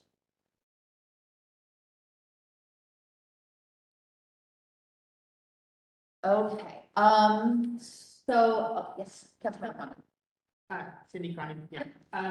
Before you go on to condition 6, and I don't know if Sarah had a chance to talk to you, but on condition 5, general standard, the review condition 5, and this may have to do with my unfamiliarity with how things are written, but there was confusing language with respect to design and then legal description.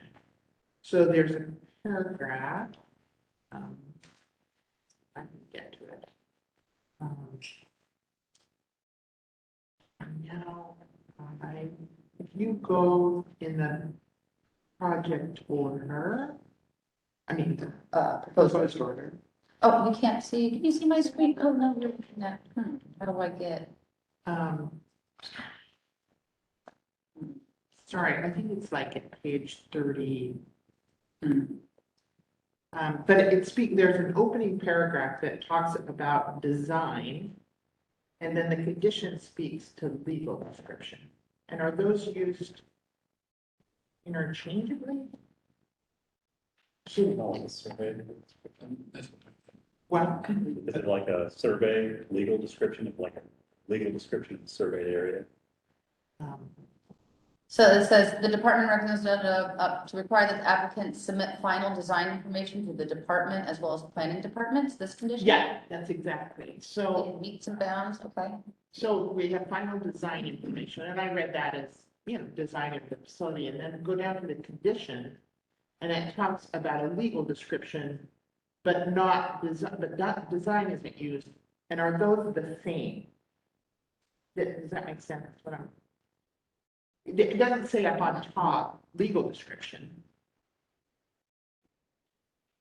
Yeah, it's kind, yeah, there's like, there's kind of an assumption. Well, the thing is it's like, the mandatory, in general standard, the mandatory condition itself says the legal description required by this rule means a description of meets and bounds or description of the site by reference to a map and geographic data. That comes directly from that mandatory condition. Right. But up above, we say final design, so it should almost just say a facility description. Yeah, I mean, it was just, I was looking for design, you know, like, how's the facility designed, and got really geographic information. Yeah, And yeah. I was just thinking, I was missing something. There is a bit of a disconnect there. I'm trying to think if there's other areas, like functionally, I think what we get from this is that you do actually get like, you do get a map set. Well, they have a map. I guess when, like, ultimately, final design means what is located where. Right? To me, That's to what me. I thought. Well, that's what it means to me. And so to me, but if we get a legal description that says like where, you know, the location. Well, so meets and bounds and description of the site by reference to a map, that could just be a map. You know, here's the transmission line with no design. I would just update it, But whatever. legal descriptions for the outer boundaries, this is Ken, for the outer boundaries that contain all parts of the facility. And I think, Councilor Condon maybe getting into it, she's thinking to design the layout of the facility on the ground. And I think it's not that, it's the outer boundaries that contain all parts of the facility. Yeah. So, yeah, I'm just wondering about why that need for that top paragraph, Okay, I guess. Like if we didn't have that top paragraph. yeah. Yeah, well, so this is Sarah Esterson for the record. So that preamble to the condition says we're recommending that you modify the language of the mandatory condition with final design and adding the counties. What is in the condition is only the county piece. So I think to make it all fit, we just need to strike the reference to final design information because it's kind of inherent in either, as Kellen said, meets and bounds, or when, if you get GIS data of the final location. Right, I mean, It makes it confusing yeah. that we've recommended you do something when it's already there. Okay. All right, So thank you, I was just confused. strike it. Thank you, I appreciate that. Okay, should I state? I'll go back to the presentation. I just have to figure out how to get there. It's like, I just wanted to catch you briefly off. yeah, no, and this is totally appropriate. This is exactly what we're here doing. Just back.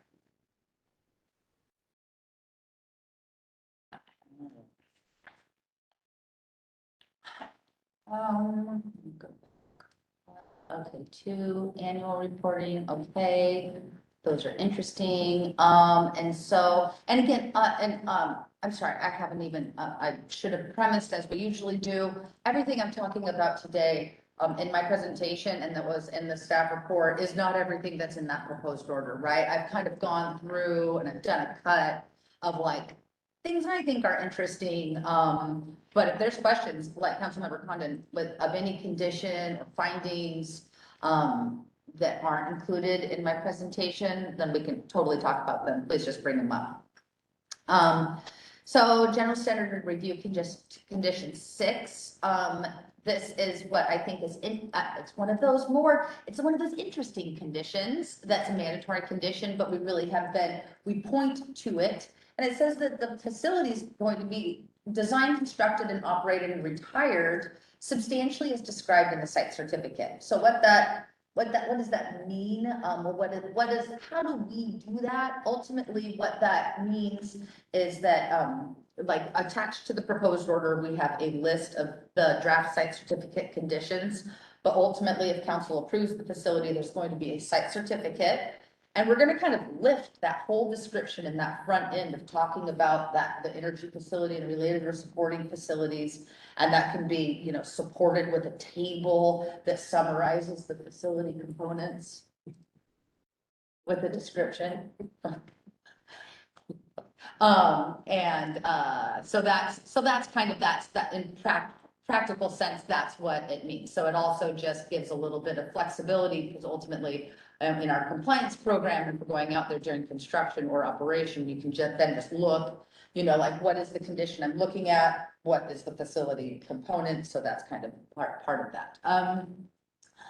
Then recommended general standard review condition 9. This is another mandatory condition, but it just is one of those, I don't want to say it like, it's not redundant. It's like a stopgap. I don't know. It's a secondary protection that's built into every site certificate. Council is very used to seeing that revegetation is usually addressed under fish and wildlife habitat, and it's talked about under land use.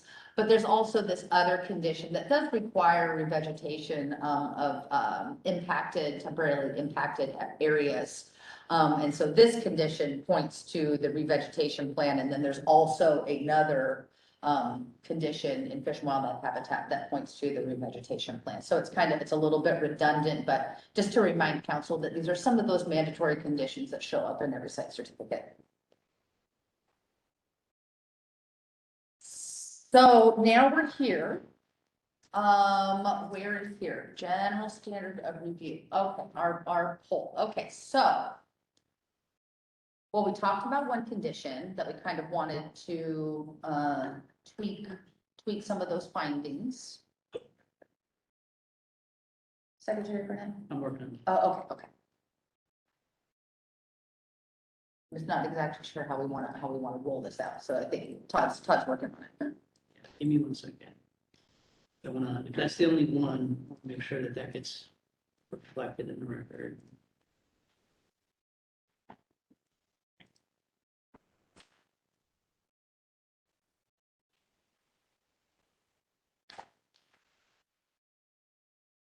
Did you get a page number for that? I'm in the proposed order. Oh, okay, cool. Just as an aside, there's a typo in condition 2. I don't know if that's been included, but. In general standard condition 2? Yeah. Okay. Have you flagged that? Construction should be constructed. Okay, cool. Sarah has that flagged too.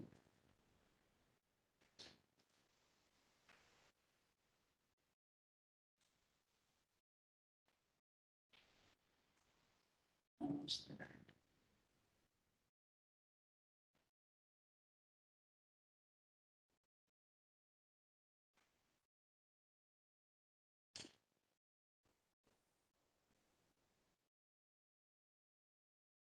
Okay, so for the record, talking Burnett, so as I have it, we would consider that a Scrivener error, so I think we're fine with that one.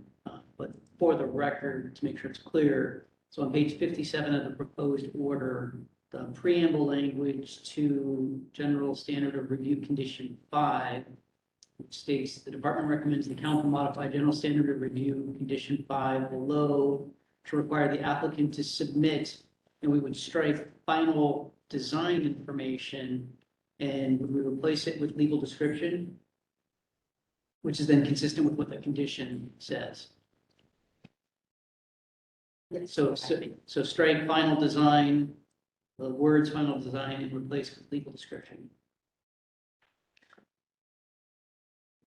No, Just because We have recommended the condition amend the language of the mandatory condition I language. get that. That's already in there, the legal. But we need the description. setup and the finding to justify what we're doing. The only thing we're changing in that condition is reference to submission of the information to planning directors. Otherwise, it's exactly as is. So how does the setup language work then? Because we can't just strike Striking. final design, the language doesn't work then. So submit, To the department as well, submit, okay. there's nothing there. Sorry, yeah. But that's not an amendment. We're amending the condition language by saying it starts with, give us a legal description. We're amending it to say, and the planning directors. That's it. Yeah, so why wouldn't you just say submit the legal description to the department as well as the planning departments, or the planning departments as well as the department? So I get Yeah. the condition language is fine. We're not changing the condition language as proposed, as drafted in the proposed order. To submit. We're changing the language above it, the finding language. Right, yeah. I'm just trying to make clear what's being modified, which Right. is only the submission of what's already required to the planning directors. So I need language then. Yeah. I sent it to you, but, I did not see that. Oh, so you are proposing to change.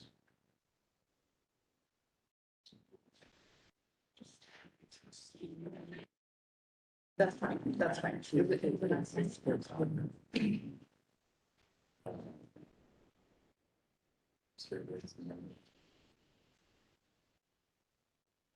Yeah, I think you're fine. Yeah. I apologize.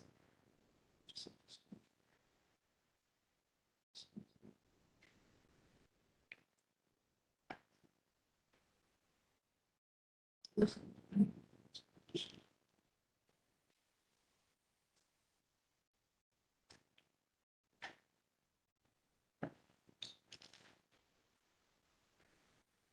Marcy, this is Hanley.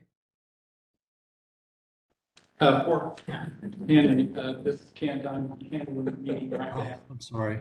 Yeah. So Kent, the paragraph before condition 5 would now read submit final legal description to the department. Is that what you're proposing? Todd? I think that's what we're trying to clarify.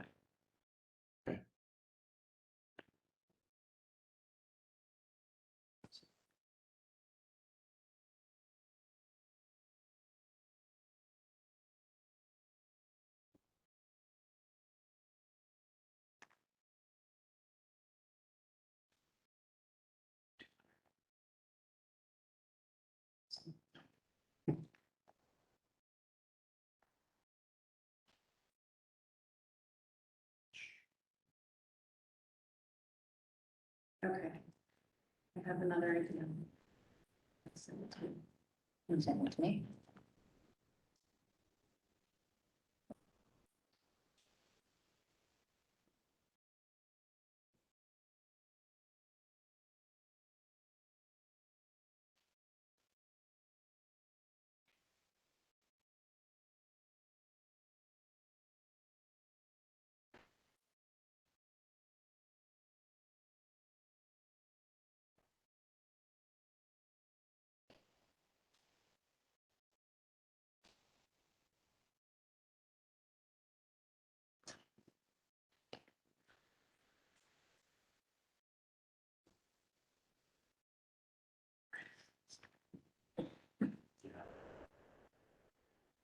Okay, I'll see if you like that.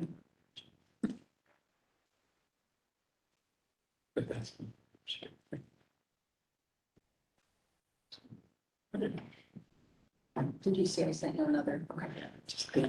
Okay.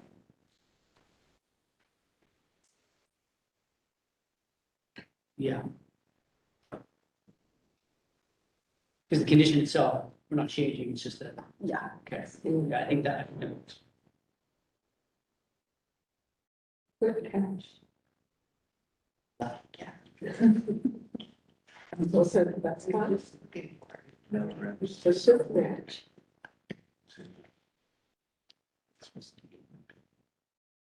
Change. So one of their changes there.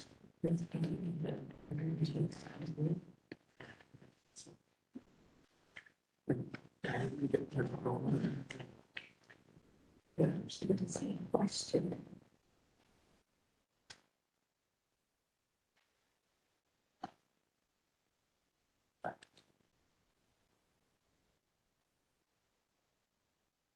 Almost.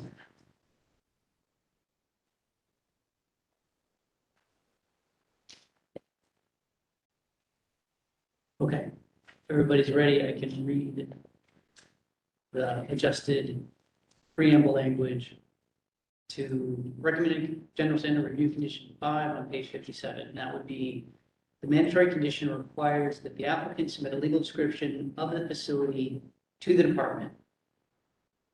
That would be an addition. And then starting with the existing language, the department recommends the council, and then instead of modify, we would change that to supplement. So the council will supplement general standard review condition 5 below to require the applicant to, we would strike final design information and then replace that with submit the legal description. And then the remainder would be to the department as well as to the planning departments from each of the 5 affected counties as per the request. I can move along. Yeah, make it. I don't know, are you- Yeah, no, Todd, you're logged in? No, but I'll send it.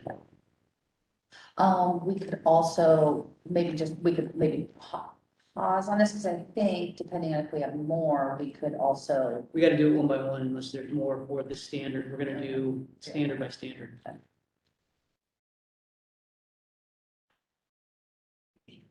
Yes. Cindy Connick, can I make another, Yeah. on, condition 7? The, or I'm sorry, 8, general standard review. The term as soon as possible, the certificate holder shall as soon as possible. I'm always hesitant to use that language. What would be, if the certificate holder becomes aware of a significant environmental change or impact attributable to the facility, the certificate holder shall, as soon as possible, submit a written report. Is it usually that? And what, that may be the exact language from the mandatory condition. Which mandatory condition? Go to general standard, you said is condition 8.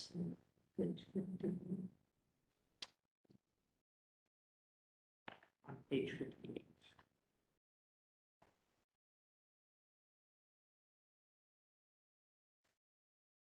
Yeah, that's straight from the administrative rule. So, and I think from the prior one, because there's multiple counties, I think the supplement makes sense for us to kind of amend that mandatory condition. So, but I think it's probably, we need to be careful about going too far outside those mandatory conditions unless we have a really good, clear sort of direction. And since that is from the language, I would recommend don't make adjustments to it. So is there a judgment call there? Like if there would be a complaint or something a year later and it hasn't been reported, is that deemed not to have been reported as soon as possible? You know what I mean?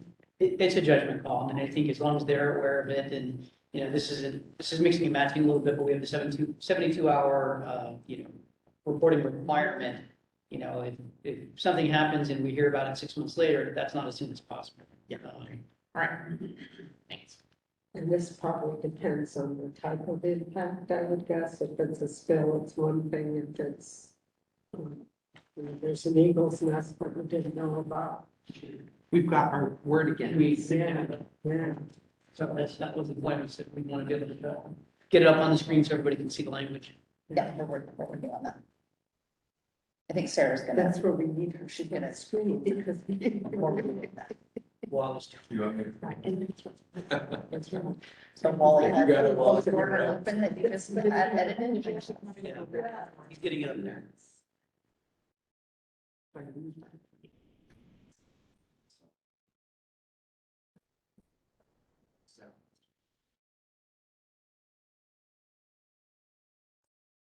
The advantages of a hard copy.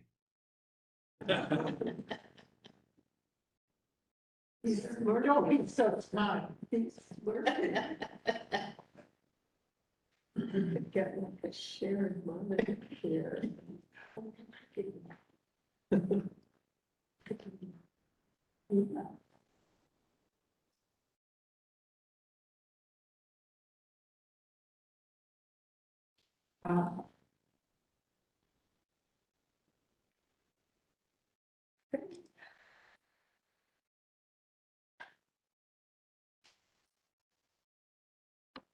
A little bit of steps.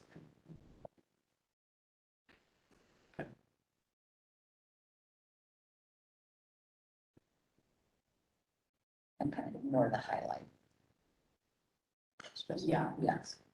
Yes, the red underline would be new language.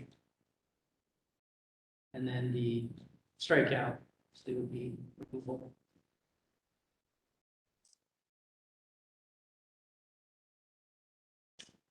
Works for me.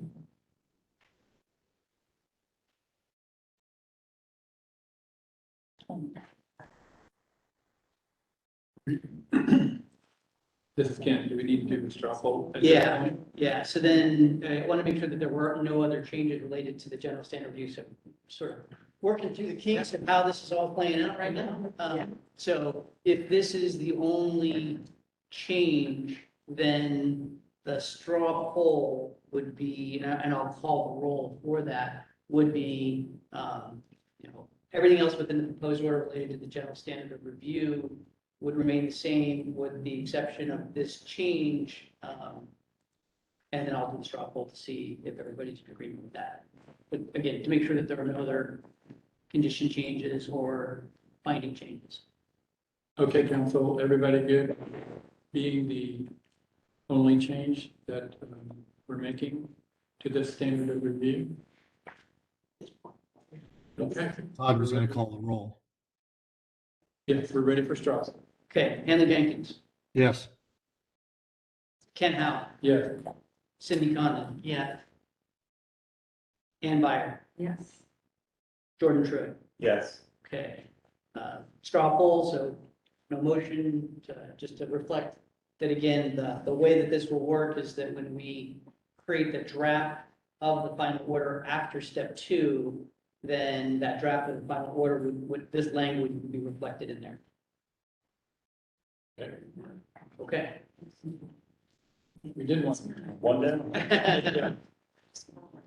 This is good, again, like a little, kind of getting through this in case there are other things today or even into, August, then again, you will kind of have the same situation and we'll have to make sure we can reflect whatever the changes are. Clear and consistent and quick manner. It's not. Okay, take it away, Kelly. Yeah, oh, great. So just bear with us for the record, Kellen Tardyweather. Thank you. I think that was a good exercise. Thank you, Councilmember Condon. So we just figure out what it is that we're doing here and how that works. So when you're presenting, I'm really happy that Sarah Esperson is here next to me, because it's hard when you're presenting to then be like present enough to then draft those edits. So if we come across more of these, I think that we'll kind of do that. We'll toggle back and forth in between she and I, because I do think it's really helpful to show those red lines on the screen. So just bear with us and we'll just keep on going. Great, great. Okay, organizational expertise. Subsections 1 and 2 of the council's organizational expertise standard require that the applicant demonstrate its ability to design, construct, and operate the facility in compliance with the council standards and site certificate conditions, and as well as its ability to restore the site to a useful non-hazardous condition. The council may consider an applicant's experience, technical experience and past performance when evaluating the demonstration underneath the organizational expertise standard.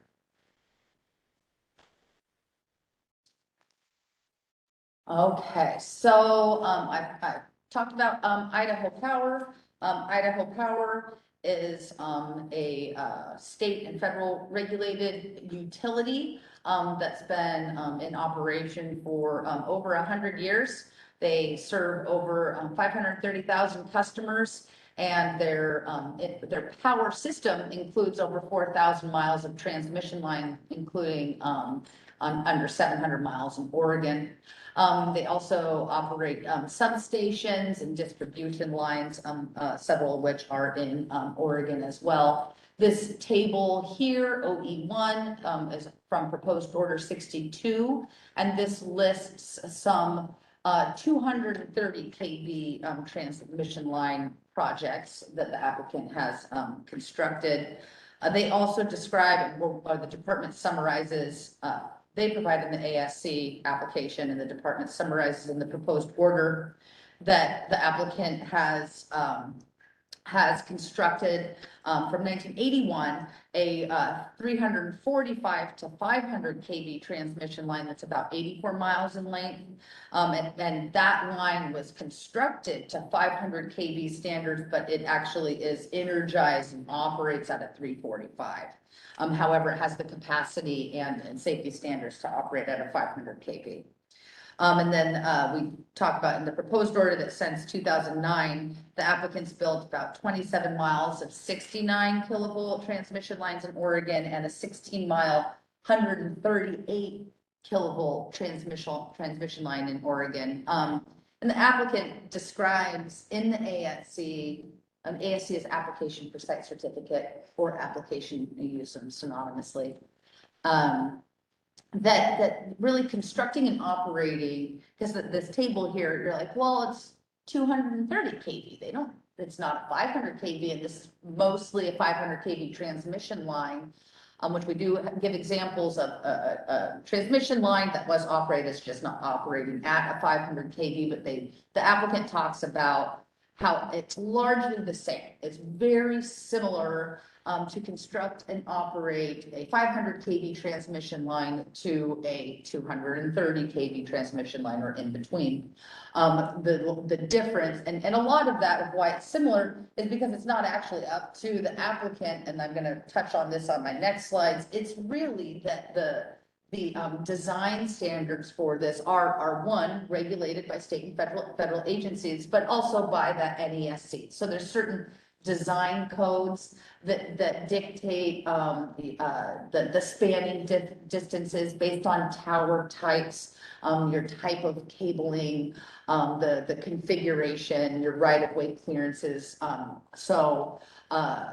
that notion that the engineering principle of transmission lines doesn't largely change with your voltage.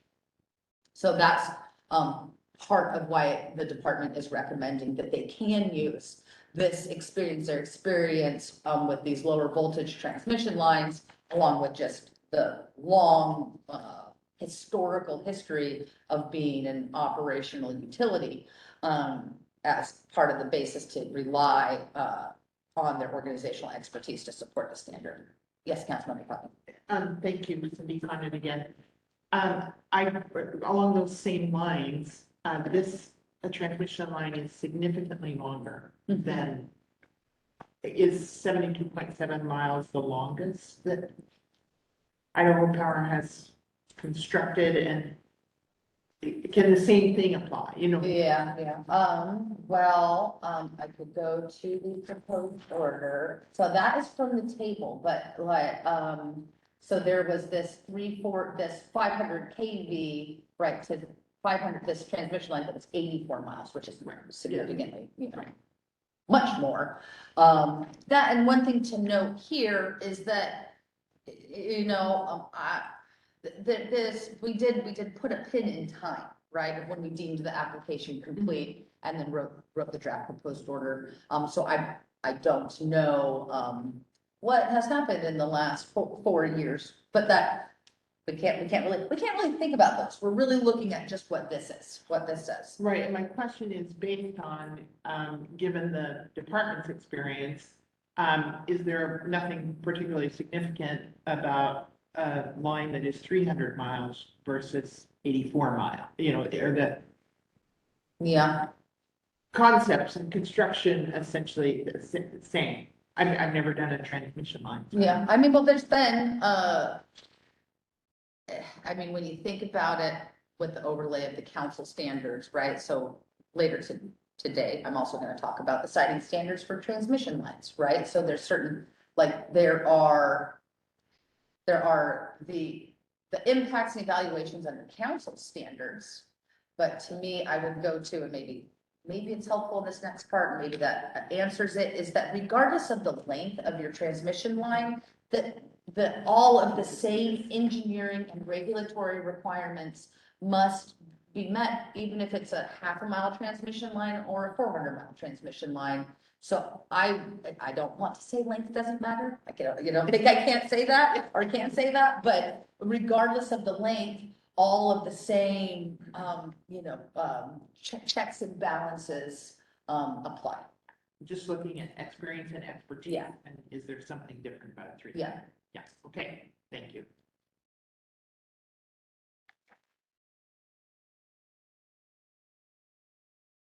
So on that note, okay, so we talked about Idaho Power is a public utility, right? So it kind of has a different set of rules. As far as like the council's consideration, council has some applicants for other projects that are utilities, but council does often see that applicants for energy facilities are private developers. So they kind of have a different, not a different category, but public utilities, or these utilities also have an additional regulatory nexus. And in Oregon, that's the Oregon Public Utility Commission. So they are also manage in a regulatory fashion, the operation of the transmission lines, and also some other aspects of just bigger energy portfolios for utilities. So the applicant implements maintenance programs for each of its transmission facilities. And so and I've talked about some of the safety and reliability standards are from NESC, the National Electrical Safety Code, FERC, the Federal Energy Regulatory Commission, the NERC, the North American Electric Reliability Corporation, and the Western Electricity Coordinating Council, or WEC. And then I had mentioned that there is the regulatory nexus with the PUC. So all of these entities have either standards, codes, or some sort of compliance or check-in mechanism. So the applicants also developed its own maintenance program. And so we have, and this is also part of the application, is its transmission maintenance inspection plan, or TMIP. So the applicant developed or reviews this annually. And then every 3 years, there's also WEC audits, and which the WEC audits kind of looks at compliance with those NERC standards. So in accordance with the applicant's TMIP, or their transmission maintenance and inspection plan, there's 3 types of inspections that occur routinely. So one is the routine patrols and inspections, one is unscheduled emergency line patrols, and then one is the aerial vegetation patrols. So the routine line inspections include a visual inspection, and this happens about once a year, of the whole transmission line. There can be either done on the ground or in the air, and they're designed to ensure the integrity of the system by identifying, obvious issues. And then there's the emergency inspections, which that kind of is like, as exactly what it sounds like. There is a problem and it has been reported either by an individual or through just the transmission system and the remote control of it. If there's issues with the line or a tower, then those would be triggered and would be serviced and fixed. And then there's also the arborists who regularly survey the line just to address and make sure that there's no hazard limbs or trees. Oh, and so that is this. Yeah, then that is this recommended organizational expertise condition 1. We have a condition that ties that requires this TMIP, and we do, I believe, I don't have that in front of me, but I think that we say, oh, we want the results of these inspections to be provided in that annual report, so that council does get this information. Yes, Councilmember Connor. I think I know the answer to this, but because you call out in this, the WEC audit in 2015, and was there one in 2018? I realize there's a time that the application is complete. But so WEC did an audit, looks like in 2018 maybe, and then 2021. And is there any look at those, as we're in this process to augment the information we have here? That's one question. And coupled with that is we don't have a condition, I don't remember reading it elsewhere, that WEC audit is reported to us? Is it reported to us in any report? So the WEC audit, I'd have to go back to see, the applicant likely submitted that information as part to meet a Division 21 application information requirement. It's hard because, the record closes after the record of the draft proposed order, right? And then the record opens back up again when we're in the contested case, based on those issues that were raised appropriately as part of the contested case. And this just wasn't, an issue. At this time, now, of whether or not, like, when did we deem it complete? Wasn't it 2018? I don't know what month, it just is something that was like, they offered it as evidence of how they're in compliance or not, no violations. And I think that it was more so we were relying on it because we're really concerned about demonstrating the maintenance for the transmission line. And I think that that's really what we were trying to focus on. So no, there's not an updated one. A lot of it probably was just timing, but it was just not an issue. And there wouldn't be anything in like our rules that would require like that WEC audit. That said, is it in this condition, Sarah, that is this the, let's see it. So under this, I don't have the, So under this recommended organizational expertise condition 1, where we say, hey, you guys do your, inspections and reporting, but we do actually have them, right? So here, like including dates, inspections, issues identified, and any corrective actions taken, we asked for that information. Really, if there was going to be something that was like flagged by WEC, it would probably be flagged here too. Okay, and it's the probably, I get, that's what's the question, is that included here? It strikes me as it would be odd that we include it here, substantiating organizational expertise, but we don't have place where that continues after the fact, and that's a third-party audit. So if it's included in this condition, that's fine, it's just not made clear. So, the record talk on that, substantively it is. So do they have to provide the WEC audit? No, they do not. And I don't think we want to put that in there. But do they have to provide the same substantive information? Yes. So that's all we care about. We don't necessarily care about the WEC, audit or any of these other ones. We care about the information that's being requested in here, wherever that may come from, whether it's an independent, unrelated to these other audits that are being done by these other organizations, or just simply their own, maintenance crews going out there and doing these evaluations. That's the information that we're interested in here. And I guess if I want to offer as well, if the WEC is a 3-year, report that's done to maintain if NERC standards are being met, right? Because WEC is actually not a regulatory agency. NERC are the standards. The council actually has its own condition, which is a mandatory condition that we house, and it lives down in that citing standards for transmission line that says, hey, you got to construct and operate your transmission lines to NERC standards. So functionally, we kind of get to the same place, but we don't, you know, but Yeah. yeah, so. Great. I think. Great, thank you. Okay. Okay.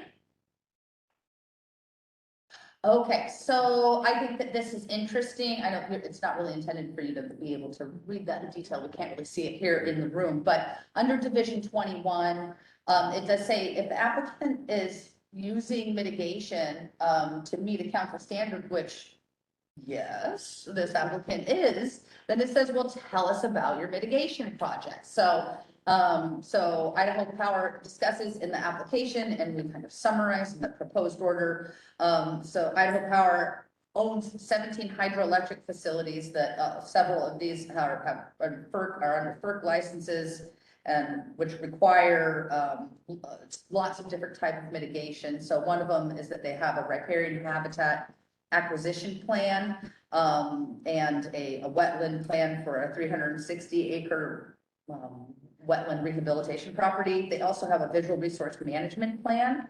And so this is resource protection, mitigation, and enhancement measures, for visual impacts for resources. And then they have a historic properties management plan. This is an HPMP, and that's associated with, cultural resources, tribal consultation, and impacts for cultural resources.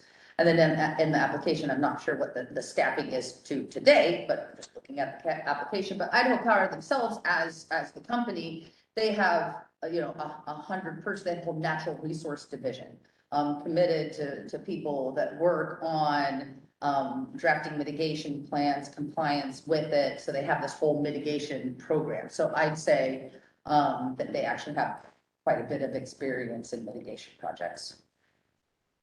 And then, which is, because there's, as council will hear, there is a whole bunch of different types of mitigation plans, that we're gonna go over in the next couple months.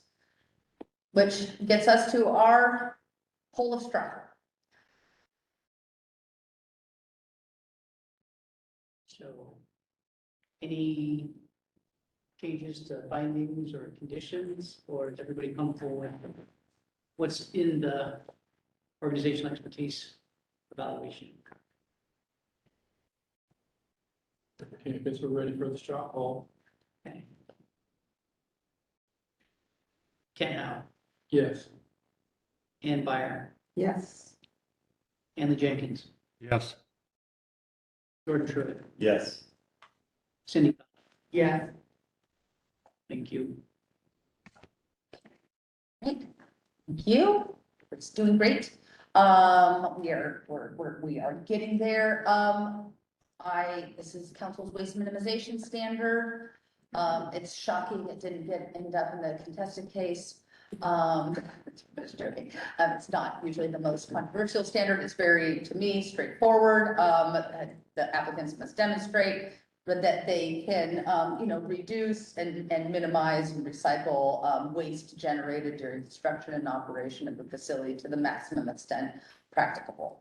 I have a table here that I consolidated this in a staff report in the proposed order. I believe we broke this out by county of like waste generated during construction of the facility, and it's quite a bit of waste generated. So I added these totals together.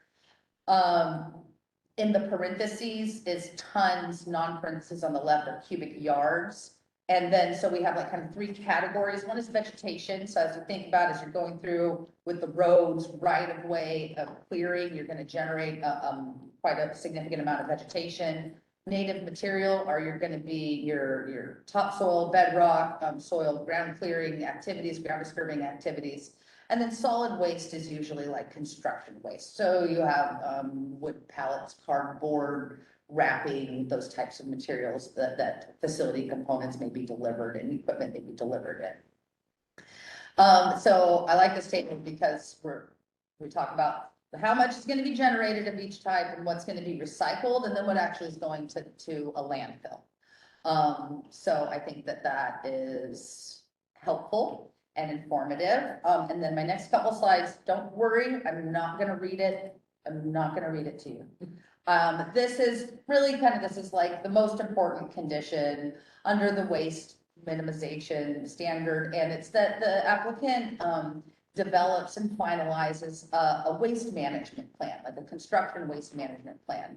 And so what are we asking there? Like, how identify what kind of waste you're going to generate, how are you going to separate it, how and where are you going to recycle it, ultimately, where are you going to be disposing of it, and that has to be in a licensed facility. So these are some of the aspects that would be required in the waste management plan. And then the second part of this, it's a long condition. Sometimes the department, sometimes we put these things in like a separate document and then, say, and call it a plan or draft plan, and then have a condition that says finalize it. This condition happens to just kind of be one of those longer ones. So the second part of it is, Morrow County has a solid waste management ordinance. And so we kind of, those requirements, because they really are directly related with how are your loads transported, where are they taken to, how do they get there? That's important and part of Morrow County's ordinance. And so that's where this lives. And then the last part of this is a requirement that the plan be implemented during construction. And then, and here we go, implementation and must be included in the 6 months construction report. So there's another one of those things that's gonna appear, like, tell us how your waste plan's going.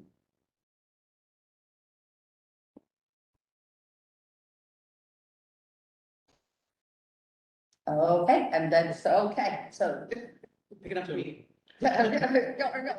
So all good, ready for straw polling on this one? Okay. Ann Byer, Yes. Cindy Conlon, Yes. Hanley Jenkins, Yes. Kent Howe, Yes. Jordan Troy. Yes. Thank you very much. Can I ask a question? Please, yeah. Do the waste hauling standards apply under public services as well? Mhm. Because I want to make sure that Morrow County wanted the place, right? So kind of a double check.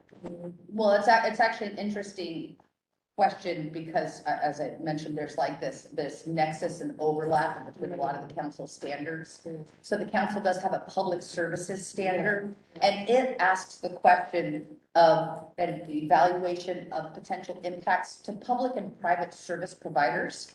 And there is a waste in there, solid waste. And so underneath the scope of that, which I didn't include in this presentation, I think I had it in my mind at some point in time. But we do talk about the landfills where ultimately these want to go to. But this ordinance is actually from Morrow County asked for it. They wanted They this. wanted those specific conditions.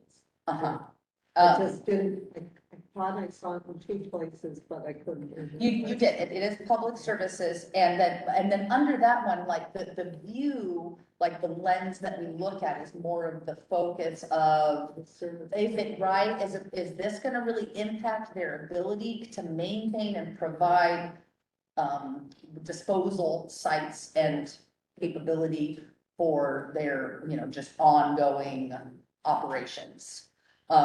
Whereas the lens under waste minimization is, hey, will you just take measures to reduce and recycle the waste? But we kind of, in our orders, we're like, then this is what we said here, and this is what we said here. So, they are kind of interrelated.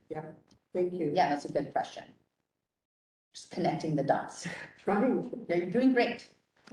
Okay, so now we're kind of jumping down, and in the proposed order, we're on page 605. This is citing standards for transmission lines. Our proposed facility is a transmission line, the standard applies. And kind of the part I'm going to focus on these standards is this first part, that the applicant can design, construct, and operate the transmission lines where the alternating current electric fields do not exceed this. This is the 9 kilovolt per meter at 1 meter above the ground in areas accessible to the public. So that's kind of that's the threshold that we're looking at here. The applicant to do the modeling, so right, this is one of these, the standards that we're modeling, right? Because we know that we're gonna have some new transmission line, but we know that we're also co-locating some transmission lines and then doing some rebuild of transmission lines. And it's one of these standards where the proximity to existing transmission lines may impact the result. Also the type, the KV, the voltage, the structure type, the spacing, all of these aspects may impact the output and final results. So those are all those items that I listed are inputs into their modeling, and they used, it's an EMF workstation, but it's a model developed by the Electric Power Research Institute, which also uses a methodology developed by the BPA to calculate these electric fields, which are measured in the kilovolts per meter.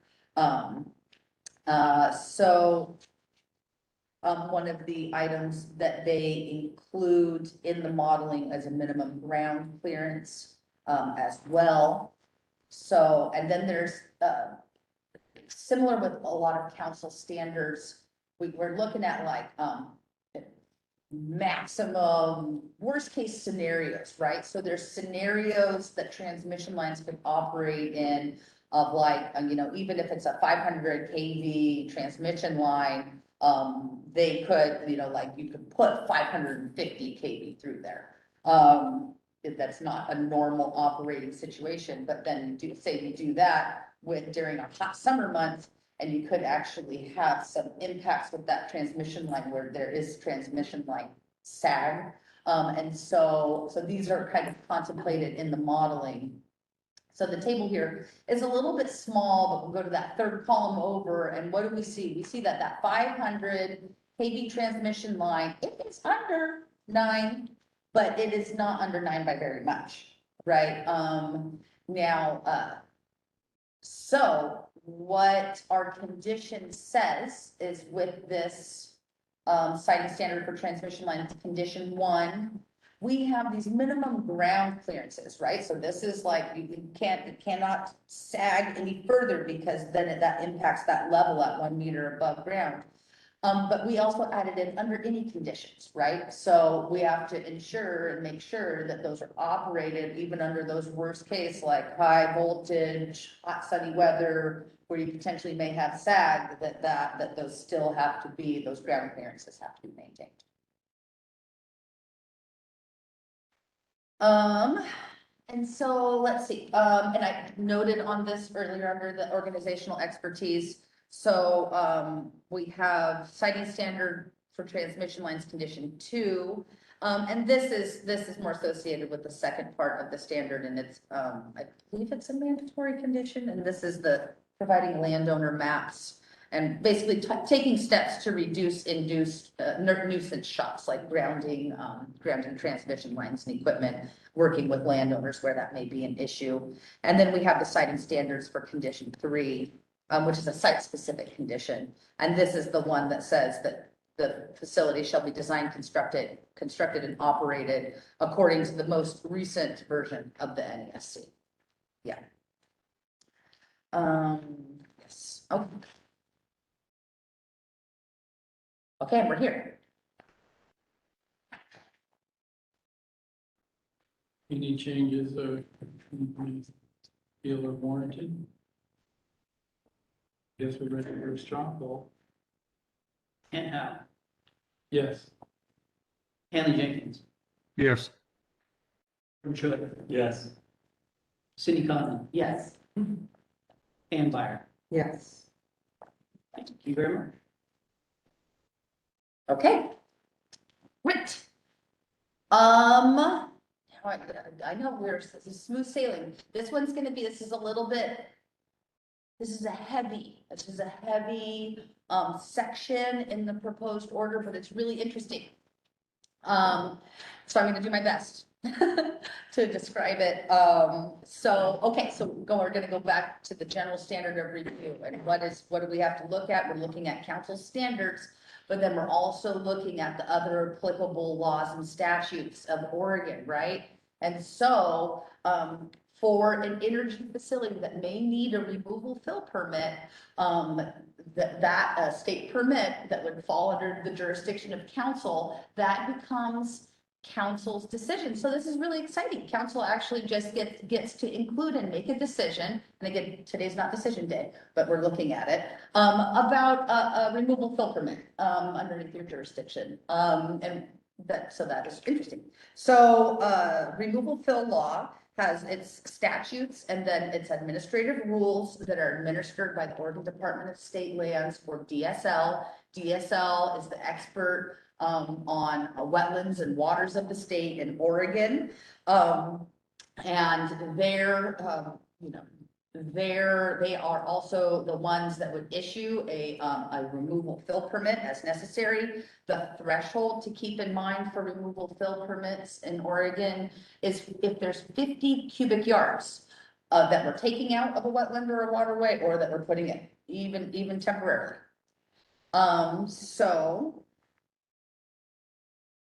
Okay, so now I'm gonna go to my slides. So, okay, also going back to the proposed order and that front end where we talked about site access. The applicant did have access to a lot of the transmission line site boundary. However, they did not get site access to the entire site boundary to do all of the necessary on-site surveys. The wetland delineations and wetland surveys are one of those.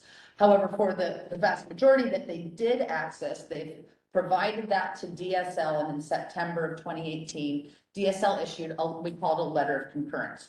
They called a letter of concurrence.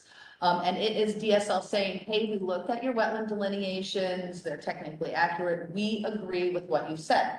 And those resulted in the identification of 45 wetlands, 54 waterways, and 5 ponds in the analysis area. So then, and I have it here, and I have it here is removal fill condition 1. So this is when the applicant does get access to the remaining parcels, we have a condition that says, send that information to DSL and we want a concurrence letter. So that's what condition 1 says. So let's move on. So now we know how many wetlands and waterways are here. So based on that, then the applicant looks at and says, okay, well, we'll try to put our facility to avoid some of those, but we looked at it and we're estimating that there's going to be 0.793, just under 0.8 acres of temporary and permanent impacts to waters of the state and wetlands. Now, it's like, you're like, less than 1 acre, that's not too much, but that still is more than that 50 cubic yards. So that is why we need a removal fill permit. So the department worked really close with DSL, right? Because this is one of those situations where we get to work with them and they're used to issuing permits. We say, well, it's underneath the council's jurisdiction and we're gonna work together. And so we're working together. And it's cool and it's interesting, and we have a draft of the permit and it's attached to the proposed order, and it went out for comment, and we're talking about it today because nobody commented on it. So, but this is all still, right, like this is all still preliminary because we still need to finalize it once we get all of those additional surveys and get them to DSL. They agree, then we're going to rerun our final impact counts and update that in our final kind of impact to wetlands assessment. And we have conditions that contemplate and require that entire process. But because there are impacts, DSL does require that there, and I've talked about some of this on here. Okay, I'll get to that. I'm gonna stop here. So it's interesting because if you're looking at the proposed order and like, my goodness, the removal fill section is really long. In DSL's rules, and it's part of working with DSL and DOJ, is that under DSL's rules, if there is removal or fill activities that need a permit that are greater than 2 acres, DSL or the rules basically require that there be these determinations and considerations done in written findings. And when we're like, but we're 0.8, that's still less than 2 acres, we don't have to do that, right? And DSL didn't do it, but the applicant actually provided it in their Exhibit J, and we thought that it best just to go ahead and do those written determinations and evaluations. And in that section, there are recommendations, so because, right, DSL is not doing those, we're asking council to do those. So, you know, we do make recommendations that these bulleted items have been demonstrated, not only in the information about wetlands, but we pull from information from the other sections in the proposed order and in the application. So, that is, oh, I couldn't be fine. Sorry, my battery died. Oh my goodness. Sorry, guys. Okay, yeah, that would be good. I don't know how long it's gonna take. Sorry, folks. So while we're waiting for that to come up, I thought this could be kind of a good status check in terms of preparing for August, you know, does this sort of format work? So you know, Kellen will be doing the same thing for all the other standards, you know, at least the portions that are not related to the contested case. And Jesse will be doing something similar. It'll be slightly different because it'll be related to the exceptions and then, but it'll generally follow the same kind of process. So just, you know, make sure that this works, or if you have any other ideas about, you know, a different type of presentation and kind of, that might be better for you. So just looking for input. I think it works great in itself, but. Yeah, I think it's good to walk through one at a time. Yeah. But I do have a question. Is it, maybe it's my process, but is it considered better, like if I had a question about, you know, a standard that Kellen or the presenter doesn't present, to call first, and maybe it gets added for discussion, so it's not an interruption of the, you know. Yeah. Would that be better? Well, we appreciate that just to be able to prepare for it, so we, you know, can have a response for you. But again, I want to make sure that it sort of distinguishes if it is unrelated to the contested case. So Right. then that should go to Kellen. If it's related to the contested case, it should go to Jesse. With that caveat, absolutely, please, you know, not to say that you have to. It's our, you know, our job to be responsive to you. But, you know, the more heads up we can get to better prepare, that would be appreciated. Yeah, I wouldn't do the contested case, but it strikes me, it just might be better. Which that actually reminds me of going back to organizational expertise, and it doesn't impact the straw poll or anything, right? But what's the other part of that is restoring the site to a useful non-hazardous condition. And where do we usually reroute that to? Is we usually reroute that to the retirement financial assurance standard. And we kind of rely on that evaluation and those conditions. And there are contested case issues associated with the retirement financial assurance standard. So that's why it's just like selectively omitted, but I'm just like telling you now. So, you know, we're kind of going to wait. So that's one of those things of like, again, the preponderance of evidence, when we get down the road, we're looking at all of this, and when we talk about that standard under that circumstance, you're like, okay, this does, that, like, whatever, however you feel about that standard there, it does have this kind of like, nexus with the organizational expertise.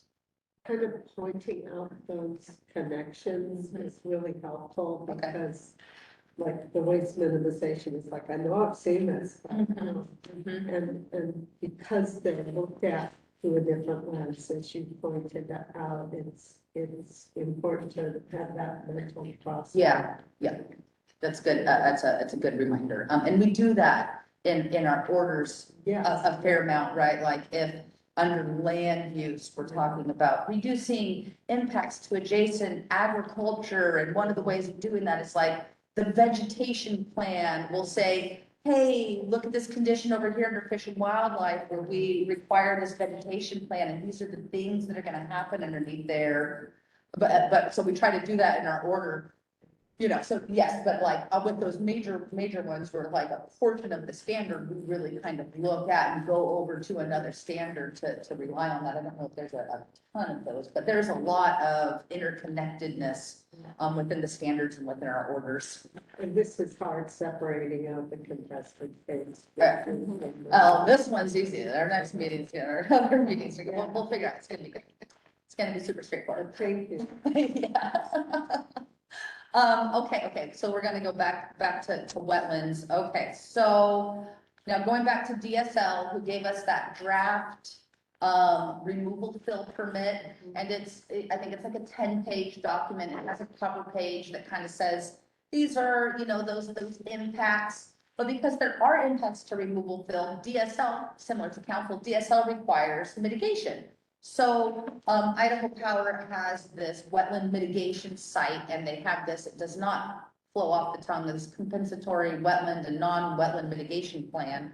There's an acronym, it doesn't go out easier, but it talks about this mitigation site and the mitigation actions, and that site is like under 4 acres, it's like 3.68 acres. And so what were we talking about? We're still 0.8. So, right, so they have a big, right, like there's no, anyways, there's a lot of room to be able to meet that mitigation obligation. They've been working with DSL on the CWNWMP.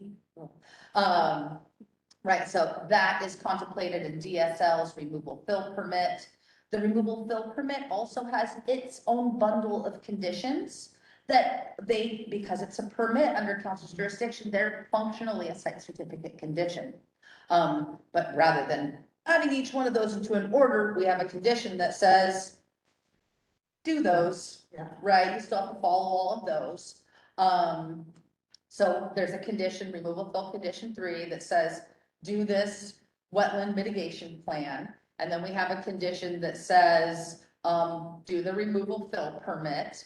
And then we have a condition that says, once you get the site access and you do those surveys and you submit the wetland delineation information to DSL and they agree, then you have to go back to DSL and update. Basically, you get a final permit. It's still going to be executed by council. The only thing, and this is contemplated in the language of the permit, is that it is going to be updated. DSL calls them data gaps. So it is going to be updated, but those conditions can't change because we can't change a condition in the site certificate without an amendment. So the new data comes in and there may be more wetlands than, that would be expected. But who enforces the DSL conditions of approval? DSL or the council? It would be both. So there's statute, same thing with like the local governments, that is basically dual enforcement authority. Kind of wacky, but okay. Yeah, okay. I'm okay with that. Let's see if I had, so that was, I'm trying to make it as, it's this multi-step, and there's quite a few conditions, so I'm trying to make it as simple as possible, but basically there's, to summarize it, there's a condition for every step. Yes. Of every part that is required. And that's my presentation on removal fill. Is there any changes anybody needs for findings and conclusions of law, conditions of approval of the proposed order? If not, because we're ready for a straw poll. Okay. Kent Howe, Yes. Ann Byron, Yes. Hanley Jenkins, Yes. Jordan Schroeder, Yes. Cindy Conlon. Yes. Thank you. All right.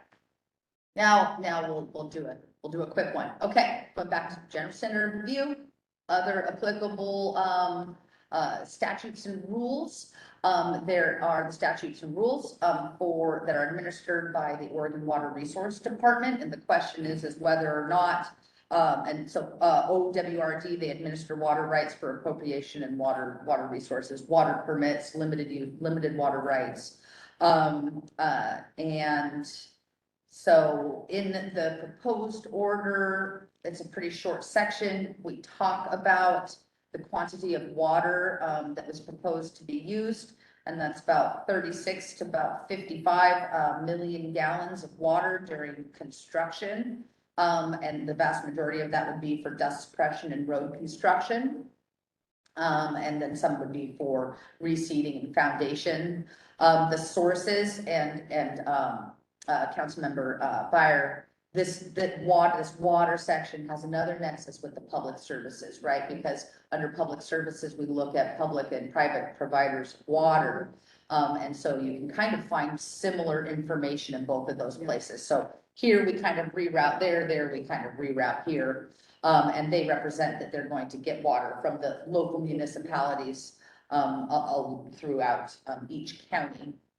During operation facility, the only operational water use would happen at the substation, would be at the Port of Morrow, and so they would connect with the Port of Morrow's sewer and water system. But the applicant is representing, and they are not asking that a groundwater, surface water right transfer is needed. Therefore, these rules do not apply. There is a permit under water resources rules is not necessary. And that's what we're recommending.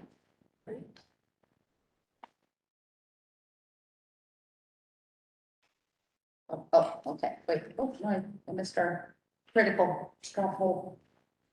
So. Ready for straw polls? Yeah. Okay. Jordan Truitt, Yes. Hanley Jenkins, Yes. Kent Howe, Yes. Cindy Condon, Yes. and Byer. Yes. Thank you.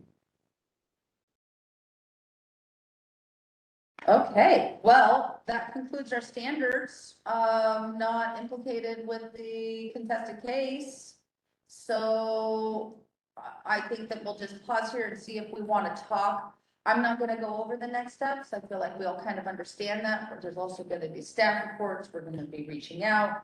We're going to be, I'd imagine that council to council, Jesse Ratcliffe, and or Patrick Rowe will be working with the limited parties and disseminating the information. We're going to be working internally on how to put this all together to make it the most accessible meeting and platform for people to participate. But And just on that note, for the limited parties that are on the line, we typically get the agenda out a week and a half ahead of time. And we'll still do that, but, in the next week or so, we'll try to figure out exactly how the structure of the August meeting days are going to go in terms of what standards. So then we'll identify, who filed the exception, so people know on what days they can be anticipating if they want to provide oral comment, so we can give them a heads up. So we'll be doing that in advance of what we would normally send out the agenda. We don't have that now, but we will be working on that in the next week or so.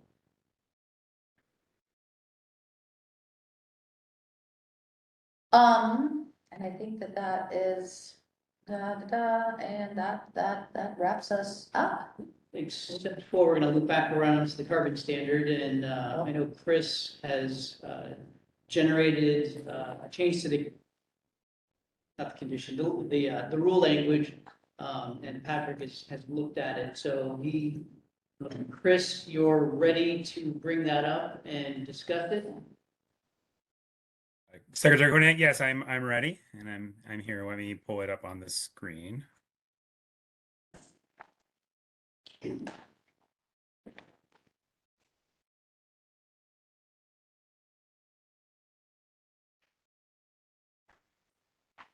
Thank you, John. Oh, thank you. Yes, thank you.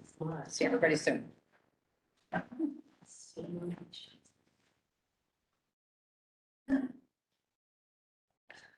So Chris, remind us where you're at.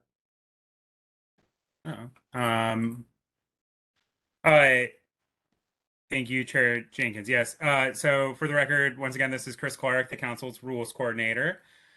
calling in from home. And when we were discussing the proposed rules for the 2022 carbon standard update earlier, we were discussing the issue of how to treat a significant increase in gross carbon dioxide emissions when determining whether or not an amendment to the site certificate for a fossil fuel power plant would be allowed. The council asked us to come up with some language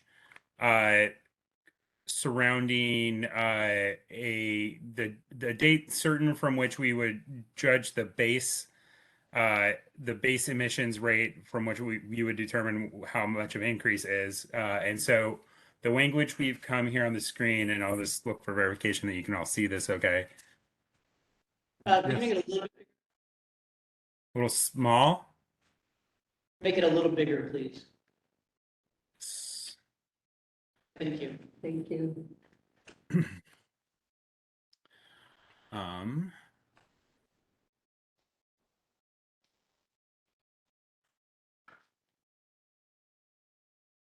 Great. So the change we would be looking at then is removing the section that just specifies that an incremental increase that's allowed without an amendment is not significant.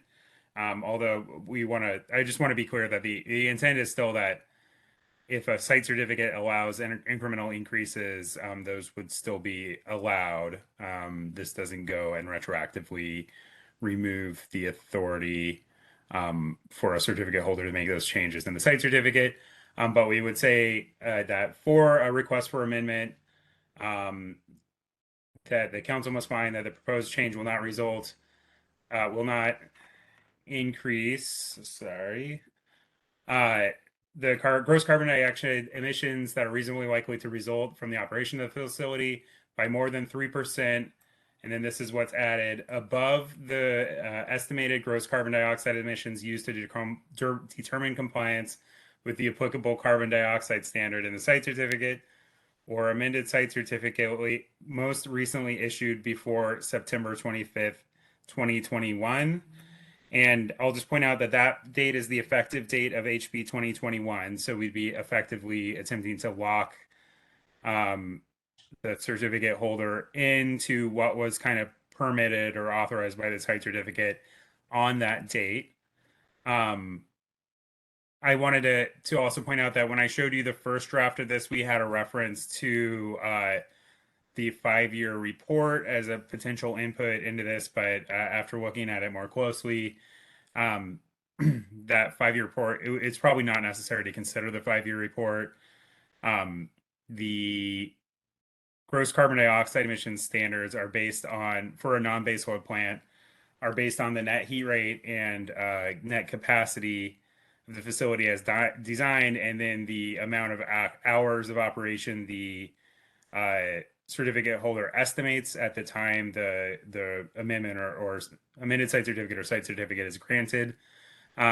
If they underestimated the amount of hours that they would be operating, they have to report that in their 5-year report, and then they could revise that upwards. So we don't necessarily think it would be appropriate to use that as a basis for a change, since that could create a kind of upward moving target. So we really want it to be static, based on what was approved by the council. So if there's any questions on this, I'm happy to answer them. Is the council good work pleased with that language? I think they did a great job. So we still have to take action on this item. Somebody want to make a motion? I have draft motion language for anybody who would like to. Sure. Okay. And then Chris, if you could just verify for me, the reference to what you just did was OAR 345-027-0375 sub 2 sub D. That is correct. Section 2, subsection D. Yeah. And Yeah, so I didn't have the specific language in the motion, but I have a reference to the fact that it was brought up on the screen, so for both of them. So it would be, Can we, just add after 3%, the number 3%? Just, because it's a lot of text. I just find it easier to have. Is Numbers. that Like in. a legal question? Yeah. And it's Chris next question. I think it'd be fine. Chris, you heard the question. Is it okay in? Yeah, rules to to- just add the numeric. Yeah. Like that. I think there's no reason not to do that. Yeah, a legislative drafting style is that you spell out any number that's like less than 10 and always spell out percent, but I don't think that's a legal requirement if this makes it easier to read. Yeah, maybe there's a percentage in here somewhere, yeah.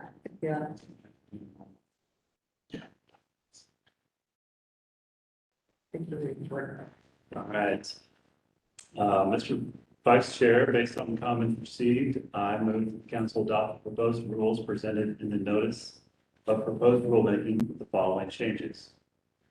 Changes to the language in proposed OAR 345-024-0500, once it's sub 2, as reflected on the screen during staff presentation, and changes to the language in proposed OAR 345-027-0375 sub 2D, as reflected on the screen during staff's presentation.